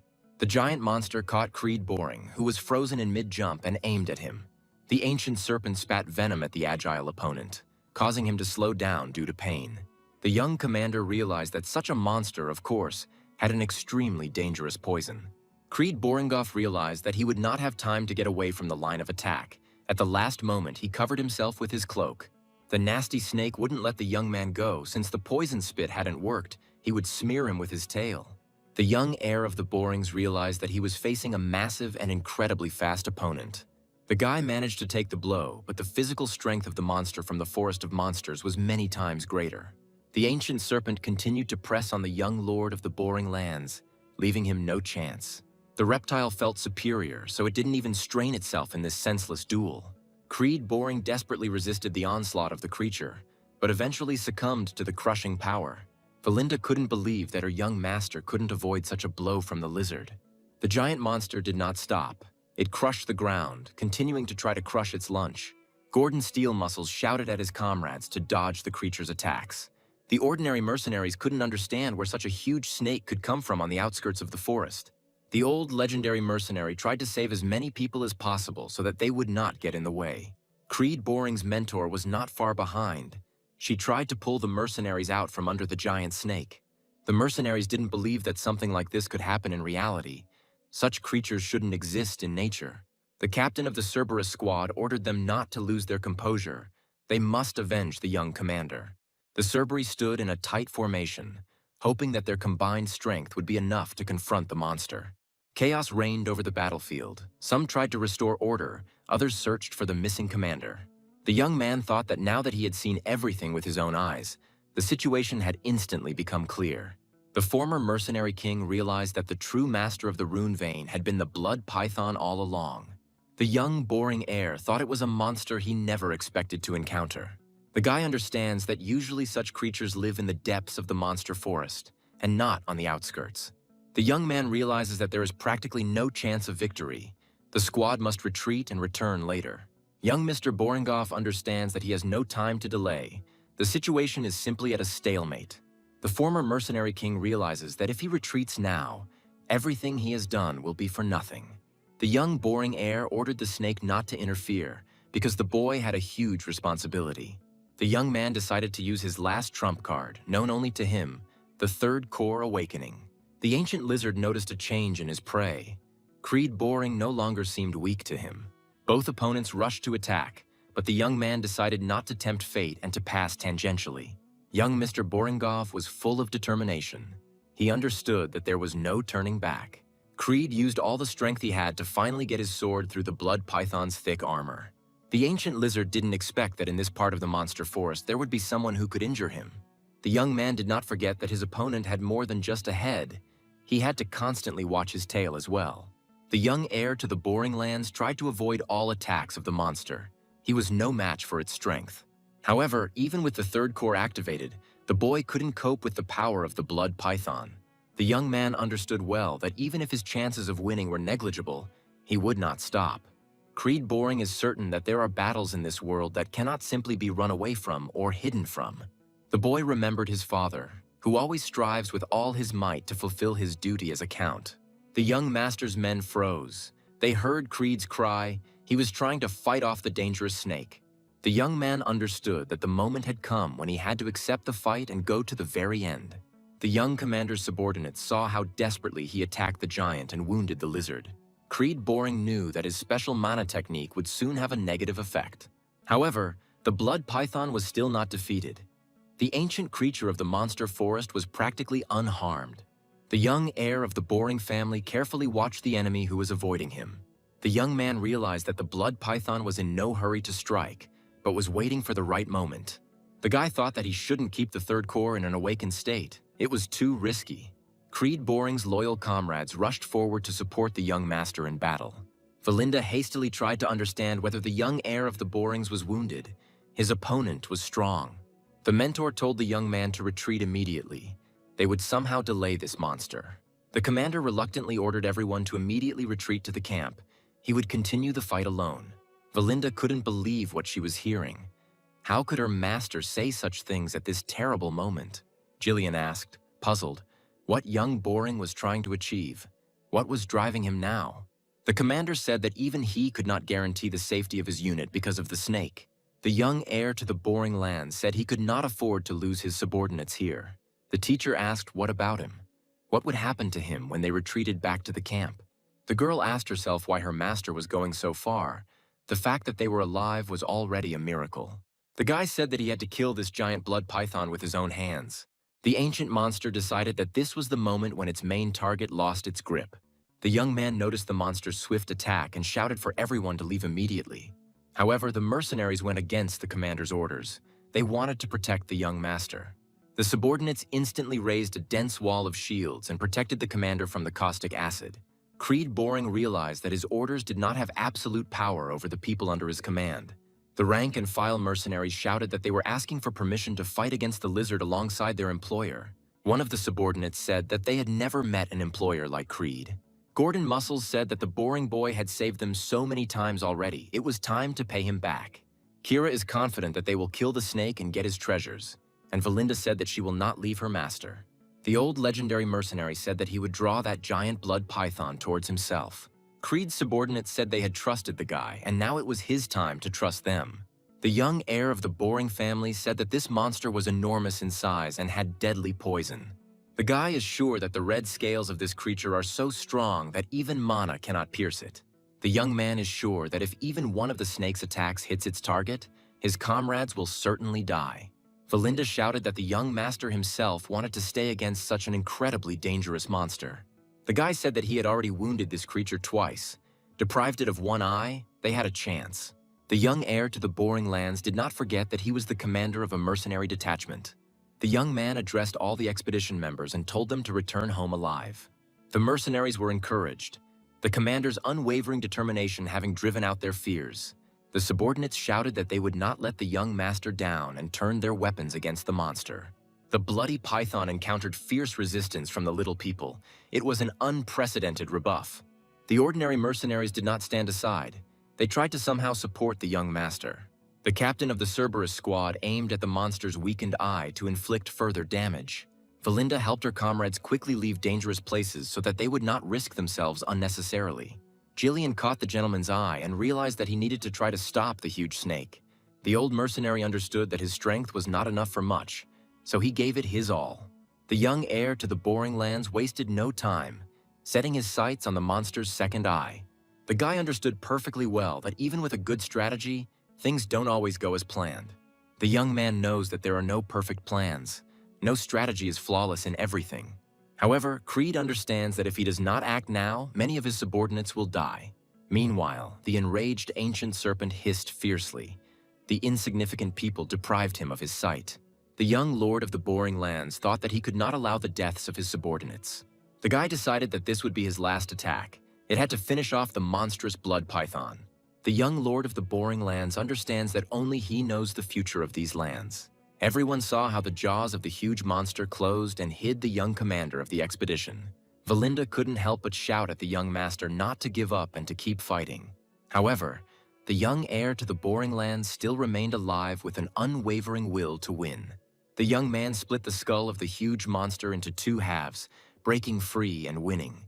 The mercenaries cast aside their fear to fight alongside the best possible commander to win. Creed Boring emerged from the flesh of the ancient monster, and now the runestone deposits belonged to him.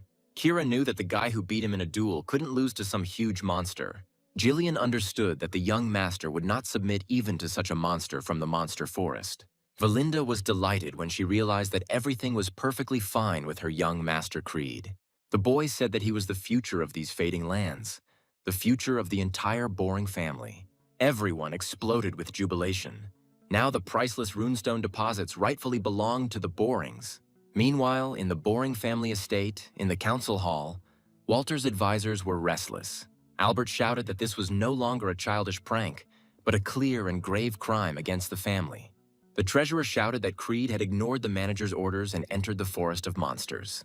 The man said that while Homer was away, the headstrong Creed imagined himself to be the lord of the lands. The head of the household said that it was too late to complain. The heir had been in the forest of monsters for 2 weeks. Homer said that if it weren't for Scovan's false report, they would have reacted sooner and stopped the guy. The treasurer shouted that the heir's antics were getting worse and asked the lord to take action. Albert shouted that Creed needed to be put in jail. Such antics could no longer be tolerated. Commander Rudolph burst into the hall and addressed the current Lord of the Boring Lands with a report. The man said that Mr. Walter needed to see everything with his own eyes, nothing else. The commander of the Night Corps said that young Master Creed had returned from the dangerous monster forest. Meanwhile, the caravan of the young heir appeared on the main road leading to the Boring estate. The young man returned home confidently because he knew that his expedition had brought colossal profits. Creed Boring decided not to delay his report, so he headed straight to the estate's conference room. Albert couldn't understand what was on this impudent boy's mind. What else he was going to do? Rudolph was not delighted that the young master had disobeyed his father's words and left without permission. Homer saw before him not the heir of the Borings, but a lousy pest who belonged in prison. Walter Boring did not know how to approach his son, who had returned from such a dangerous place unharmed.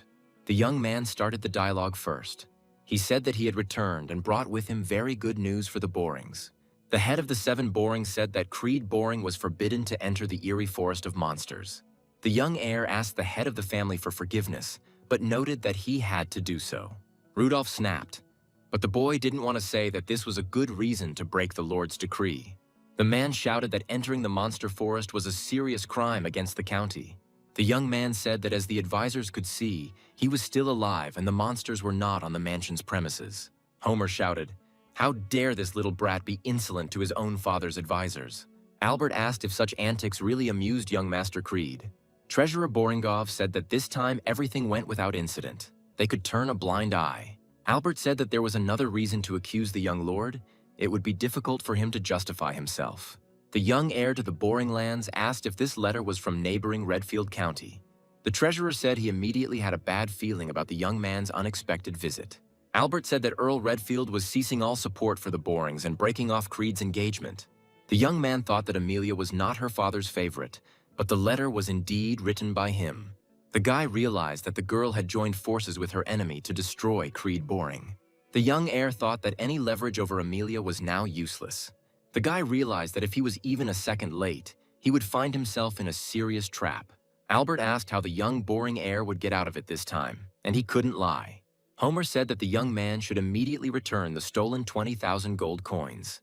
Rudolph sighed, because such a sum would be enough to not have to think about the expenses for the knights. The young heir did not prevaricate or brazenly lie. He replied that he had spent every single penny. The young man said that all this money was invested in the expedition, and it ended with unprecedented success. The conference room became completely silent as Creed Boring finished his thought. Albert asked in a rage if the boy had really spent all his gold on a forest that was teeming with monsters. Creed sincerely apologized. He has no excuses regarding the situation with Count Redfield. Rudolph couldn't stand such insolence and shouted what the hell this damn brat was even allowing himself to do.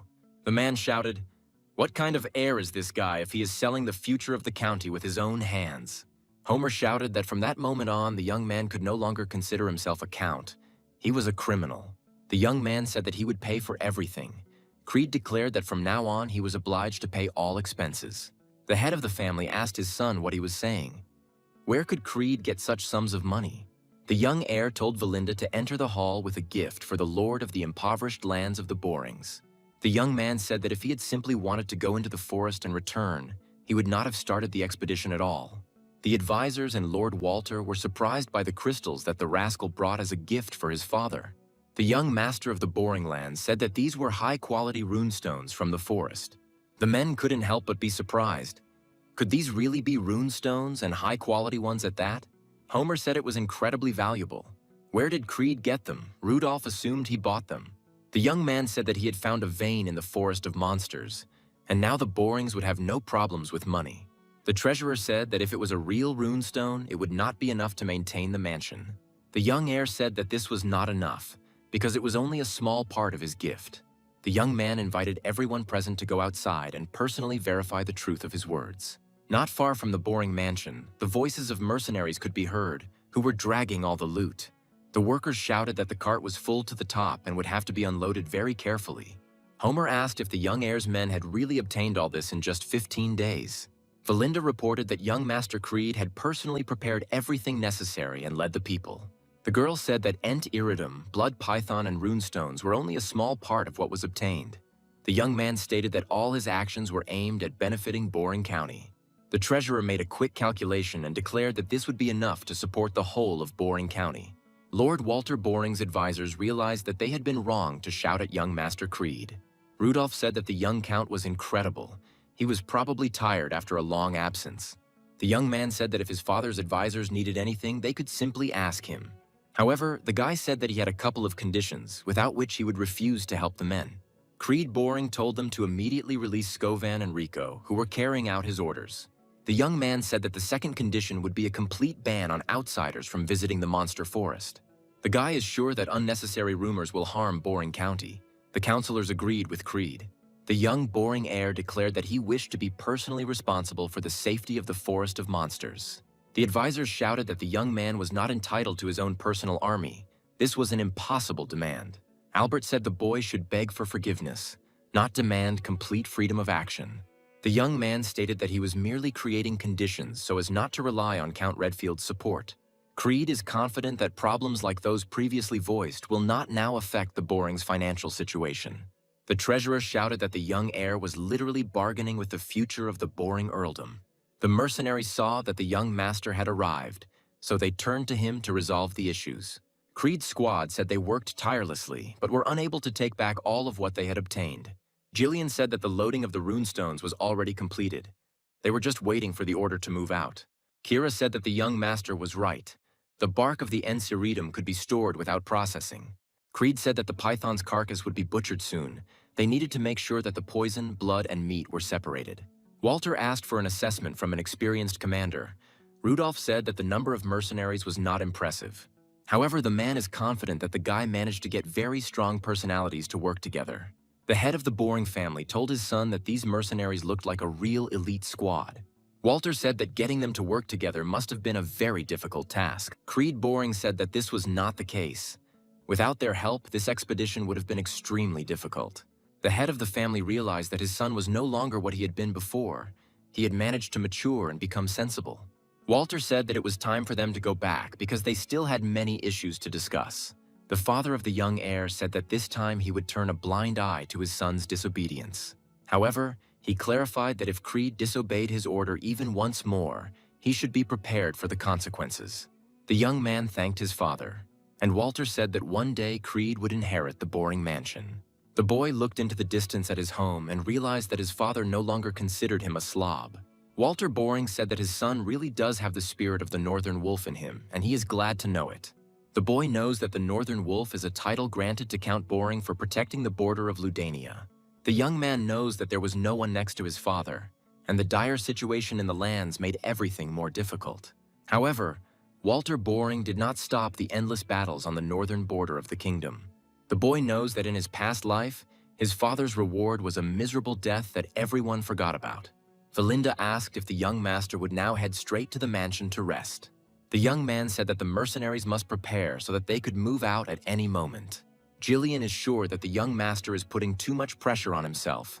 His body has not yet fully recovered.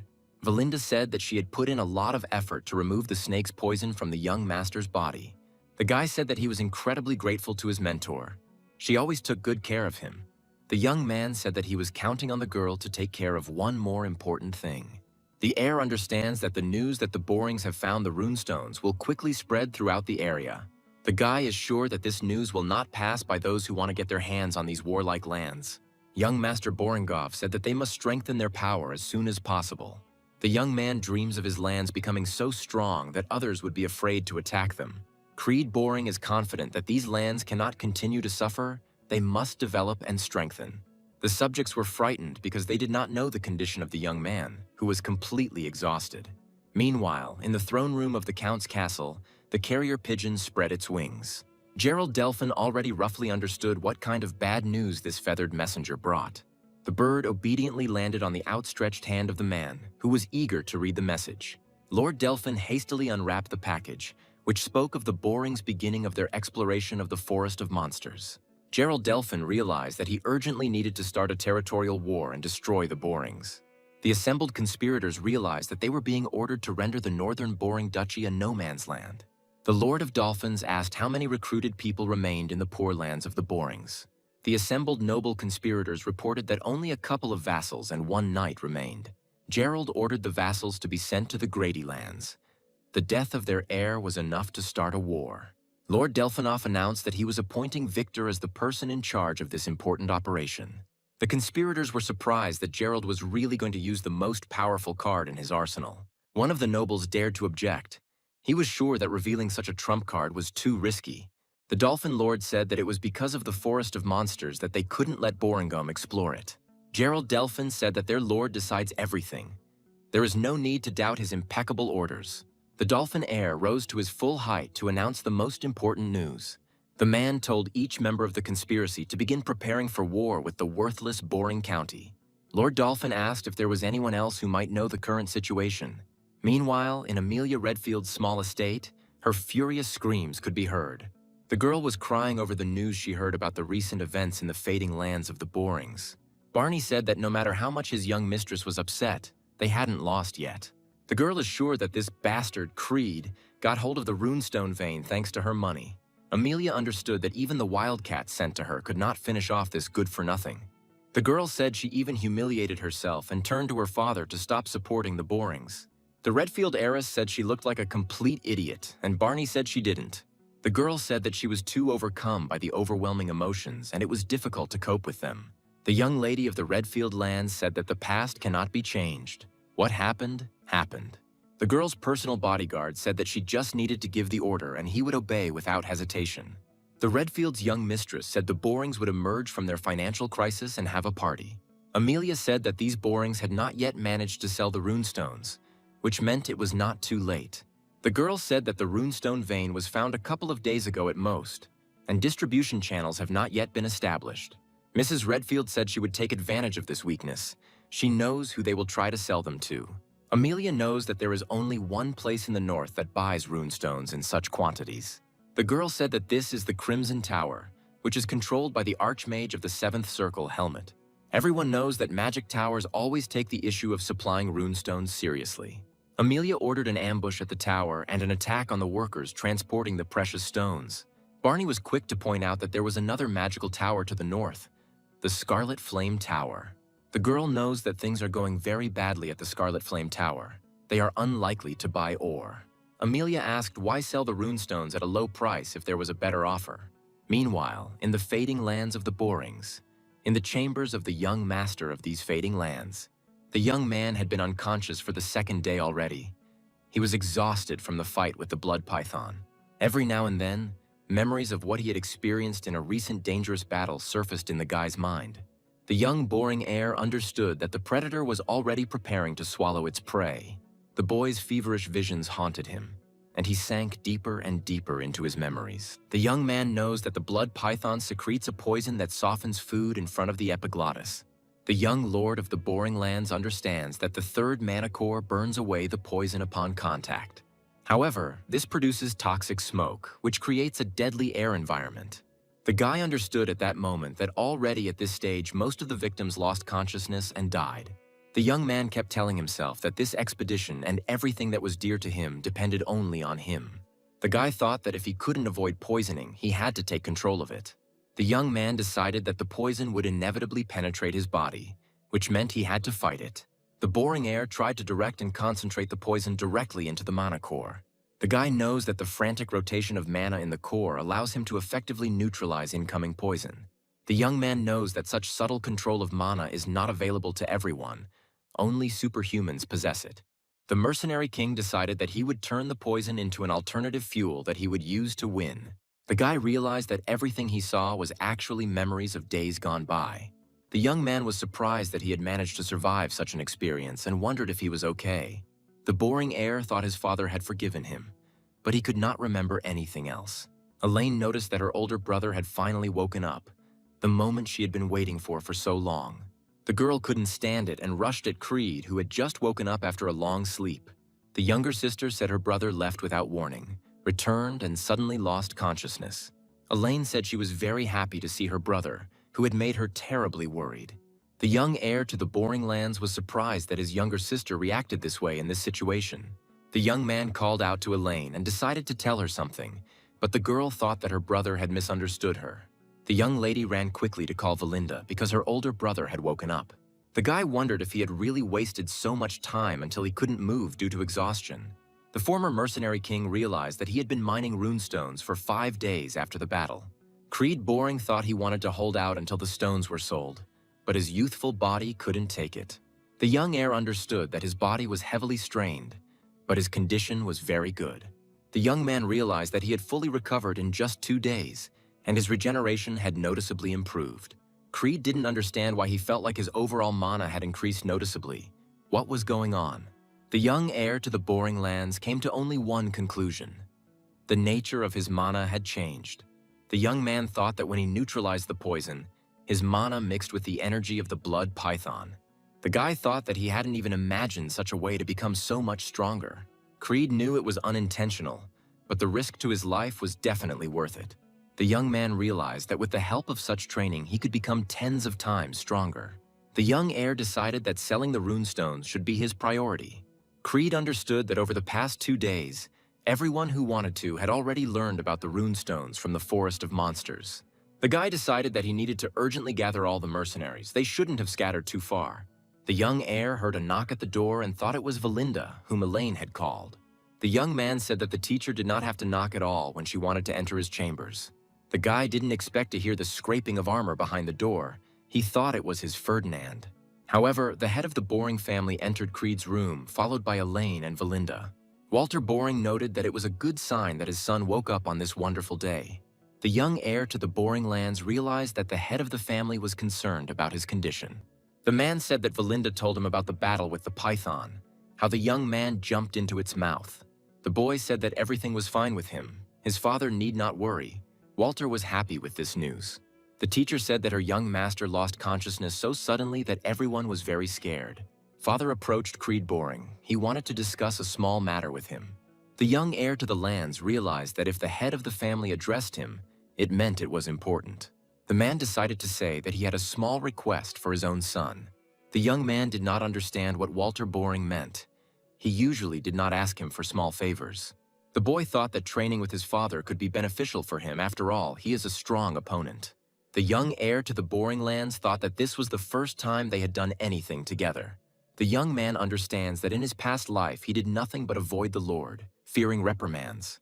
Walter apologized for such a sudden request, and Creed said that he didn't see anything wrong. The guy said that he felt just fine, but he still didn't understand what the Lord's request was. The head of the family thought about how he could tell his son that he wanted to spend time with him. However, nothing came to the man's mind. All sounds in the training room had died down. Creed Boring thought that this was exactly what his mother had talked about when he was a child. The young lord of the Boring Lands understood that she meant precisely these moments of silence. The woman told Creed that his father simply didn't know how to show his feelings openly. The young man's mother said that he was talking about being an unwavering support for the estate.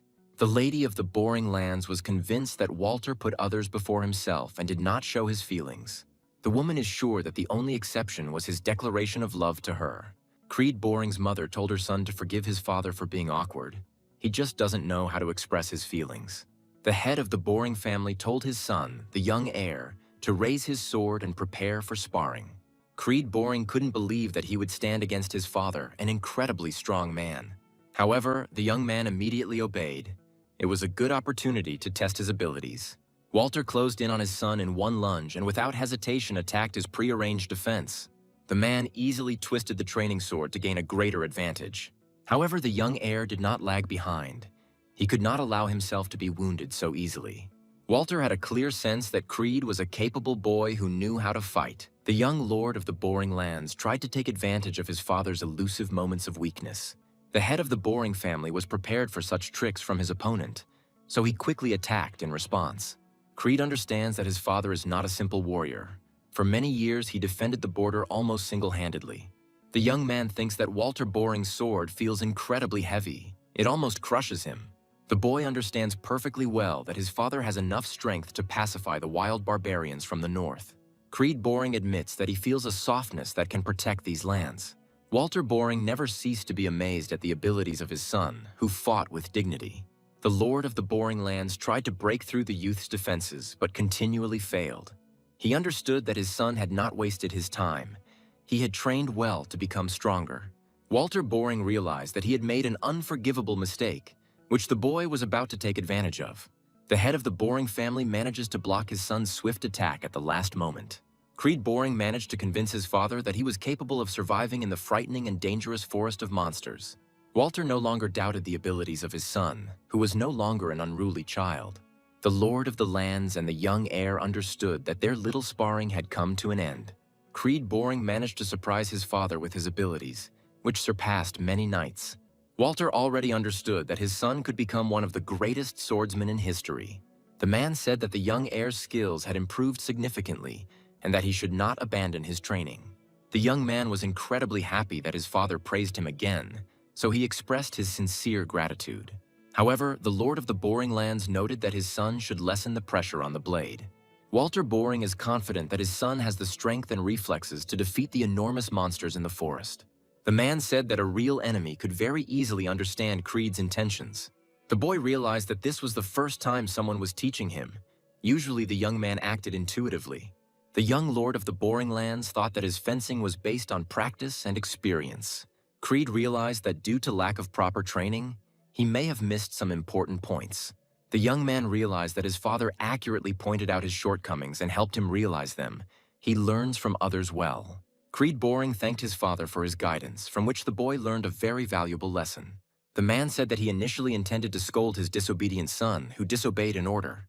Walter Boring said that whatever Creed's merits, he had broken the rules of the Boring Lands. The head of the family said that if everyone started to disregard the rules because of their achievements, chaos would ensue. The boy understood perfectly well what exactly his father was talking about, so he decided not to betray his expectations. Walter Boring said his son had changed from his glory-seeking days. The head of the Boring family said he felt strongly that Creed's goal was now much bigger. The father said that his son should think about the Boring Lands, his loved ones, and fulfilling his duty as an heir. The young man asked himself what kind of duty his father, Walter Boring, could be talking about. The boy thought that he still hadn't heard the main reason why the Lord had approached him. Creed Boring said that the head of the Boring clan wanted to ask him for something, but never said what. After the guy's words, all sounds on the training ground died down. Walter didn't know what to say. The man nevertheless decided to ask his son for a small request, which he was quite capable of fulfilling. Walter Boring asked the young man if he had some pocket money.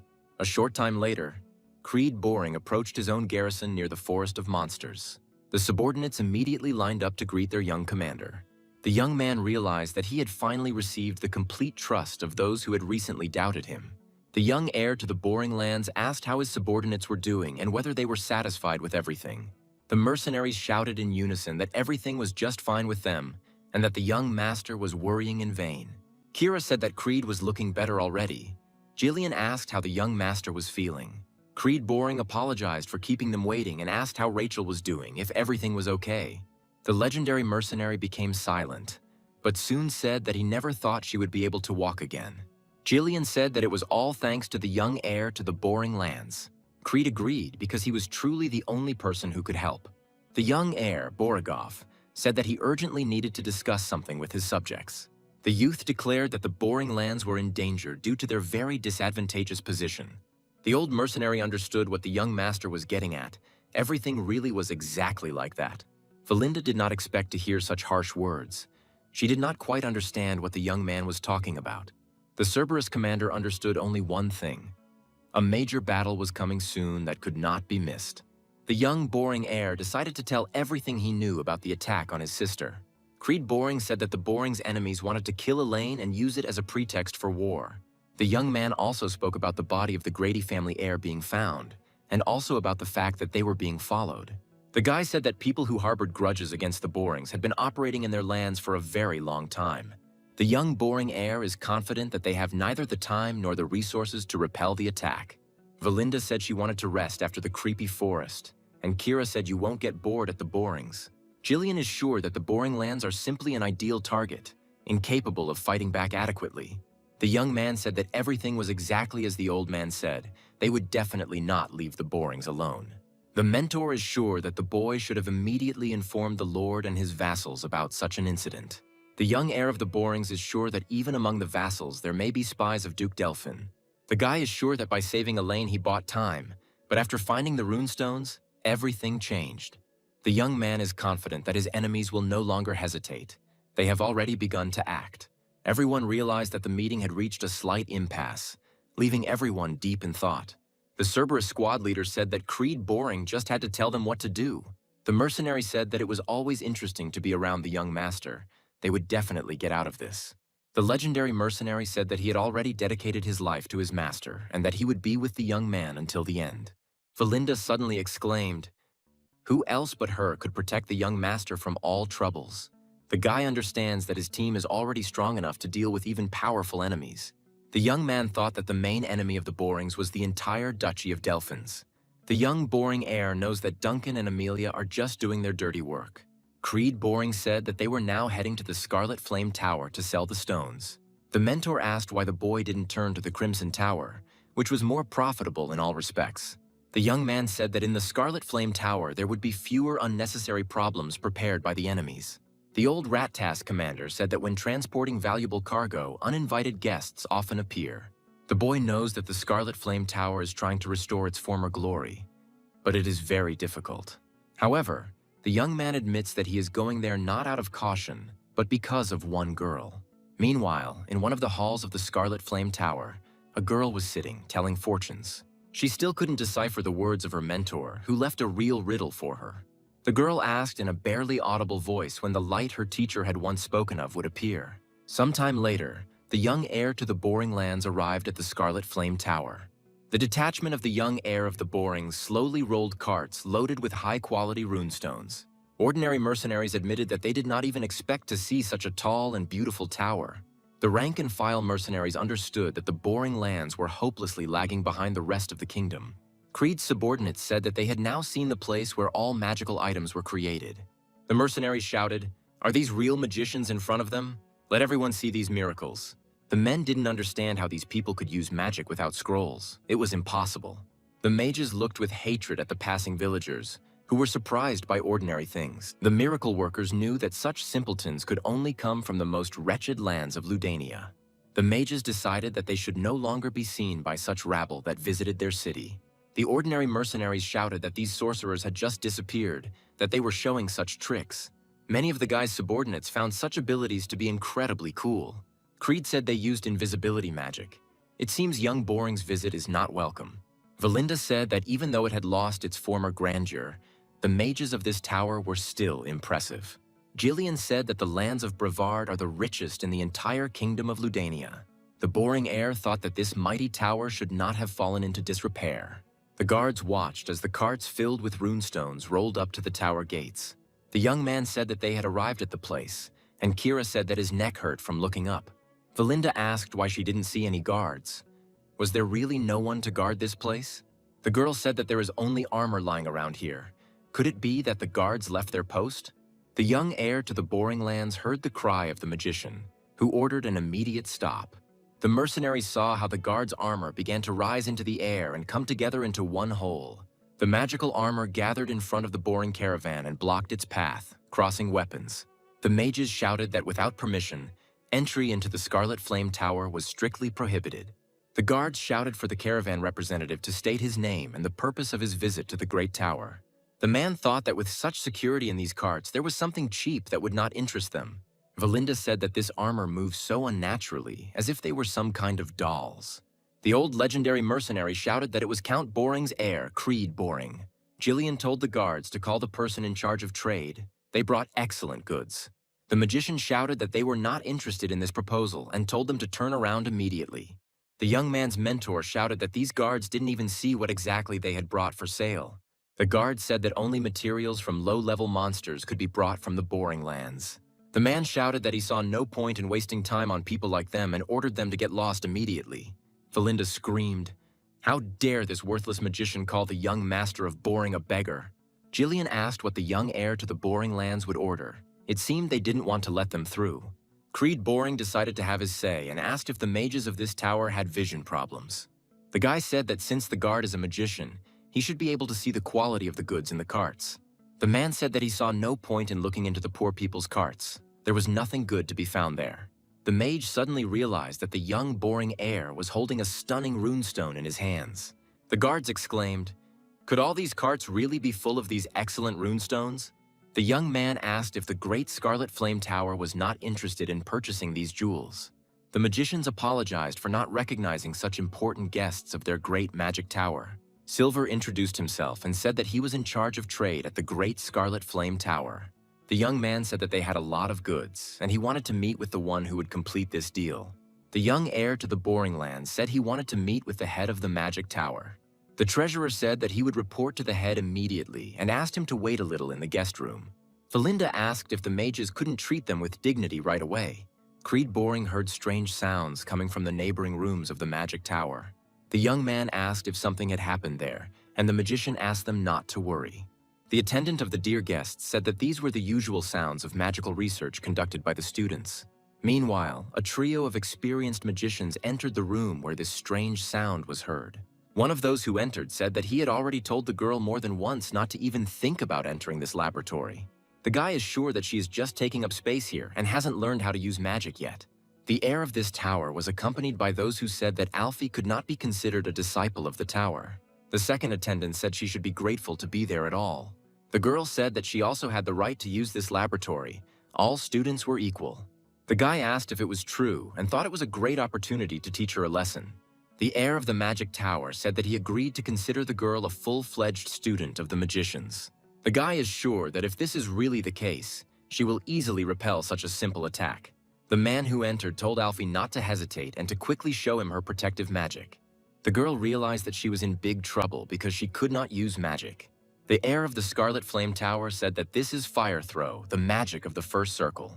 Alfie screamed, trying to cast a protective magic spell, but nothing happened. The one who was inept at magic realized that this was the end, because the Fire Throw could no longer be stopped. The young heir to the Boring Lands was able to understand that this was not magical research, but the enmity of the students.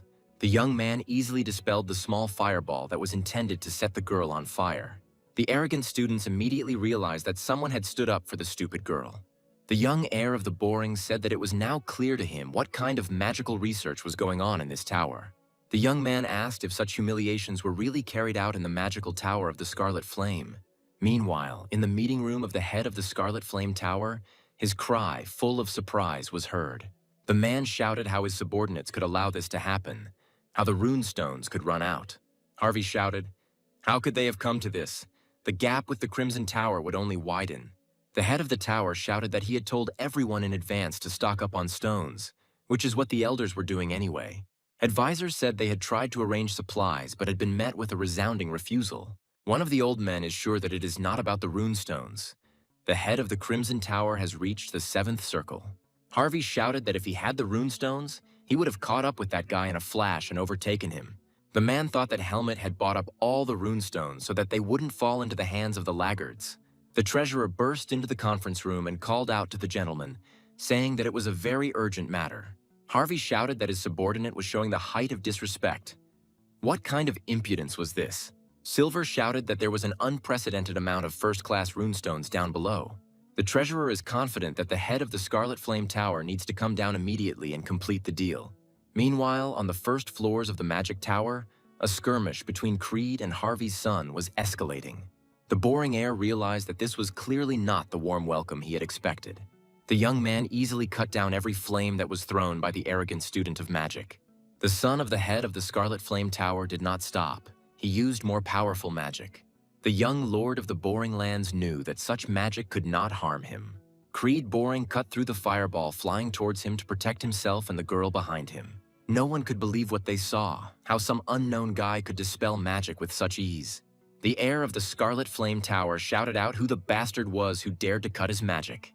The guy thought that the rope shouldn't be spinning around him like that. What the hell was this? Valinda decided not to expose the young master to any more danger, so she subdued the upstart. The girl asked how this worthless fellow dared to attack the young heir to the Boring Lands. The head of the Scarlet Flame Tower ordered an immediate stop to what these people had done here. Harvey shouted what a mess these poor traitors had made. How could they have allowed this to happen? Alfie said that the Master Archmage, the head of this once great magical tower, had arrived. The young lord of the Boring Lands ordered Valinda to release this boy immediately. Vance immediately screamed when he saw the teacher who arrived, who was his own father. The head of the Magic Tower asked what exactly was going on here, why there was such a mess in the laboratory. The guy said he wanted to protect Alfie, but she suddenly attacked him and he had to defend himself. Valinda said that this arrogant boy whines just like some pretty girl. The magic student without magic said that she just wanted to go to the lab, and then this happened. The young man thought that his eyes could not deceive him. He really did meet Alfie. The former mercenary king knows that this girl will become a true red nightmare in the future. Creed Boring thought that even such a talented magician had such terrible times. Harvey shouted that this girl not only broke into his tower, but also tried to hurt the students. Valinda asked what the young master would order. This situation looked incredibly dangerous. Creed Boring said that he apologized for the late introduction to the head of the magic tower. The young man said that he was the heir to the Boring earldom, Creed Boring. The Lord of the Northern Lands said that he came here to discuss a deal regarding the runestones. Harvey was stunned. Did he really just want to incinerate his last chance to get up? The son of the tower's leader shouted out that such poor people could have dug up a runic stone somewhere. Creed Boring said that his workers are waiting at the gates of this magical tower. There is no need to delay the deal. The young man said that he would show his goods before selling them. Trust is the basis of trade. The elders and the head of this once great magical tower could not believe what was happening. The old magicians exclaimed that this was just some kind of dream. Where did the young man get so many runestones from? One of the mages said that there were at least 10 carts of first-class runestones here. The elder asked the head of the Scarlet Flame Tower what they should do. This is an excellent suggestion. Harvey shouted that with that many gems, they would be able to overtake the Crimson Tower. The man is sure that this is definitely a sign from above. They should not miss such an opportunity. The head of the Magic Tower said that there were fewer stones than he expected, and their quality was mediocre. Kira shouted, "How dare this mage treat the first-class runestones from the Boring Lands like that?" Alfie said that this is simply a huge amount. 1 cart will be enough for a couple of weeks. The head of the Magic Tower shouted, "What does this lousy girl know anyway? Get out of here." The man said that this damn Ronald left them with such a headache without abilities. Harvey said the worthless girl should at least learn to think with an empty head. The head of the Scarlet Flame Tower approached the elders, as they believed that this product was clearly of poor quality. The old men said that now they too had noticed that the quality of the crystals was indeed rather low.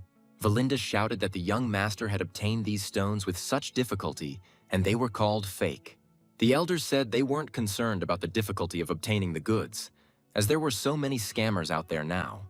Creed said that he understood everything. The Scarlet Flame Tower refused to buy his goods. The young man told his servants that they were leaving immediately, as they could not sell the runestones in this place. The head of this once great magical tower made it clear by his whole demeanor that the elders must intervene. The old magician said that they would still buy it, considering that the seller had come all this way.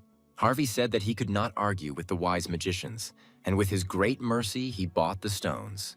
The Archmage of the Sixth Circle said that, of course, he would do it at a price slightly below market price. Creed ordered the captain of the Cerberus squad to leave 1 cart and remove the rest. The young man said that they had agreed to sell only 1 cart, which they had bought out of pity. The representatives of the Scarlet Flame Tower couldn't believe their ears when they heard how this kid came up with such a thing.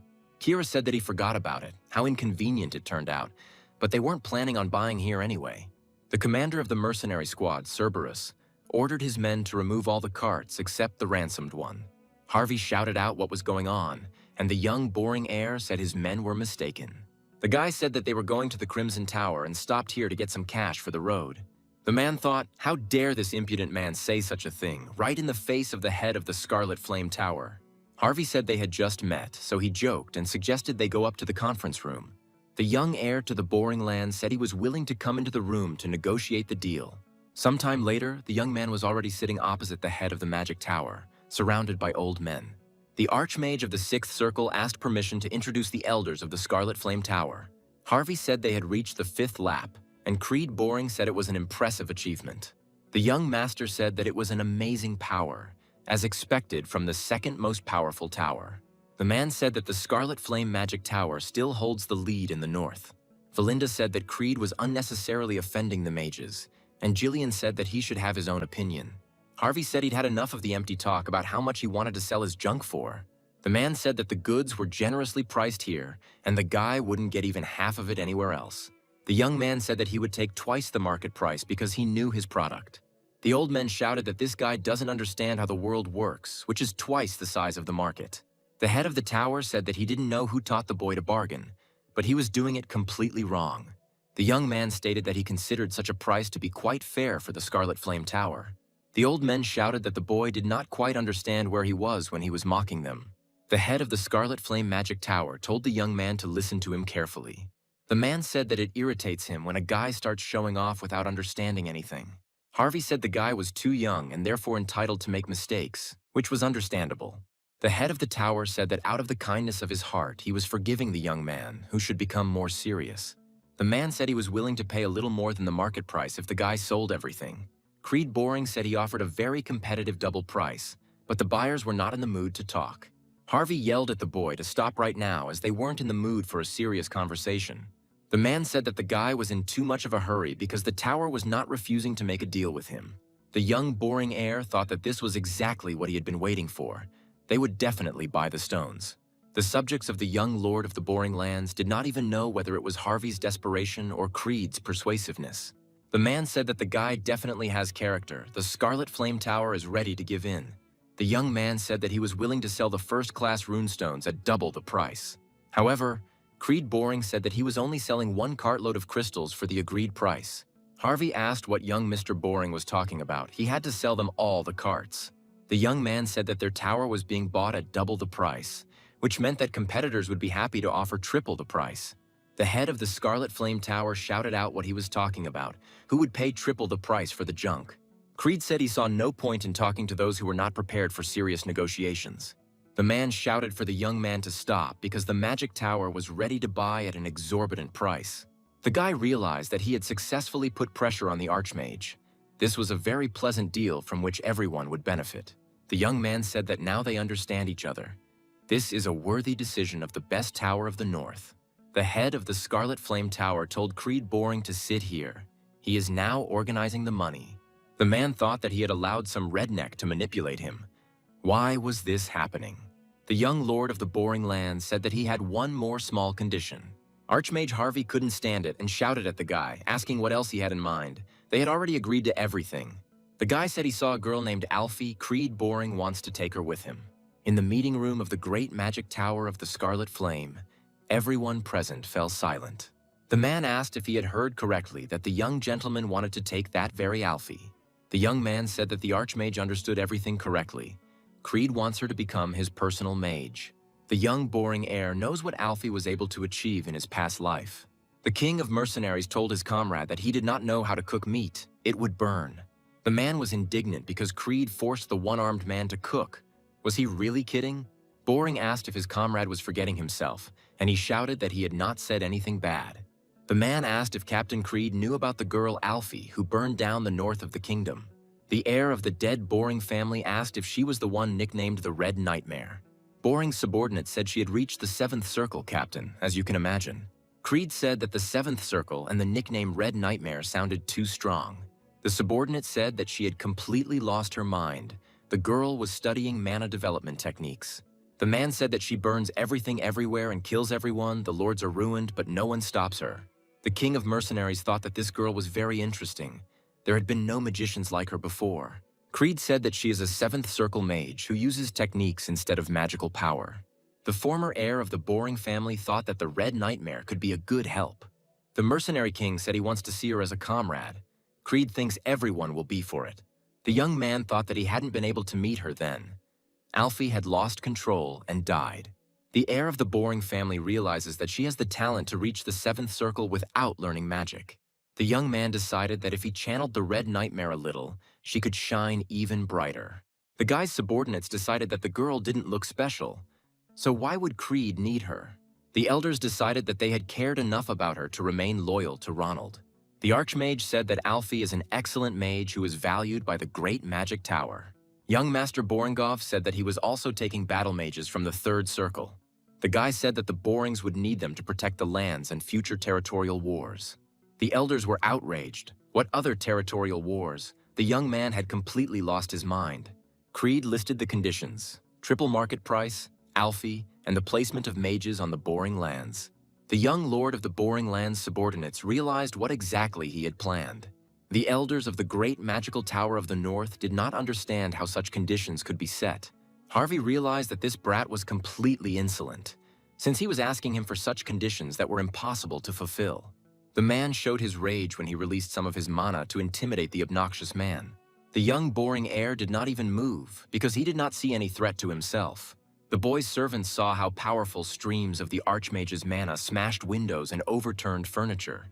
The head of the Scarlet Flame Magic Tower addressed the young aristocrat who had made a mistake. The man said that the heir to the Boring Lands had no respect for him at all, and that was very bad. The Archmage said that the kingdom's rules forbade the tower's mages from participating in territorial wars. Harvey said that the boy had insulted the magical tower of the Scarlet Flame itself with such words. The subjects of the young lord of the Boring Lands feared for Creed's life due to pressure from the Archmage. The young man continued to calmly watch the performance that was performed by the one who had reached the 6th circle. Creed decided that all he had to do was say why exactly the guy was asking for the magicians. The young heir to the Boring Lands said that Archmage Harvey would regret today. The guy said that huge deposits of runestones had been discovered on the Boring Lands. Creed Boring said that these deposits are tens of times larger than what they brought in the carts today. The young man said that all this information was already spreading throughout the northern lands of the kingdom. Harvey said many will want to get their hands on these deposits, which means there will be territorial wars. The young heir to the Boring Lands said the man was very knowledgeable on the matter. Creed Boring said his family is not starting a war.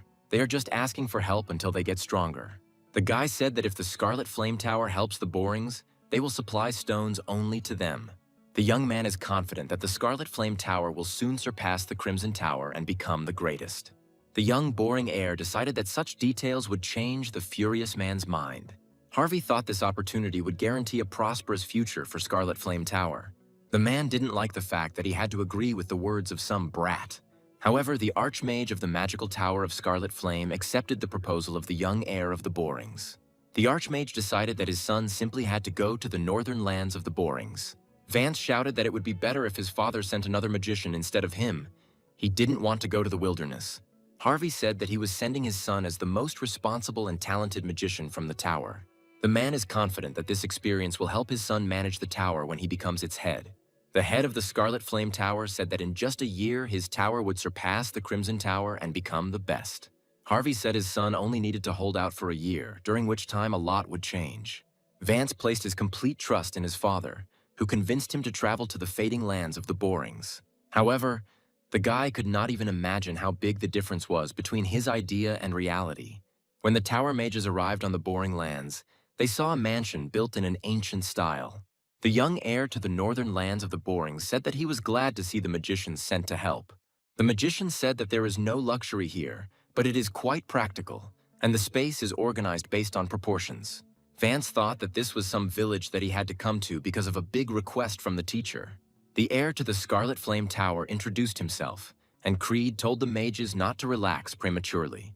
The Boring heir said that the mages would have a lot of work, and Vance thought that they were being mistaken for servants. The heir to the Red Tower thought that as soon as he became the head, his first decree would be to take revenge on the Borings. The young lord of the Boring Lands asked the leader of the squad of magicians where they lost Alfie. Vance assumed that the girl had fallen behind and was still trudging along somewhere behind them with their luggage. The young heir to the Northern Lands thought that the Red Nightmare was not considered human at all. Alfie saw that the young lord of these lands was already meeting them in front of the Boring estate. The girl said that her name was Alfie, and she was glad to welcome the young master of the Boring Lands. The heir of the Scarlet Flame Tower shouted at her to hurry up and not keep them waiting. Creed told the girl to leave the luggage, but Alfie said she hadn't brought the others' luggage yet. Vance told the guy to leave the girl who was doing the menial jobs she could handle. The heir to the tower did not have time to say that the girl did not know how to use magic, so she worked as best she could. The magicians were afraid for the young master, who hadn't even said anything bad, but had already taken it. Vance shouted at what this unbearable semblance of an aristocrat from some backwater in the north was allowing himself to do. Creed Boring said that Alfie is now his person, which means the mages can't treat her the same way they used to. The young man said that this time he would turn a blind eye to such an offense, but the magicians should not repeat it. The Boring heir is confident that no one has the right to treat his people like filthy scum. Vance shouted that this redneck was going too far when he treated a magician like that. The boys shouted that it was simply unacceptable to treat a master of the Third Circle and the heir of the tower like this. The young man shouted that even if Creed was an aristocrat, such behavior was too much. The offended magician shouted that if he wanted, he could instantly turn the lands of the Borings into a sea of fire. Creed Boring's subordinates instantly raised their weapons and surrounded those who dared to threaten their master. Vance screamed that he couldn't believe such savagery, how they could raise weapons against a magician. The young heir to the Boring lands told the leader of the mages to shut up immediately. Creed said that no matter how he treated Vance, the contract with the Scarlet Flame Tower was still a contract. The Boring heir said that he had made a deal with the head of the tower and could now command those who had arrived. The young man said that in his lands, these magicians are something like a reserve source of living mana. Vance shouted how this poor man dared to call him, the heir to the tower, a source of living mana. Creed ordered Jillian and Kira to carry out educational work because the mages were getting too out of control. The captain of the Cerberus squad asked if the gentleman magicians were living well in the Scarlet Flame Tower. The legendary mercenary said that they would now teach their new comrades how to behave properly. The young heir to the northern lands of Ludania addressed the girl who stood to the side. The guy said that from now on, Alfie should listen to orders only from the young Boring heir. The young lord of the Boring lands said that the girl would be his personal magician from that moment on. Alfie didn't expect to hear something so kind from an aristocrat from the impoverished northern lands. However, she quickly realized that such words could not make much sense in her situation. The girl said that she would not be able to become a personal magician because she did not know how to use magic. The young heir of the Borings told Alfie to follow him. He would teach her how to use magic. After some time, the young lord of the northern lands brought the girl to the castle's training ground. Alfie couldn't understand what this guy was up to because she knew for sure that she didn't have magic. Creed Boring asked to what level the girl had studied magic so that he could understand her level. The personal mage of the young Boring heir replied that she knew the theory up to and including the fifth circle. The young man said that mastering the fifth circle at her age was an incredibly impressive achievement. Alfie thought that even if she knew the theory of the seventh circle, nothing would work in practice. The girl said that all this knowledge was useless because she could not use magic. The young heir to the Boring lands asked if Alfie had any reason to think so. Creed Boring's personal mage replied that she had not felt any magical power since childhood. The girl said that she studied magic diligently because she believed in her ability to learn to cast spells. Alfie said the more she studied magic, the more she realized she would never master it. The personal mage of the young master of the Borings is sure that she was kicked out for this very reason. The young man thought that the fifth circle was a very strong force, comparable to the elders of the magic tower. The guy understands that magic cannot be simply mastered by memorizing the theory. Creed Boring believes that you need to understand the principles and have the ability to put your will into it. The young man thought that the girl understood everything with her mind, but her body could not cope with the level of knowledge. The heir to the northern lands thought that Alfie's efforts were not in vain, but that the path was simply wrong. The boy remembered his friend's words that the Red Nightmare was a mage who mastered mana techniques. The former mercenary king completely agrees with his old comrade. This is complete madness for a mage. Creed Boring realizes that he can teach the girl simple techniques for working with mana. The young man said that now he would teach the girl techniques for working with mana. This was her key to success. Alfie thought that her young master had absolutely no idea what he was going to teach her. The guy explained that spells are similar to mana techniques, and they are based on the same control principle. The young man asked. His personal magician had never tried to use such a practice. The girl said that using magic through mana techniques is complete madness. Alfie screamed that if something went wrong, she would be crippled for the rest of her life. The guy said that he wanted his personal mage to at least try this kind of use of magic. The young heir to the northern lands of Ludania is confident that the girl is already capable of using spells. Alfie doesn't understand why the young master wants her to use magic through techniques. The girl wondered if she would really be able to use spells that were previously unavailable to her. Alfie didn't believe she could master magic, but she wanted it more than anything in the world. The personal mage of the young heir to the northern lands decided that she would definitely trust this opportunity. The girl thought that her life would only get better if she could apply her knowledge in practice. Creed Boring thought that in his past life he had had exactly the same look as Alfie had now. The guy believes that the endless thirst for magic causes the girl to fall into a bottomless abyss of despair. The young man knows that in her past life, the girl mastered mana techniques well and turned into the Red Nightmare. Creed thinks he can stop Alfie if she loses her mind and gets out of control. The young heir to the Boring lands thinks he can stop the girl from falling into that abyss. The guy decided that he had to help his personal magician so that she would not experience this grief. Creed Boring knows that he can interact with another person's mana, and that will help. The girl experienced a strange, unfamiliar feeling that spread unpleasantly throughout her body. Alfie felt an incredible heat that was simply impossible to contain inside herself. The young heir of the northern lands shouted at the girl to shut her mouth. The mana flows were distorted. The guy shouted that his mana was now entering Alfie's body. She should not miss this feeling. Creed shouted for his personal mage to feel the flow of mana coursing through her body. The girl felt the mana spreading through her body, going around the edges and rushing towards the mana core. Alfie felt the mana pulsing and flowing through her veins. The feeling was truly mesmerizing. The young heir to the Boring Lands tried to maintain a smooth flow so as not to harm the girl. Alfie remembered the conversation between her teacher Ronald and the current head of the Magic Tower. The teacher shouted that the girl had talent. She had already proven the law of converting mana into energy. Harvey said he recognized such talent, but the girl still could not use magic. The head of the Scarlet Flame Tower is sure that no matter how smart Alfie is, she cannot be called a magician. Ronald shouted at Harvey for saying such a thing, and the boss said that the girl would definitely be of no use. Alfie thought she could see herself as a child now. She remembered this conversation well.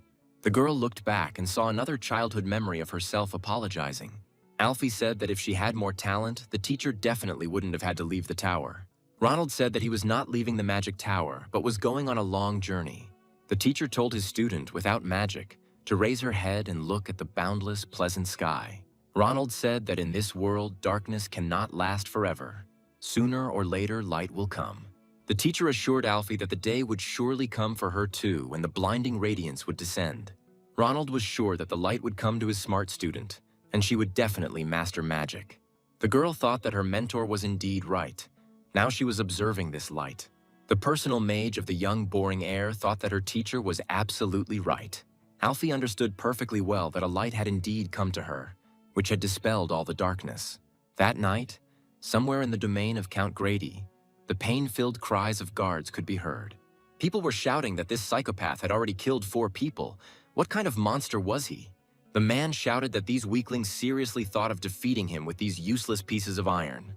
The attacker shouted at this self-confident strongman not to make fun of him. Swords are serious weapons. However, the man, without straining himself, walked around the inept guard and with a precise movement cut him down. The strongman threw the attacker over himself and slammed him hard against the stone floor of the room.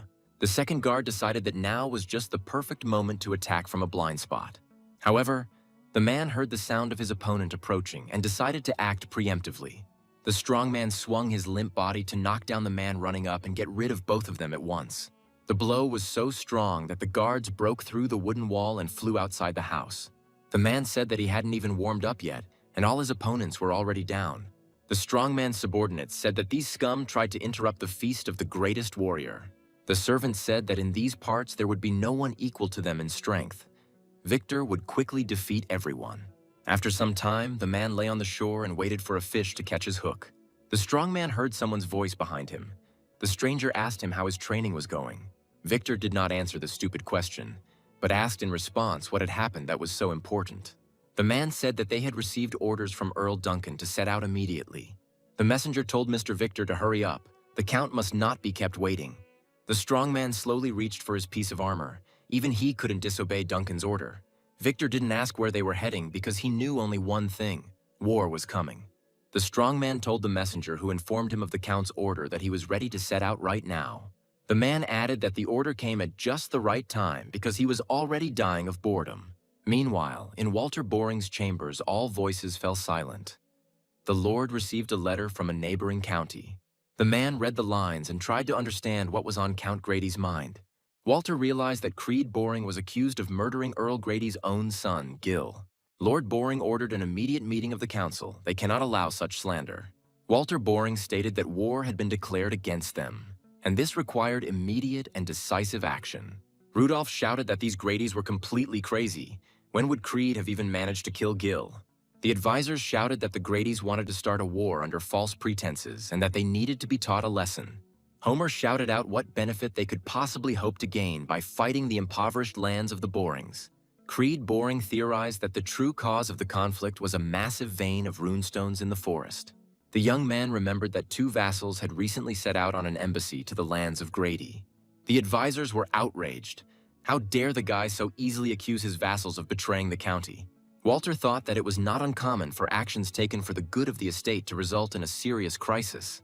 The Lord of the Boring Lands thought that his son knew in advance what the discovery of the deposits could lead to.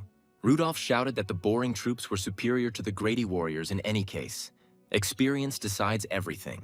The commander of the Knights Corps shouted that they must be made to pay for the heir's false accusations. Scoven burst into the hall and shouted that they were in big trouble. Count Grady's army appeared on the horizon. The garrison commander shouted that the enemies were already very close and there was critically little time to prepare. The Lord of the Boring Lands stepped onto the castle walls and saw the banner of the Earl Grady family flying. The army of the neighboring county has set foot on the withering lands of the Borings. The war has already begun. Victor led warriors to crush the worthless Borings on the orders of Earl Duncan. Grady's army marched straight to the Boring estate. The invaders knew there would be no resistance. Advisors, keep an eye on the soldiers approaching the castle walls. There was no time to prepare. Albert shouted that they had only recently declared war, and they had already managed to prepare so well. Scoven reported that they counted 6,000 armed soldiers in Count Grady's army. The garrison commander shouted that the enemy had plenty of siege weapons, and the castle walls would not be able to withstand them. Albert shouted at Rudolph, asking why the poor Gradys had such a huge army, what was going on. Walter Boring ordered all his subjects to pull themselves together immediately. There was no time for empty cries. Lord Boring ordered all soldiers to immediately take up positions on the walls to defend the castle. Walter ordered that the inhabitants be allowed inside the walls of Boring Castle and that all the gates be tightly closed. The commander-in-chief gave orders to all subordinate soldiers to hold their positions until their last breath. Lord Boring shouted that the battle would begin any minute. Everyone needed to hurry immediately. In front of the Borings' castle, all sounds died away, except the lonely clatter of horses' hooves. Thomas Grady stepped forward from the line, saying he would avenge his own son's life. The man said that although his son was useless, now there was a reason to attack the Borings.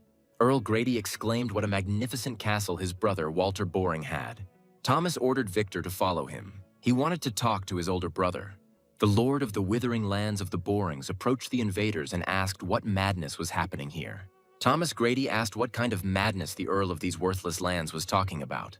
The man claimed his beloved son, Gil Grady, had died on that damned Boring land. Thomas screamed that his son had died at the hands of Creed Boring, heir to those worthless Boring lands.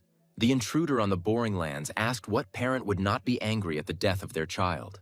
Lord Grady declared that if his elder brother surrendered now, they could avoid bloodshed. Creed thought that now he fully understood the collapse of the Boring family in his past life. Rudolph shouted, "How dare he lie like that?" And Albert shouted that further conversation was pointless. Creed thought that even though he slept with Elaine, after Gil's death this war was bound to happen. The young man realized that the multitude of siege weapons indicated that the enemy wanted to destroy the Boring castle. Walter Boring has publicly stated that his son did not kill the heir to the Grady family home. The Lord of the Withering Lands of Boring declared that if the enemies valued their lives, they should go away. Those who started the war realized that even if surrounded, Boring Castle would not surrender and would fight. Victor thought that Walter Boring was a worthy commander who defended the North. Thomas Grady said that before him was indeed the Northern Wolf, because of whom much blood would be shed. The attacking lord shouted that Count Boring would bitterly regret his short-sighted decision. On the walls of the Boring Castle, everyone understood that war was now inevitable, and that vile slander was to blame for everything. Rudolph asked for permission to command. He is sure that the enemy is a rabble with a numerical advantage. Homer screamed that even with the strength of the Knight Corps commander, the enemy's numbers were too great. Walter's advisors began shouting that they must request help or retreat to the northern fortress. The Lord of the Boring Lands thought that the chaos around him was making his thoughts confused. Everything was happening too quickly.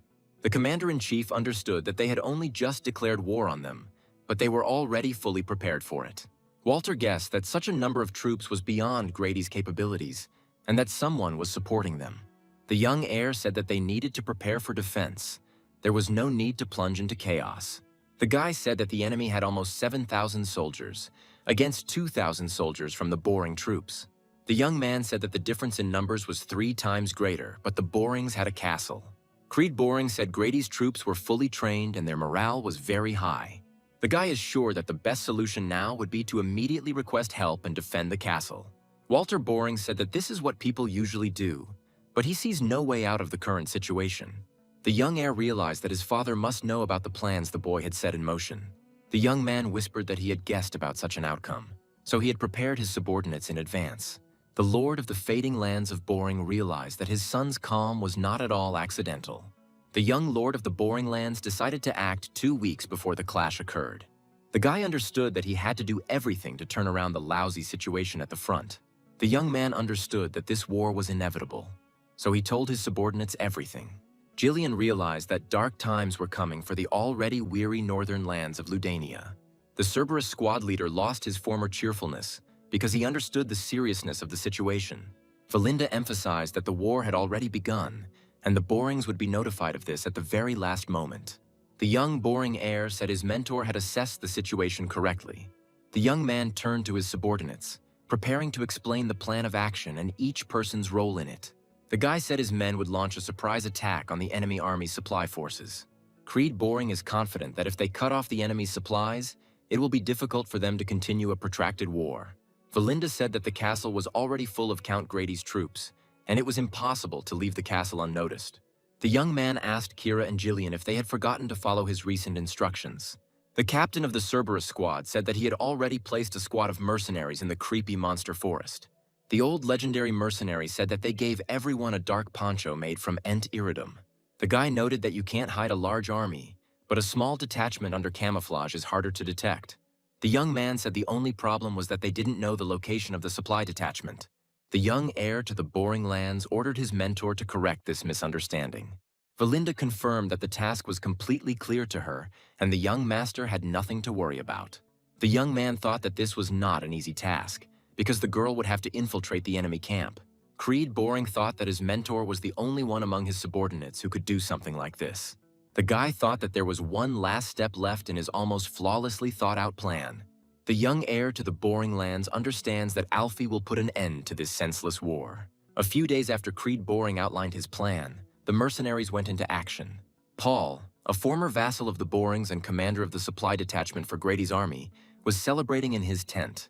The former vassal said he was right to choose Duncan Dolphin's side. The Borings will fall. The man shouted that the filthy Borings would say goodbye to their land, which would pass into his hands. The revelers from Grady's army supply detachment shouted at the top of their voices that they would now say goodbye to the damned Borings. The young heir to the fading lands thought that today these traitors would be punished according to their deserts. The young man did not give the order to attack because he was waiting for the most opportune moment. Jillian said it was a dark night, and the Cerberus captain confirmed that it was pitch black.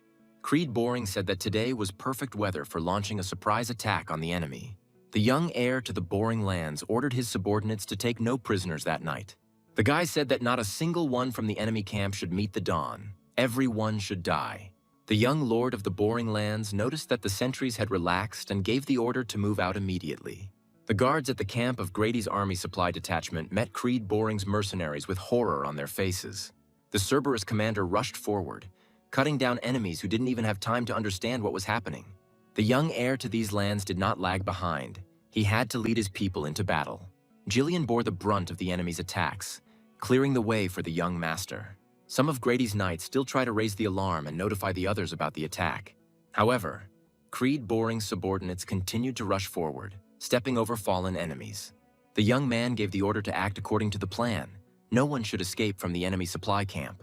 One of the traitors to the Borings shouted in horror to Baron Paul that the camp had been attacked by unknown persons in cloaks. The man shouted that they had 1,000 brave warriors on their side and there was no need to panic. The one who raised the alarm reported to the Baron that about 70% of his subordinates had been killed. The mercenaries of the young heir to the northern lands of Ludania confidently advanced through the camp. Creed saw that his men were acting according to the plan. Everything was going just fine. The Cerberuses caught up with the fleeing ones, not allowing anyone to hide in the darkness outside the illuminated camp. The boy clearly understood that there was no question of mercy. The Borings' possessions were at stake. The Baron who betrayed the Borings did not understand how something like this could happen, how outsiders found out about them. The man ordered his subordinate to sort this out because Paul did not want to lose the northern lands. The Baron realized with horror that it was too late. Those who had attacked the camp had already reached his tent. The young master's mentor easily eliminated her former comrade's subordinate. The girl said that she was very pleased to see a familiar face. the Boring's former vassal Paul. The man realized that the attackers were Boring's people, and not random bandits from nowhere. The heir to the Boring lands ordered the camp to be burned to the ground to make it look like an accident. Young Boring understood that now the neighboring county would be without a supply detachment and 1,000 warriors. Creed's subordinates understood that they had made a significant contribution to victory in the coming war with Grady. The boy's mentor said that this was Paul, a former vassal of the Borings who had defected to Grady. Valinda said he was selling information and was appointed head of Grady's supply squad. The man piteously begged Mr. Creed to spare him because he had surrendered himself to him voluntarily. The young man clearly asked the captive who was the instigator of this causeless war. Paul shouted that it was all because of Count Duncan, who had forced him to betray the Borings under threats. The young heir to the northern lands thought that Duncan could indeed supply Grady with troops. Paul cried out that he might have made a mistake today. But hadn't he served the Borings faithfully and truly? The man said that he could still serve the Borings, and Creed ordered the vassal to raise his head. Paul cried out joyfully in gratitude to the young heir who had given him a second chance. However, Creed Boring had no intention of forgiving the man who so easily betrayed his patrons. Paul didn't understand why this idiot would so easily kill his family's vassal.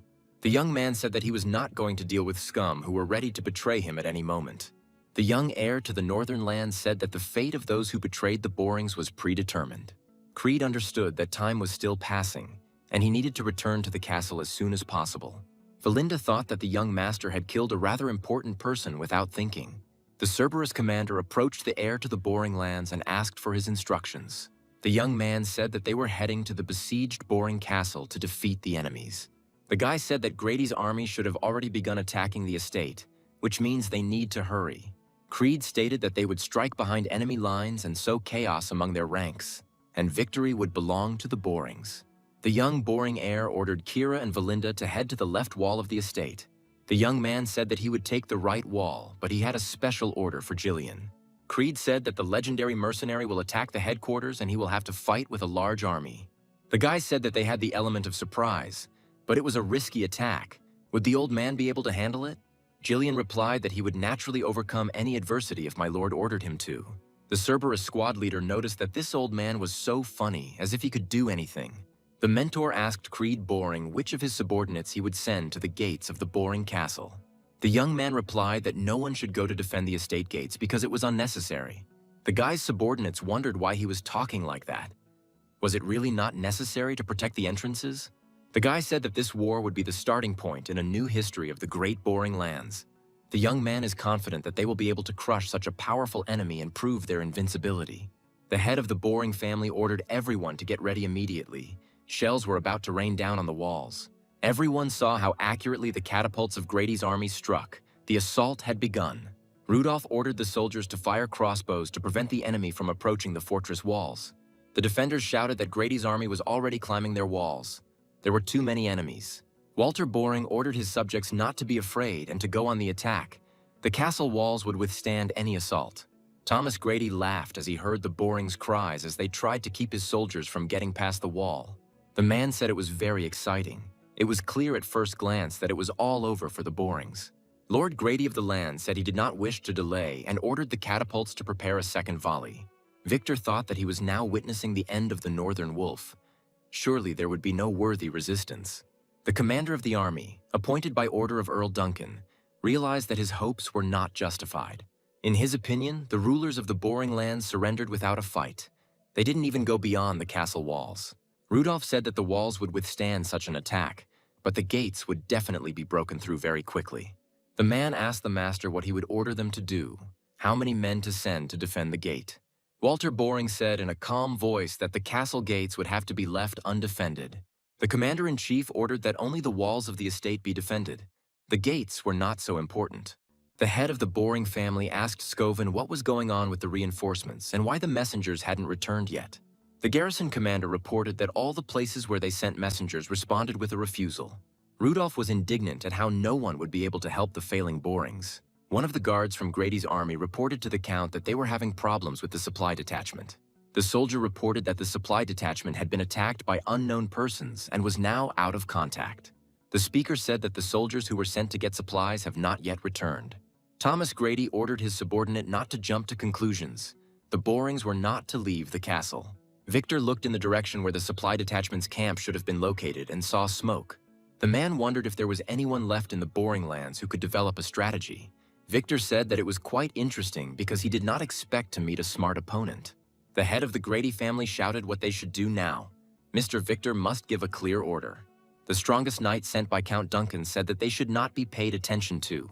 The man said they shouldn't be of any interest to Grady's army. They were just some kind of cattle. Victor declared that they would take the castle without any problems and crush all the Borings by dawn. The strongest knight declared that he saw no point in delaying. Insignificant enemies remained insignificant. The man noticed that the Borings had completely forgotten to build a defense for the castle's main gate. Thomas Grady sees that the siege of the castle walls has been going on for a long time, but without success. Victor realized that the elite Boring squad, together with the Northern Wolf, were holding the defense of the walls. The man sent to command the battle thought that, compared to the walls, the gates were not protected at all. Victor declared that now everything was clear to him. He had exposed the weak point of this worthless Boring fortress. The man raised his sword to attract attention and gave a new order to the troops under his command. The man sent to command the battle declared that Grady's troops would enter through the main gate of the castle. Victor is confident that they can beat against the walls for a very long time, but the gates will quickly be broken down. The man prepared for a quick assault, and for this he needed a hardy horse. The man sent by Count Duncan asked if his faithful comrade Isaac was ready to break through the castle gates. Behind the strongest warrior of the country of Ludania, the massive hooves of a heavy warhorse were heard. Thomas Grady saw a horseman clad in armor. He looked like a real mountain of steel. The heavy knight raised his weapon, which meant he was fully prepared to carry out Victor's order. However, the man sent to command the battle said that he would break through the gates himself, and Isaac would defend the rear. Victor ordered the knight to stay here and hold the defense, while he himself went to the gates of the Boring castle. Isaac accepted the order. He realized that he had to warmly welcome the troops who had destroyed the support camp. Count Grady's army continued to mindlessly break through the strong walls of the Boring castle, carrying out orders. Walter Boring fought bravely to defend his homeland from the deadly threat of a neighboring county. Scoven shouted out that he saw something unpleasant behind the walls. The enemies decided to use the siege towers. Victor ordered Grady's army to roll up the prepared towers to draw attention away from the gate. Walter did not believe that the enemies knew the height of the castle walls, and Rudolph shouted that they had no chance. The lord of the defending Boring Lands shouted where their catapults were, why his subordinates were hesitating. The castle soldiers replied that they had prepared the cannon and were ready to fire, but were only waiting for the count's order. Rudolph ordered the immediate halt of the siege towers of Grady's army, all catapults, to the battle. Thomas's subordinates shouted that they saw shells in the sky and that the Borings had assembled catapults. Victor decided that he could not allow the defenders to destroy their assault towers so easily. The strongest knight took aim and with a precise throw hurled his spear at the flying enemy projectile. A knight acting on Count Duncan's orders successfully hit a boulder covering the allied tower. The elite Boring squad couldn't believe their eyes. The projectile fired from the catapult was intercepted. Rudolph shouted, "What kind of person could possibly do something like this? Could they really have such a monster on their side?" The head of the Boring family realized that his opponent was Victor, the strongest knight in the kingdom. Walter Boring wondered if the Grady family had the guts to win him over to their side. Victor said that all the Borings' efforts were in vain, because their death had already been predetermined by fate. Sent to command the army, Grady shouted for his warriors to prepare a battering ram. Thomas Grady's men pushed the war machine with all their might to break down the castle's undefended gates. Victor shouted for the battering ram to immediately knock down these worthless castle gates. Meanwhile, the siege towers had already reached the castle walls, and Count Grady's warriors went on the attack. Walter Boring hoped that the young heir to these lands would arrive in time and turn the tide of the battle. The head of the family understood that in a little while it would be too late. The castle would fall, and the lands would be scorched. The Boring subordinates heard the powerful battering ram hitting their steel-bound castle gates. Ferdinand carried out the orders of the young lord of the Boring Lands. The old man watched over the mana reservoirs. Vance screamed to be released immediately because the tower's mages were forbidden from getting involved in wars. The old knight said that the Boring heir wished to use the mages. They must obey. Victor shouted that if the Borings had let the ram get so close, it meant they had admitted their defeat. The soldiers of Thomas Grady's army cried out that this miserable fortress was about to end. Alfie said that the heir to the magic tower was worried for nothing. The young master would think of something. The girl said that the war was not lost yet, which meant Creed Boring could fix everything. Vance screamed that Alfie was making fun of him because the guy only knew how to torture people. The heir of the Scarlet Flame Tower shouted that the girl should not follow the orders of this madman. The girl cut him off. The young master of the Boring Lands is not crazy at all, that's for sure. Alfie knows for a fact that Creed Boring really did try to help her master magic. The young Boring heir's personal mage apologized because she was just learning to use spells. The guy said that everything was fine. Now it was enough that she could use them at all. The young man is confident that the missing magical power will accumulate gradually, not all at once. The young Master Boringoff brought his personal magician to the walls of the castle, where the tower magicians were working. The girl asked herself why Vance's squad was burying runestones underground near the gate. The heir to the magic tower approached Creed and asked why the mages were given the hard work. Vance shouted that the Borings had plenty of subordinates. Why force the magicians to bury expensive crystals? Gordon Steel Muscles told the guy not to talk while working, productivity drops. Creed said the simplest and most powerful practice in war is suppressing an enemy that outnumbers them. The heir to the land said that no matter how much they resisted, they would not be able to withstand the endless onslaught. However, young Mr. Boringoff is confident that there is one way to achieve a crushing victory. The young man declared that he knew a way that would allow them to turn the tide of the battle in an instant. Alfie exclaimed that this couldn't be true, that the heir to the Boring Lands could really have planned something like this. The girl woke up from her memories and asked herself if she would be able to realize Creed's plan. The personal mage of the young lord of the Boring Lands decided that it was time for her to complete her training.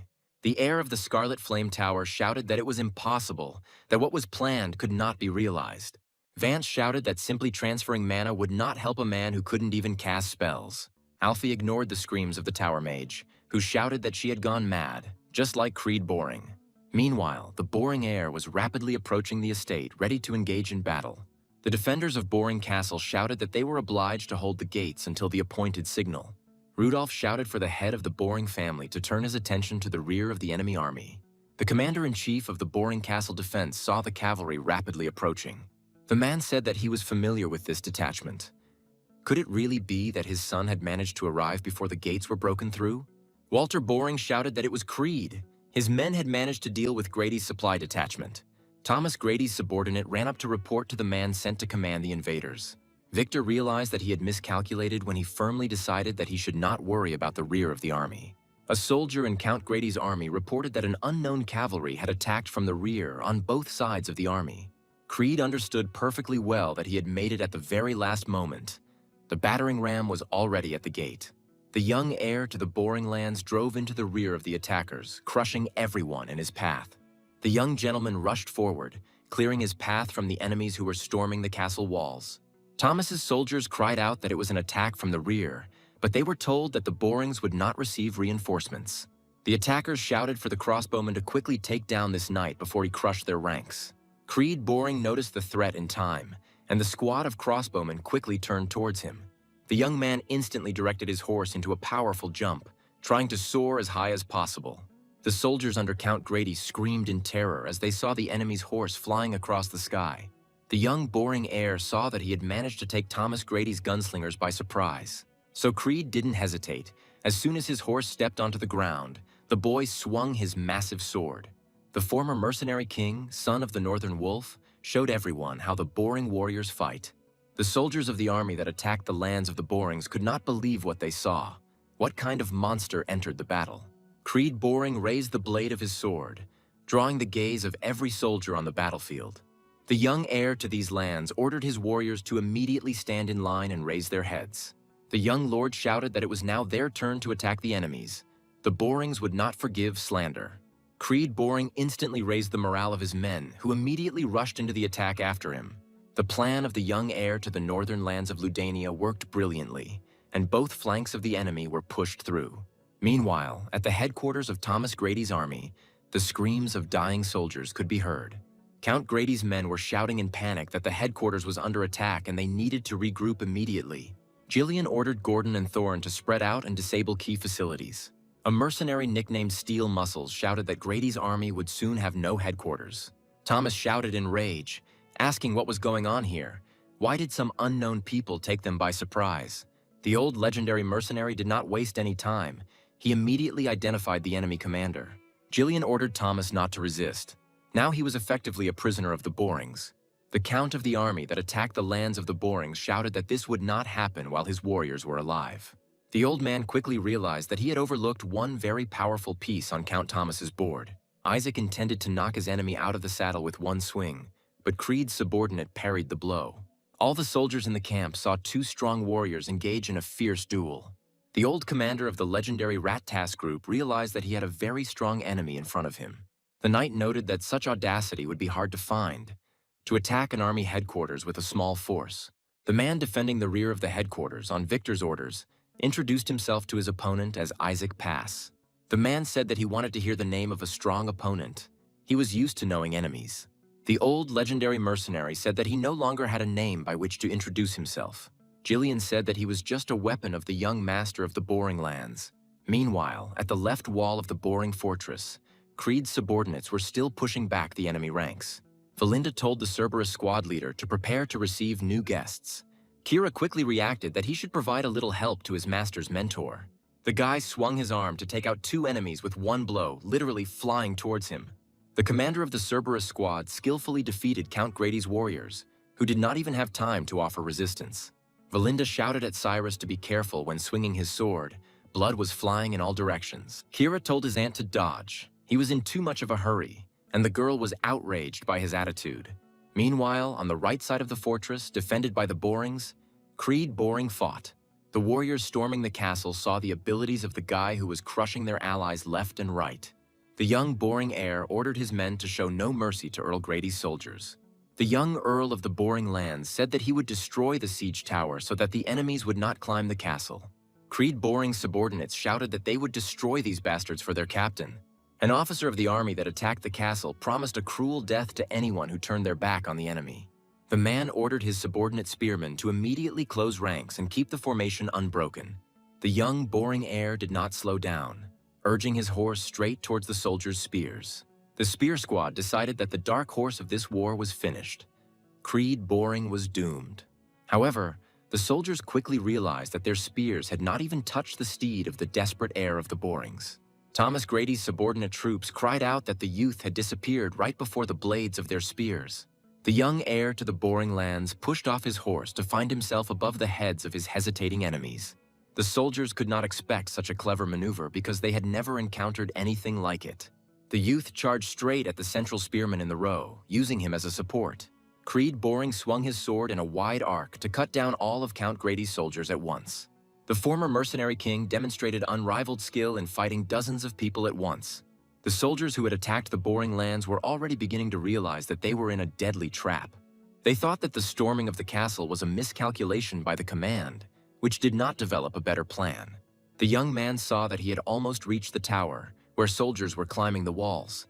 However, hundreds of knights were ready to rush at once at the former king of mercenaries who stood alone. The guy thought that the condition of the castle walls was worse than he thought. They could collapse before the gates. Creed Boring understands that his subjects are holding back the onslaught, but the difference in numbers is too great. An officer of the enemy army shouted that the walls would soon fall, but for this to happen, the young man had to be detained. The Boring heir thought that he had no time left at all. He couldn't lose the initiative now. The young man decided that he had to give it his all to stop the walls from collapsing. Creed Boring wasted no time in continuing to crush the soldiers who dared to attack the Borings. The young Boring heir decided to break through to the siege tower to quickly finish it off. The soldiers under Thomas Grady's command ran headlong towards the boy who made them tremble. The former king of mercenaries deftly dealt with every enemy who dared to attack him. The invaders of Boring Castle did not even realize how great the gulf in power was between them. The young Boring heir won without difficulty again and again, leaving behind mountains of bodies. Creed Boring's opponents couldn't understand how a young man his age could master such skills in fighting in chaos. An officer of the enemy army shouted for the crossbowman to shoot at the guy. He needed to be stopped immediately. The man shouted that no matter what happened, Creed Boring was not to be allowed near the siege tower. The young man heard this order and realized that he needed to immediately speed up his run. Thomas Grady's army officer couldn't understand why the knight in front of him was winning every fight. The Boring heir crossed the distance to the man in an instant and delivered a crushing blow. Creed Boring used all his strength to throw the officer's body, so the soldiers could see him die. The young man did not spare his own sword to carry out his plan and break the enemy's fighting spirit. Count Grady's warriors were frightened by the heavy sword that pierced the support of the siege tower. The boy realized that he could easily climb to the very top by pulling himself up to the hilt of the sword with a mana thread. The former mercenary king easily took off from the ground, rushing towards the top tier of the tower. The assaulting army realized that Creed had passed their defenses, literally flying over their heads. All the warriors on the right wall of the boring fortress, subordinate to Thomas Grady, did not believe the magic they saw. The crossbowmen realized that the guy was about to burst onto the wall, meaning their efforts were in vain. The army storming the castle knew terrible fear before the power of the heir to the fading lands of the Borings. The young man swung his heavy sword to finally complete his plan and destroy the tower. The guy used all his mass and gained speed to bring this power down on the siege tower. The army besieging the castle heard the massive beams that made up the tower's structure creak. The former king of mercenaries had broken through all the ceilings to the ground, and the tower's fall was inevitable. Those storming the right wall of the Borings castle shouted that they would definitely not be able to get back up now. Victor thought that only a madman would try to destroy the enemy's siege tower. The man thought that this man had devastating power. Apparently, he was the commander of the reinforcements that had arrived. Meanwhile, the former mercenary king reached the remnants of Count Thomas Grady's army. Victor demanded of his subordinates how the main gate of the worthless Boring castle was doing. The soldiers reported that the assault was dragging on. The gates turned out to be stronger than they had initially expected. The speaker assured that they would break through the defenses and enter the worthless castle in just 10 minutes. Victor said that he gives the ramming ram only 5 minutes, during which time he will deal with Creed Boring. The man snapped that this was an order, and if the soldiers failed, they would fall under his heavy hand. Count Grady's subordinate shouted that the army commander's order was completely clear to him. Kira's voice was heard behind Victor, calling the enemy's armor an ordinary tin can. The subordinate of the young heir of the Borings asked where the man was rushing off to. Was he really scared? Victor stopped. Such a provocation from an unknown person angered him. He asked to introduce himself. Kira gave his name and introduced himself as the commander of a reckless mercenary squad called Cerberus. The former mercenary king's subordinate didn't hesitate to offer his strong opponent a chance to warm up. The Cerberus squad leader immediately jumped up to engage in combat with the enemy army commander. The man grinned, with the self-confidence of a fighter subordinate to the young heir of the Borings. Victor didn't even look back when he gave the command to his mount to kick the horse of the approaching mercenary. Kira almost missed the moment that could have easily cost him his life. The commander's blade was rapidly approaching. The man cut the neck of the strong horse, which could not dodge as dexterously as its rider. The Cerberus squad leader hoped to repeat the success of his young master by crushing Victor. Kira confidently swung his sword to unleash all his power on the enemy and gain the upper hand in the battle. However, the commander of Count Grady's troops, who stormed the castle, skillfully parried the mercenaries' attack. The subordinate of the young heir to the Boring lands realized that this fight would be very difficult. The guy decided that Victor would definitely not be able to withstand the second attack with the same ease. However, the commander of the castle siege forces blocked this attack as well, showing the mercenaries' gap in experience. Victor twirled his heavy sword and said that he had met such self-confident fools many times. The man is sure that they are only posing as strongmen, but in reality, they are despicable rabble. Kira only just managed to put his sword in place to stop his opponent's crushing swing. Victor continued to press down on the blade of his sword to finally deprive Kira of her remaining strength. The squad leader Cerberus realized that the metal would not withstand such an onslaught. The sword would break sooner. The commander of the main forces of Count Grady's army said that he would not lose to some beast. Victor is confident that it is very easy for him to deal with someone who relies only on their own instincts. Kira thought that this bastard was very strong. Surely he wouldn't be able to hold him off at least for a while. The commander of the mercenary squad Cerberus thought that the young master was right in describing Victor. The former mercenary king stated that this man was Count Duncan's main trump card. Kira asked if this Victor was really stronger than the young master, and the young man said that this was not so. The guy declared that Duncan's trump card was stronger than any person the Cerberus commander could meet. The young man is confident that the enemy commander will storm the walls, but will deliver the main blow at the gate. The young heir to the fading Boring lands declared that everything would go according to his plan. However, the guy is confident that everything will be fine as long as the siege commander is at the main gate. The young lord of these lands said that Victor should not leave the area in front of the main gate. Kira knows that Creed Boring is counting on him because he is the one who must detain the assault commander. The Cerberus commander thought that the young master had not entrusted him with this mission for nothing. Kira shouted, Why the hell was this knight crucifying himself in front of him like that? He was so tired of such arrogance. The commander of the detachment of daring mercenaries shouted that their battle was not over yet. The winner was still unknown. Meanwhile, at the headquarters of the army that had attacked the Boring Lands, a duel between Jillian and Isaac was raging. The legendary mercenary from Rat Task fought on equal terms with Victor's comrade, who covered the rear. Thomas Grady's subordinates begged the Count not to risk himself. He must hide behind their backs. Gordon shouted for his comrades to destroy as many enemies as possible and not interfere with Mr. Jillian. The old mercenary thought that he did not have time to linger in this place. The legendary mercenary thought that he had not met an opponent with such a huge shield for a long time. The old man knows the weak points of his opponents. He has studied all possible weapons and tried them out personally. The man delivered a crushing blow with his 2-meter axe on the enemy's massive shield. Jillian shouted that he couldn't waste so much time on one knight in the enemy headquarters. The knight deftly pushed aside his opponent's heavy axe to open an opening for himself to attack. Jillian blocked Isaac's dangerous lunge with the steel handle of his axe, which did not fail. The heavy knight realized that he had failed to catch the Nameless One. It was time to change tactics. The knight, ordered to protect the rear of the main part of Grady's army, eliminated Jillian's steed. The old man thought that this loss made him an easy target, and that it would probably determine the outcome of the battle. The legendary mercenary did not manage to jump off his horse in time, so he fell along with it. Isaac Pass told his opponent to surrender immediately. Victory was already decided. The knight decided to put pressure on the fallen old man, so he brought his shield down on him with all his might. Jillian felt the force of the blow he had received, but admitting defeat was out of the question. The captain of the Cerberus squad tried to hold out a little longer, hope for Creed's plan not fading. Meanwhile, the battering ram of the army that had attacked the lands of the Borings continued to crash into the cracked gates. The steel could not withstand the monstrous pressure. The final blow tore the door off and threw it into the courtyard. The elite Boring squad understood perfectly well that there was no turning back. They had just surrendered the castle. Victor realized that he had dragged out the fight with this despicable little bug from some Cerberus for too long. The young lord of the Boring Lands realized that the decisive moment he had been waiting for had arrived. Vance shouted that the gates had already been broken through. The girl had to do at least something with his mana. Alfie replied that it was still too early. All that was left was to wait for the very least she would definitely cope. Victor shouted that the Boring gates had fallen and ordered all troops to immediately rush into the attack. Grady's army rushed towards the gates from all directions. The fortress walls were no longer needed. Count Duncan's most powerful knight ordered the head of the Boring family to be brought to him immediately. Victor said he would deal with the Boring reinforcement commander. This war was already over. Kira shouted that he would not let the enemy commander escape because the knight had nowhere to run. The commander said that Kira, as the head of the mercenaries, must understand who is worth giving his life for. Isaac told the old man to listen carefully. The gates of Boring Castle had already fallen.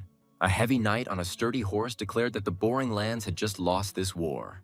Victor said that their surprise attack was effective in its own way, but the result was not changed. Isaac Pass said the Borings made a mistake when they recruited mercenaries for their key unit. The comrade of the kingdom's strongest man declared that mercenaries could never defeat trained knights. Army Commander Grady said a true mercenary must know when to retreat. The man said that this mercenary commander had nothing to give his life for in this war. Isaac said that this nameless old man fought well and should not give his life.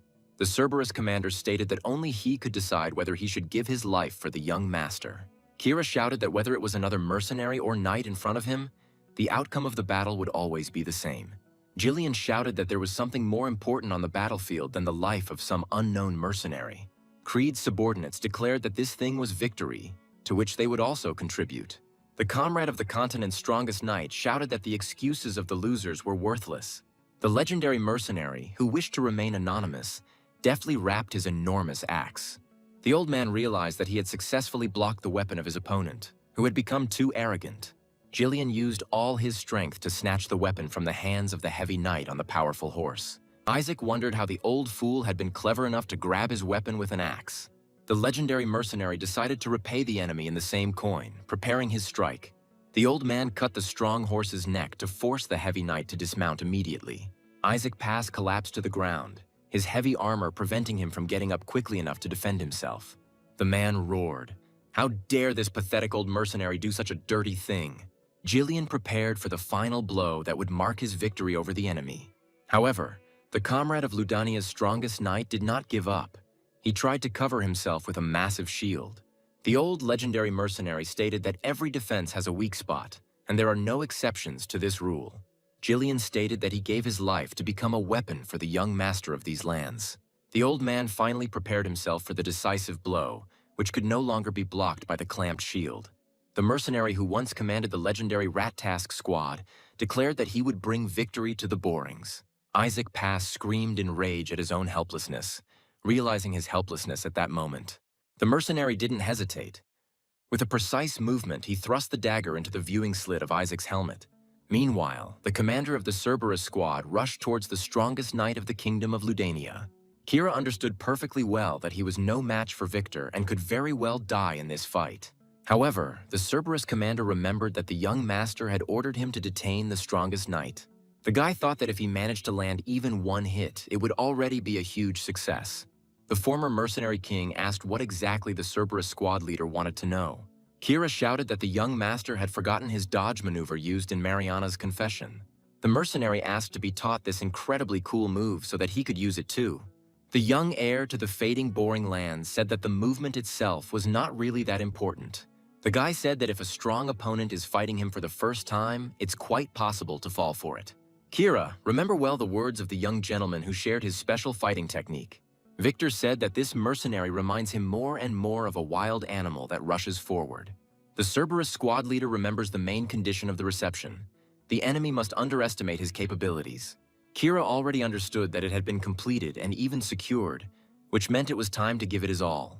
The mercenary decided to further distract the enemy so that he would finally relax. Victor thought that this barbarian had finally gone mad at the end of his worthless life as a mercenary. The kingdom's strongest knight declared that fools always make rash decisions. The man said that people like him don't even realize that this will be their last mistake in life. Sent by Earl Duncan to command the army besieging the Boring estate, he swung his sword. Victor shouted commandingly at this worthless mercenary from the Cerberus squad to prepare for death. Kira thought that this was it. This was the very moment when his enemy was finally convinced of victory. Creed's subordinate knows that in battle it is sometimes useful to hide one's true strength. The Cerberus squad leader thought that everything was going perfectly. His plan was turning out to be a success. Kira grabbed Victor's outstretched hand to use it as a support for the jump. The young heir to the Boring Lands subordinate easily reached for the shard of his sword. Victor thought that this madman had become much faster, before he seemed like a sleepy fly to him. Sent to command Thomas Grady's army, he realized that this pathetic mercenary had been pretending all along. Kira used his chance to perfection to land at least one good blow on the enemy. However, the Cerberus commander's broken blade was unable to damage the heavily armored one. Therefore, the subordinate of the young lord of the Boring Lands decided to lose the strongest knight of mobility. Kira thrust the sharpened sword into the back of the knight's horse, and the horse could no longer move. Victor thought that this insignificant mercenary had pulled off an atypical move to deceive him. The strongest knight realized that the boy, even in a hopeless situation, was able to lay the foundation for a turning point. The man is confident that only someone who is ready to accept their death can decide on something like this. Victor admitted that the mercenary in front of him was far from being a simple, brainless, boring animal. The commander of Count Grady's army said that this mercenary was a good fellow. He fooled the noble knight. The strongest knight said that sometimes a person is able to surpass himself on the threshold of death. However, the man is completely sure that Kira not only missed, but that he picked on the wrong person. The man sent by order of Count Duncan generously asked the mercenary for the last word. Kira croaked that he had finally reached the right place, and thought that now Victor couldn't escape. The commander of the Cerberus squad said that he had not missed at all. Now the strongest knight was without a horse. The man sent to command Count Grady's army shouted what this uneducated dog was talking about. Victor realized that sharp needles were heading his way and he would have to dodge them. The man decided that he had dragged out the fight with the commander of the Cerberus squad, and the enemies came to his aid. Valinda understood that Kira had done an excellent job with the task, and now they had to leave. The girl deftly threw her hook to save her careless ally from certain death. Kira no longer hoped for salvation because he didn't have much time left. The mentor of the heir to the Boring Lands understood that Alfie was about to strike. Victor didn't even try to catch up with the clueless mercenary, who only survived by the will of fate. Valinda picked up Kira's exhausted body, and a moment later her horse was already racing to safety. The strongest knight asked what the mercenary meant when he said that he had struck his blow. The commander thought that Kira was so stupid that he risked his life to hit his horse. Victor realized that the mercenary's true goal was not the final blow, but something more. The strongest knight in the kingdom of Ludania thought he needed a new, strong horse. The man wondered why the mercenary had killed his horse, and what purpose he could have had with this action. Victor thought that there was a trap prepared for his people behind the main gates of the castle. The strongest man said that he should not be told that the Boring still had a strong trump card. The soldiers under Count Grady were already setting foot on the grounds of the inner courtyard of the Boring castle. Alfie was fully prepared for the attack that could change the outcome of the entire war. Victor realized that the mercenary named Kira was simply trying to delay him until a certain moment. The girl thought that when the gates were broken through and the enemy burst into the passage, her exit would come. The young man said that with the magical power of his personal mage, she would change the course of the entire battle in an instant. Alfie asked the young master how he could count on her when she had no magic. The young heir to the Boring Lands told the girl not to worry, she could handle it. The former mercenary king's personal mage realized that she couldn't wait any longer, she had to act. Those who had broken through the walls of the Boring's castle realized that they would not be allowed into the inner courtyard. The soldiers of Thomas Grady's army fell into a cunning trap set by the young heir to the Boring Lands. Victor realized that he had made a serious mistake when he considered the gate to be the castle's weak point. Alfie cast a fiery blast to use a powerful fifth circle spell. The girl tried to direct her magic so that the runic stones underground would strengthen it many times over. A moment later, an explosion thundered, covering all of Count Grady's advancing warriors. The young heir to the Boring Lands saw a hot stream of dust escaping from the broken gates of the castle. Creed understood that such magical flames were difficult to control, but victory was more important. Walter Boring couldn't believe his own eyes. His son's plan had been an unprecedented success for the family. Valinda understood that the final defeat of the Borings who had attacked the castle was only a matter of time. Jillian thought that Creed Boring had seen through his enemy Victor and had come up with a brilliant plan. The young man thought that Alfie had exceeded all his expectations. He had not thought that she would do so well. Those who were recently confident of their flawless victory fled, just to save themselves from the hellish fire. Thomas Grady's men screamed in terror for their comrades to flee from Boring Castle. The young heir to the fading lands of the Borings met those running out with his blade. The young lord of these lands ordered his subordinates to immediately surround the gate. The guy shouted that his people should not let anyone out. Those who attacked the Borings would not return home. Meanwhile, Victor tried to understand how something like this could have happened to him. The subordinate shouted that things were very bad for them. Most of Grady's soldiers were burned alive. The man turned to the commander, begging him to give the order to retreat. It was simply impossible to continue. The man sent by order of Count Duncan shouted in rage that everything that was happening was driving him crazy. The man stated that this damn war had been carefully planned for years in complete secrecy. Victor declared that he had cut off every escape route for the Borings and threatened all allies. The man understood that the destruction of the supply detachment and the sudden attack in the rear were not accidental. The one sent by order of Count Duncan thought that this stupid, crazy dog was from the Cerberus squad. Victor didn't understand where the Borings got so many talented subordinates, including the Supreme Mage. The man decided that all these factors coincided too perfectly to be a simple coincidence. The commander of the assault on the castle shouted in rage that he had really walked straight into the Borings' trap. Victor said that there would be no order to retreat. There were no forests nearby, and it would be impossible to hide. The man ordered the remaining soldiers to regroup as soon as they left the fire area. The man sent to command Count Grady's troops ordered Isaac Pass to be summoned immediately. The commander of the failed assault on Boring Castle said that this war had gone on too long. The old legendary mercenary realized that the real commander of the enemy army stood before him. Jillian, wanting to confirm his guess, asked if this man was the commander of Grady's army. Victor froze in horror when he saw the head of his faithful comrade in the hands of the old Boring mercenary. The man sent to command by order of Count Duncan cautiously asked if Isaac had fallen. A mercenary from the legendary Rat Task squad said that Count Grady's headquarters and army no longer exist. Jillian ordered the strongest knight of the Ludania kingdom to surrender immediately, admitting defeat. Victor couldn't believe that his plan to take the worthless Boring Castle in one night had failed miserably. The subordinates of the young heir to the Boring Lands mercilessly finished off the soldiers driven mad by the flames. The fire still raged at the walls of the Borings' castle, becoming an insurmountable obstacle for anyone. Victor burst out laughing because it had been a long time since anyone had asked him to give up and accept a crushing defeat. The mightiest knight ordered this worthless mercenary to stop making him laugh at once. The man shouted that the old man was in vain, hoping that the war with the Borings was already safely over.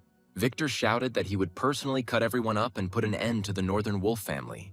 Jillian realized that he had been given a very difficult opponent, who did not want to calm down. The kingdom's strongest knight cried out in rage that his war was only just beginning. Walter Boring ordered the crossbowmen to open fire on the retreating troops. They had nowhere to run. The young heir to the Boring land's subordinates shouted that they would not let anyone escape. Creed stated that the Boring forces had an ideal chance to turn the situation to their advantage. The young man ordered that no one be spared, and that all who dared to attack the lands of the Borings be killed. Valinda called out to the young gentleman, who seemed to be already expecting to talk to her. The mentor asked if Creed was wounded. The young man replied that he was safe and asked how his subordinates were. The girl said that she was completely fine, but the captain of the Cerberus squad got a good beating from Victor. The mercenary couldn't answer, so he gestured that there was no need to worry about him. Everything was fine. Valinda stated that if she were even a second late, things would be very sad for Kira. The girl said that when she heard the young master's plan, she considered it impossible. The mentor said that she would not sign up for something like this again, and all the runestones shattered into pieces. Valinda said that they tried to get them, but the master ordered to destroy everything in one fell swoop. The young heir to the Boring lands asked his mentor if she had seen Jillian and where he was. The former mercenary king sensed something was wrong and rushed to find the old legendary mercenary. The girl called out to the young gentleman. She didn't want him to run into the kingdom's strongest knight. However, the heir to the fading lands of the Borings was already rushing to the aid of his subordinate. Meanwhile, the fight between Victor and Jillian was just beginning to escalate, the knight pressing the mercenary. The commander of the legendary Rat Task group understands that he can only defend himself in this battle. The most powerful knight, sent by order of Count Duncan, did not hesitate to use all opportunities. The man knew full well that the old man was no match for him, but he still defeated Isaac Pass. Jillian realized that he was facing an incredibly powerful enemy who would not be so easy to crush. The old man saw the incredible speed of the enemy commander, who decided to fight alone. The legendary mercenary thought that Victor was making some unimaginable attacks. Thomas Grady's army commander knew he had to win this battle for Isaac's sake. Jillian tried to keep up with the enemy, but all his attempts were in vain. Victor remained out of reach. The strongest knight, carrying out the orders of Count Duncan, decided that he needed to act more confidently. Victor managed to wound the slow old man, who had to put his hand under the blow. Jillian knew perfectly well that the commander of Count Grady's army was insanely strong and fast. The old legendary mercenary thought that the protection of the strongest knight was also not inferior to the title. The commander of the disintegrated Rat Task squad realized that at this rate he would soon run out of steam and die. Victor shouted that this dirty mercenary had too high an opinion of himself, but in reality he couldn't do anything. Jillian saw the rapid attack of the army commander Thomas Grady and decided to stop it. However, the strongest knight of the kingdom of Ludania quickly figured out how to use the situation to his advantage. The old legendary mercenary realized that Victor had managed to hook and block his enormous axe. Victor easily twisted his sword to disarm his enemy and end the battle. The young heir to the Boring land's subordinate realized that he had made a fatal mistake. The old man thought that he had failed to save the young master from fighting this incredible monster. The strongest knight of the kingdom of Ludania shouted that this old bastard had crossed the line. Jillian saw the man involuntarily relax when his opponent lost his weapon. The legendary mercenary bravely took the blow from Victor, who wanted to take the old man's life. The young Boring heir's subordinate knew what he was counting on, so he went all the way. The strongest knight realized that his opponent was not such a bald old man. Victor noticed that the legendary mercenary had turned his blade to protect his organs. The man sent to carry out Count Duncan's orders realized that the victory over Isaac was no accident. Army Commander Grady said it was very foolish to waste all his energy on Isaac and come here. Victor shouted that it was time for the old man to accept his death. He was only wasting other people's time and energy.